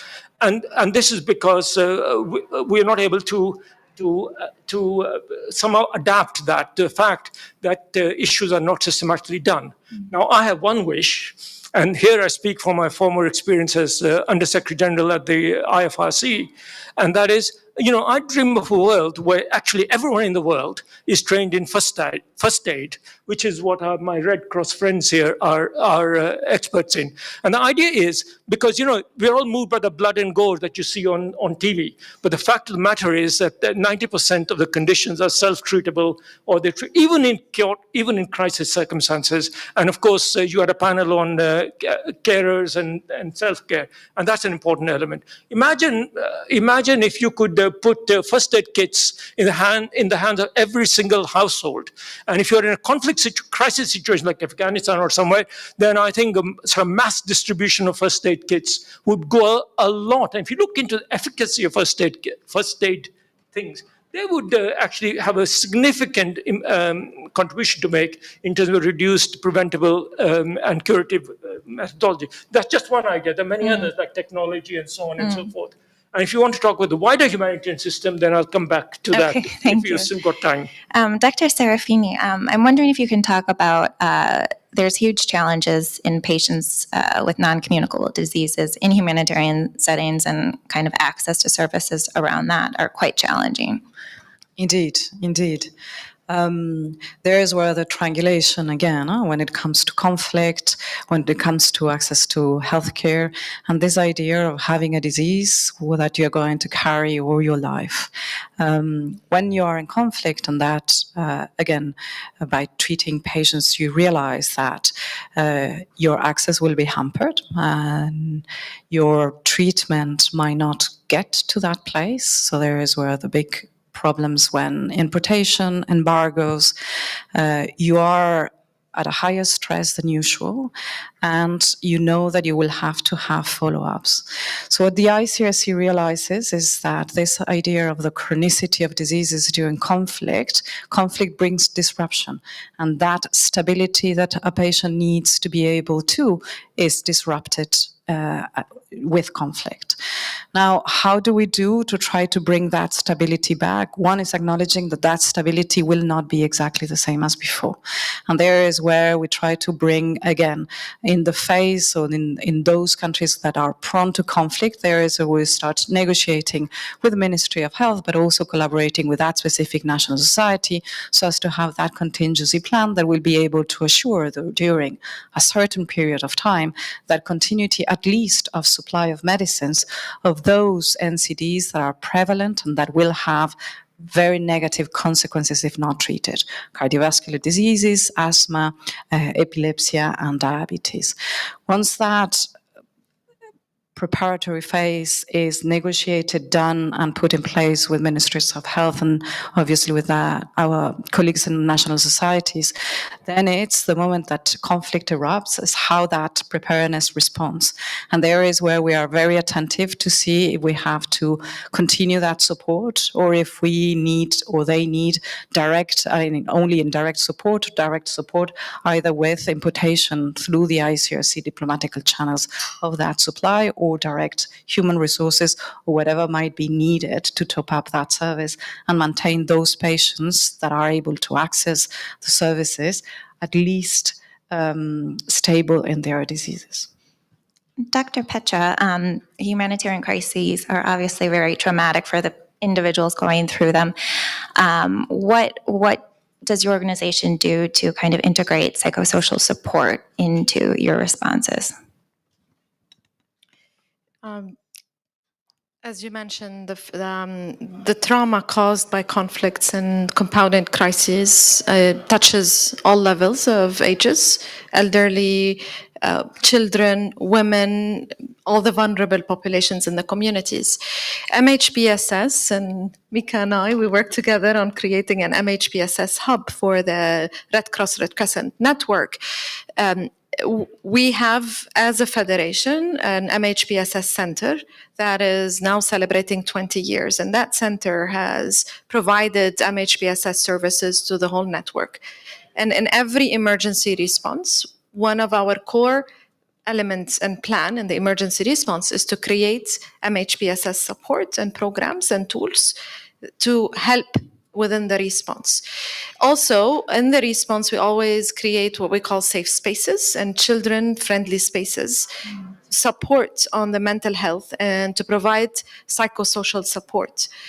So the whole response has a main pillar into it that revolves. And we talk now most recently about the Gaza response, and we see that the Palestinian Red Crescent is providing major mental health and psychosocial support to people that have moved multiple times and they're now residing in tents, and the impact of the loss on kids losing their parents and the loss of parents losing their children. And so as we speak, in a major crisis, the Palestinian Red Crescent is probably one of the only organizations on the ground that is providing MHPSS. And we continue to support that because we believe it is a core element of connection between the people and the Red Cross. And because of the trust that is there, they feel the safety and the security to come forward and share and receive the care needed. Thank you. Thank you. Alyosha, in humanitarian responses, there's a crucial need to kind of work with governments to coordinate the response. Can you talk about kind of what goes into kind of an effective partnership with governments? Sure. So, I mean, it really obviously depends on the context and the degree to which the government in question is a party or not to conflict, has control or not over the territories in which we're trying to, or they're trying to bring healthcare to the populace. So different strategies for different contexts. Obviously, as with any partnership, as with any engagement, it's around mutual respect. It's about understanding the other. It's about understanding the incentives, what drives particular agenda in a particular context. So, we're very, very clear that our role is not in any way to substitute for government, but in certain contexts, we can play a useful role to actually reach difficult to access areas. We're doing this right now with a vaccination program spanning 4 countries, covering 150 plus communities that were deemed very, very difficult to access. And by patiently working with embedded kind of access negotiators and with an understanding of the local community dynamics, we're able to help bring vaccinations to previously deemed impossible to reach areas in ways that are lined up with international norms and government policies, but in a way that is respectful of the dynamics in the context. So, different things, different countries, different contexts. But I think for me, mutual respect and an understanding of what each party is trying to get out of the relationship is absolutely fundamental. Thank you. Dr. Mukesh, you've been vocal about kind of changes in the humanitarian system and also in particular humanitarian organizations. You wrote an opinion piece in December calling for structural changes in the IFRC. Can you talk about that? Well, I think that's specific to IFRC and or Red Cross nerds like us. But can I generalize from that to talking about the humanitarian system more generally? 6 points, but I know the clock is ticking. The first issue is that the whole humanitarian idea, as is currently conceptualized, is in trouble.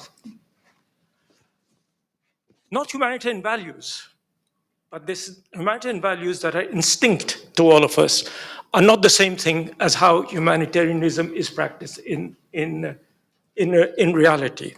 And the number one problem is the concept of humanitarian principles, particularly the concept of neutrality and the concept of independence. Now, neutrality, we all understand it and it's good, but ordinary public doesn't understand it. And the dictionary meaning of the word neutral is not a good one.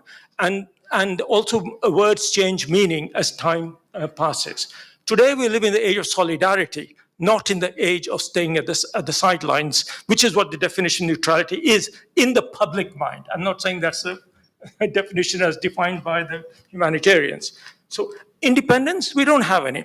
I mean, how can an organization claim to be independent when it's largely funded by governments and, or foundations or whoever, and who pays the piper calls the tune. So nothing wrong to be funded by all these people, but, don't call yourself independent when you are not. And I think the public knows that. And everyone has an agenda, and this lack of trust that is coming in. Humanitarians have got to address this, and this is a problem. The second problem I find is that humanitarians have a minimizing mindset, and that's come out of lack of funding. So, when I trained in medicine and surgery and actual practicing, I would operate in the same way, in good times and bad times, in bad days and good days. But what humanitarians do, because they have requirements, so many liters you can survive on, so many people you can stuff into a refugee tent. So you have a minimizing mindset of what is the least you can get away with in order to save humanity. Don't blame them. It is a consequence of, unfortunately, the world we operate in. The problem is then when your minimizing mindset goes into the humanitarian DNA, then you can just think what the implications are of that down the line. And how to deal with that, but that's another debate. Third is I'm very concerned in the current international humanitarian system, there's a lot of risk transfer going on. Look at the stats about the number of people who are killed. Most of them are local people, because most humanitarian workers are local people. But I think there's a risk averseness in international organizations, and they're transferring risks to locals, and this is not adequately accounted for. Fourthly, organizational size. When we had the financial crisis, we talked about banks too big to be allowed to fail. Well, I think, and I'm going to be shot down for this, some humanitarian organizations are too big to succeed. Because, just think about it. And I've worked in all the world's biggest organizations, I can tell you, from the Red Cross system to the UN and in between. Now, the point is that when you become big, there are a lot of transactional costs within the system. And that, I think, leads to the problem that the organization becomes self-fulfilling, internal hygiene occupies a lot of space and time. And with that also goes the ego of international organizations in particular, who are almost like superstars in the way they perform and behave, and they're posturing on Twitter who they met, who they didn't meet, not on substance very often, though there are exceptions to this, I hasten to add, including Tedros is an exception. Finally, perverse incentives. And that is, the whole humanitarian system is funded perversely. The more aid you give, the more money you might receive. Therefore, the more cut you can take for your own organizational maintenance, and that means the answer to everything is aid. And you can see where that is going to lead you. So my suggestion is that we need to revisit the humanitarian idea, and that includes the health dimensions of the humanitarian problem, and reconceptualize the whole thing, because otherwise I think we are, and I won't use the bad word I was going to use just now. Thank you. So we are we're past time, but I do want to give you, the organizations, a chance to respond if you'd like to. What does anyone want to? Okay. Sure, you can go. I think your question about, I'll go back to your question about what needs to be done. Do not put the failure of the political system on the humanitarian system. This is what needs to be done. Yes, the humanitarian system needs to refine itself. Yes, we are at a crossroad. A lot of the things that we built in the past are being questioned or at stake. But at the fundamental core of all of this is the failure of the political system for years and years. The policymakers that we voted for, each one in our respective countries, are contributing today to what we're seeing on the humanitarian side. We're asking the humanitarian system to come fix crises that are the result of the political failure. Afghanistan, Gaza, Sudan, CAR, you name it, Lebanon, Yemen, Syria. All of these are political crises that suddenly become the responsibility of the humanitarian sector to fix and bear the shoulder of its consequences. Yes, the humanitarian sector does require, I joined recently the humanitarian sector. I came from a completely different world. But the humanitarian sector is being asked today to deliver on 130 conflicts globally. These are just conflicts. To respond to natural disasters, to respond to climate change, to respond to everything, all types of emergencies, a pandemic, all of that, without any hand from the other side on the political side. And we're not going to work politics. We're going to be supporting where the needs are. And organizations grow in size because the needs grow. If the needs are less, organizations will not grow in size. The needs are growing, and the organizations are responding more and more. We would love to see a system, for example, in Afghanistan, where there is no sanctions and the system operates on its own without the need to put the burden on the humanitarian sector to become suddenly the formal system of the country, right? Same in Syria, same in other settings in conflict in Yemen.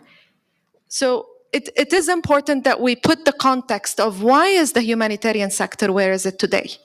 Why has it stretched so much beyond its own mandate? I do agree that in many organizations, they've gone beyond their mandates.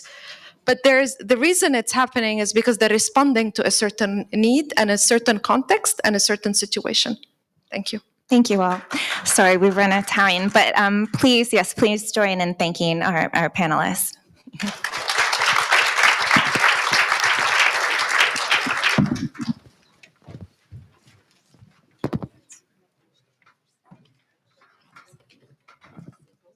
With limited time, I'm going to go ahead and introduce our closing speaker here as we prepare to take the stage. Though for many of you, he may need no introduction, but I'd love to welcome to the stage Dixon Shabanda. Please join me in thanking him for being here.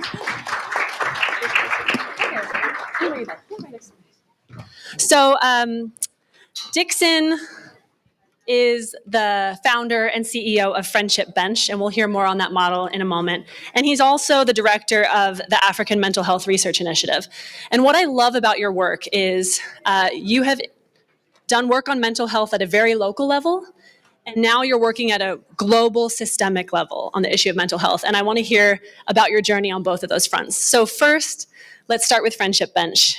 Before we dive into your work on Friendship Bench, let's talk about the problem you were responding to. Right. Thank you very much. Thank you. Global mental health is something that I'm passionate about. But just to put a bit of context to it, depression is one of the leading causes of disability globally. Every 40 seconds, someone somewhere takes their life by suicide, for instance. And also, when you look at young people aged between 16 to 24, suicide is a leading cause of death. So it's a real big problem. And this is why I have dedicated my professional life to really reduce the care gap for mental, neurological, and substance use disorders. And speaking of a care gap, one of the big issues is just a shortage of mental health professionals in Zimbabwe, for example. So you saw that shortage and actually looked to a resource, an untapped resource in grandmothers. So can you expand on that? Yes, so just to take you back to my formative years. So when I was working as a psychiatrist, which I still do, but when I first started, I tragically lost one of my patients to suicide. That was really the beginning of my journey.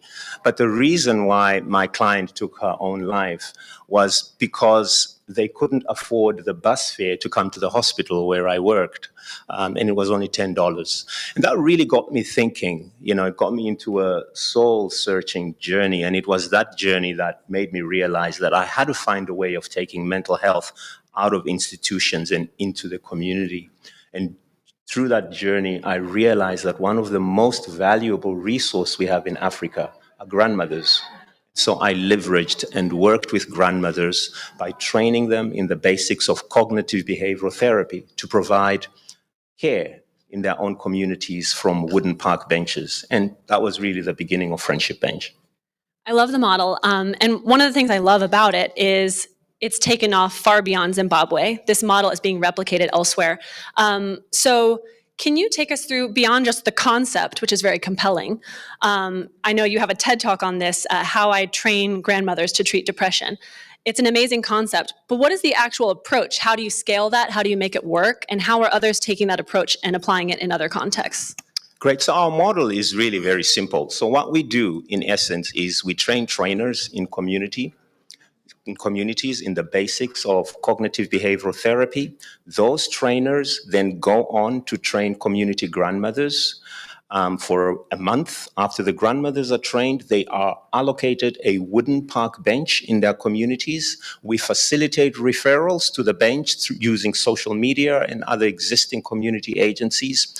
After 4 to 6 sessions, people then join a support group in the community and continue to collectively problem solve around many different issues that they are facing at community level, from gender-based violence, living with HIV and all those kind of things. So it's a very simple model. So that's exactly what we do. Can you talk us through how have others picked this up and run with it? I mean, you mentioned this train the trainers model, which does seem quite scalable because you're training people to then be able to train others. But where is this spreading now for those who are less familiar with it? So, over the past decade or so, what we've done is we have brought together all the lessons that we've learned. So at Friendship Bench, we have over 100 peer-reviewed scientific publications.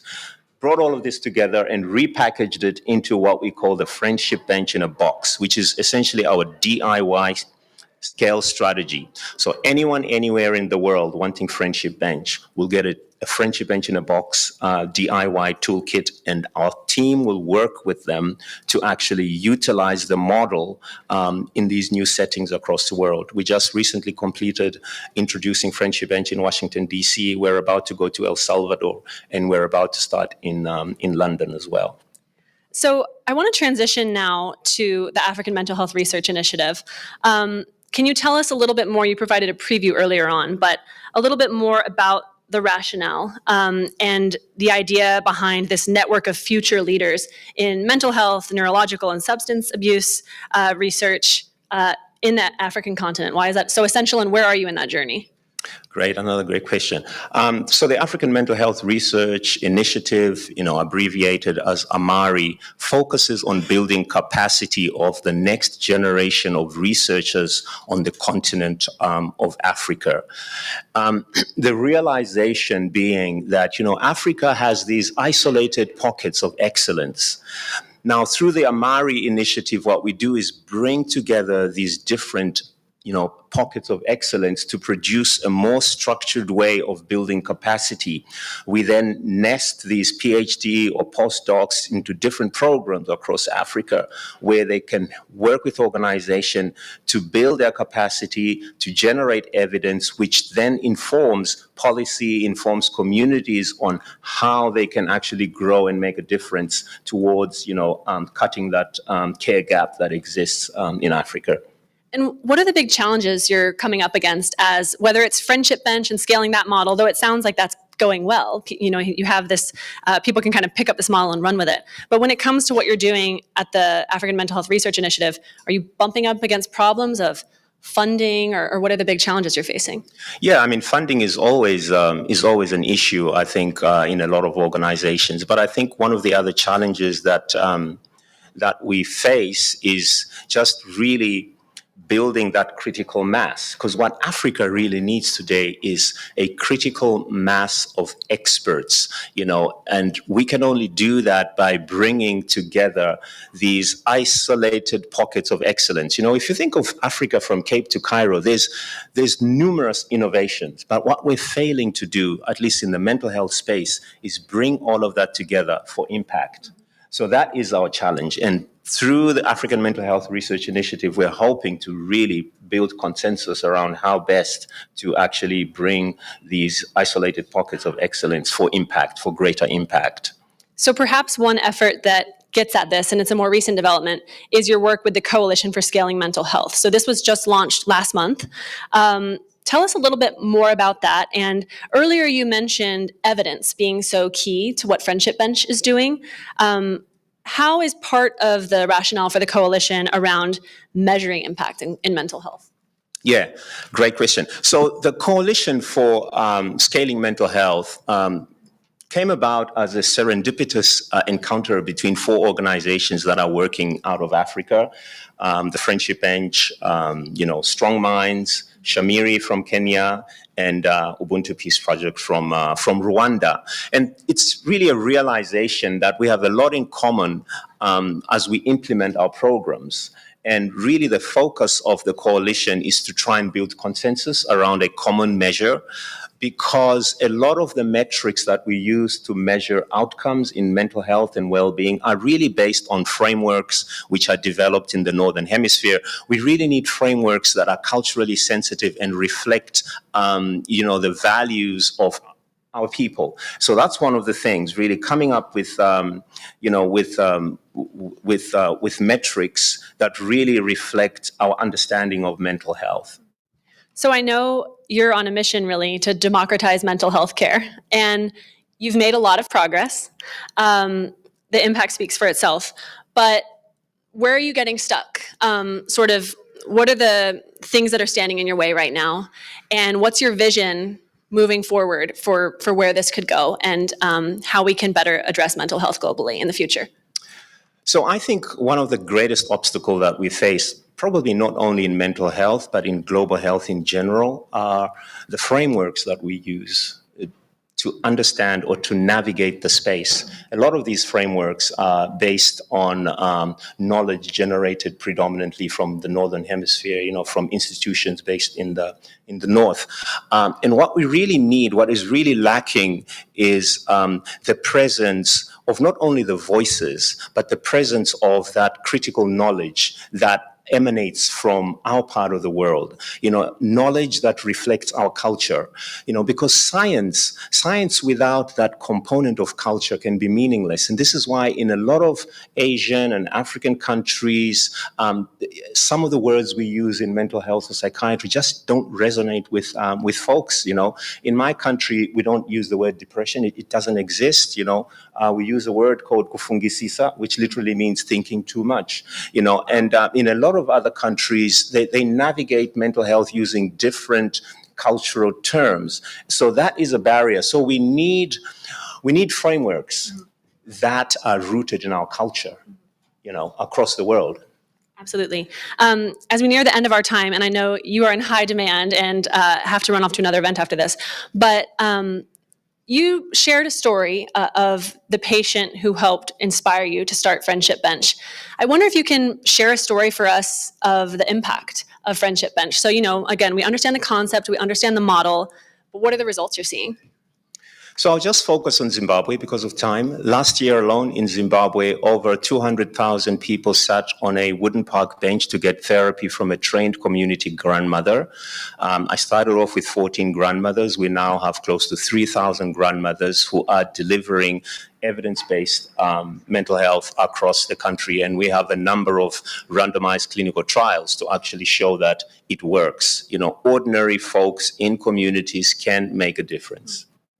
I love that. We heard earlier today, Naveen Rao from the Rockefeller Foundation was mentioning the importance of low-tech health innovation as well. And while there's so much excitement about what tech can do, I love that this is just people helping people. So as we close, any final message for this audience? I really feel like there's growing awareness of mental health as an important item on the global health agenda, and yet it's probably not getting all the attention it should. That's probably what brings you here to WHA. So what's just one message you want to leave our audience with? Each one of us can contribute towards making a difference. The key ingredient towards reaching out to people who are struggling emotionally or facing psychological challenges is expressed empathy. Expressed empathy is the ability to make people feel respected and understood, and every one of us inherently has that. That's the entry point. You don't have to be trained to be a psychiatrist. Focus on expressed empathy, and you can begin to change yourself and your community. That's the take-home message. I love that. Well, Dixon, thank you so much for sharing your story with us, and best of luck here at WHA. Please join me in thanking Dixon. Thank you.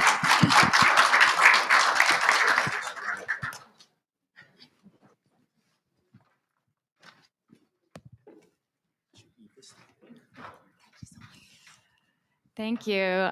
Thank you, Catherine. I think that was a great note to end on. We've been this week and the past 2 days talking a lot about, big systems and tech and innovation. At the end of the day, it really comes down to people helping people. Health is about people. I love that. Yeah. And so I'm feeling very inspired and energized from these past 2 days of discussions. Thank you so much to everyone who joined us here in person and online. I want to give a big thank you to our Devex team too.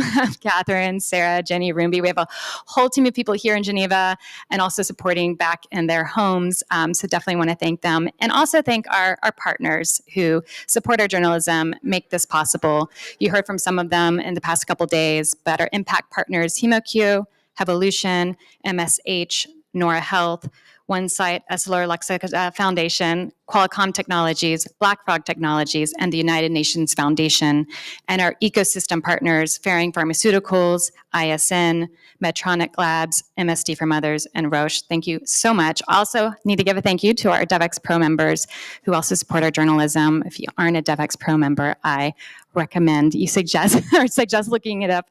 We will probably be sending out a special offer after this event, so it's a good opportunity to get full access to all our news and analysis.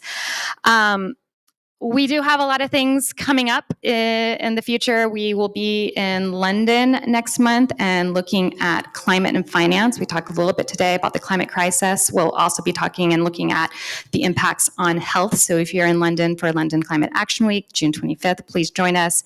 We will also be at UNGA again in New York. We are also having Devex World, which is our biannual big summit in Washington, D.C., which will be October 24th, just before the World Bank annual meetings. So if you're in D.C. or have a reason to be D.C., it's a really exciting event where we'll also be looking at the future of global development, a lot of innovation, a lot of interesting speakers that you might be aware of or maybe not aware of. So please join us for that. There is a special offer you'll see. So a little plug for that. But I just want to say, Catherine, thank you so much I know I mentioned she was kind of the mastermind behind these 2 days of programming. Any final thoughts or takeaways for you? Thank you, Kate. I mean, would love to keep in touch with everyone in the room and online. If you see a gap in our programming, like, why didn't they discuss this? Talk to me. These events are all about bringing our journalism to the stage. And what I really try to do is get beyond just discussing the issues, panel and one-on-one interviews and panel on the issues, and really look at responses to the problems, like who is taking these challenges head on. You just heard Dixon Shabanda. We're not just talking about the need for mental health care. We're hearing from someone who's responding to that problem in a compelling way, sharing what they're learning in hopes that you all can take home insights to apply to your own work. So I hope this was useful for you and would welcome your feedback on future programming. And we do have a reception that'll be just outside around the corner. Our Devex colleagues will direct you. One of our favorite things about convening people in person like this is that we get to meet and connect with our community, our readers. So we hope you join us, connect with each other, connect with us. And if you have trouble finding it, we'll help direct you. But again, thank you so much for everyone for joining, those who also joined online, and hopefully we'll see you at our next Devex event. Thank you. Thank you.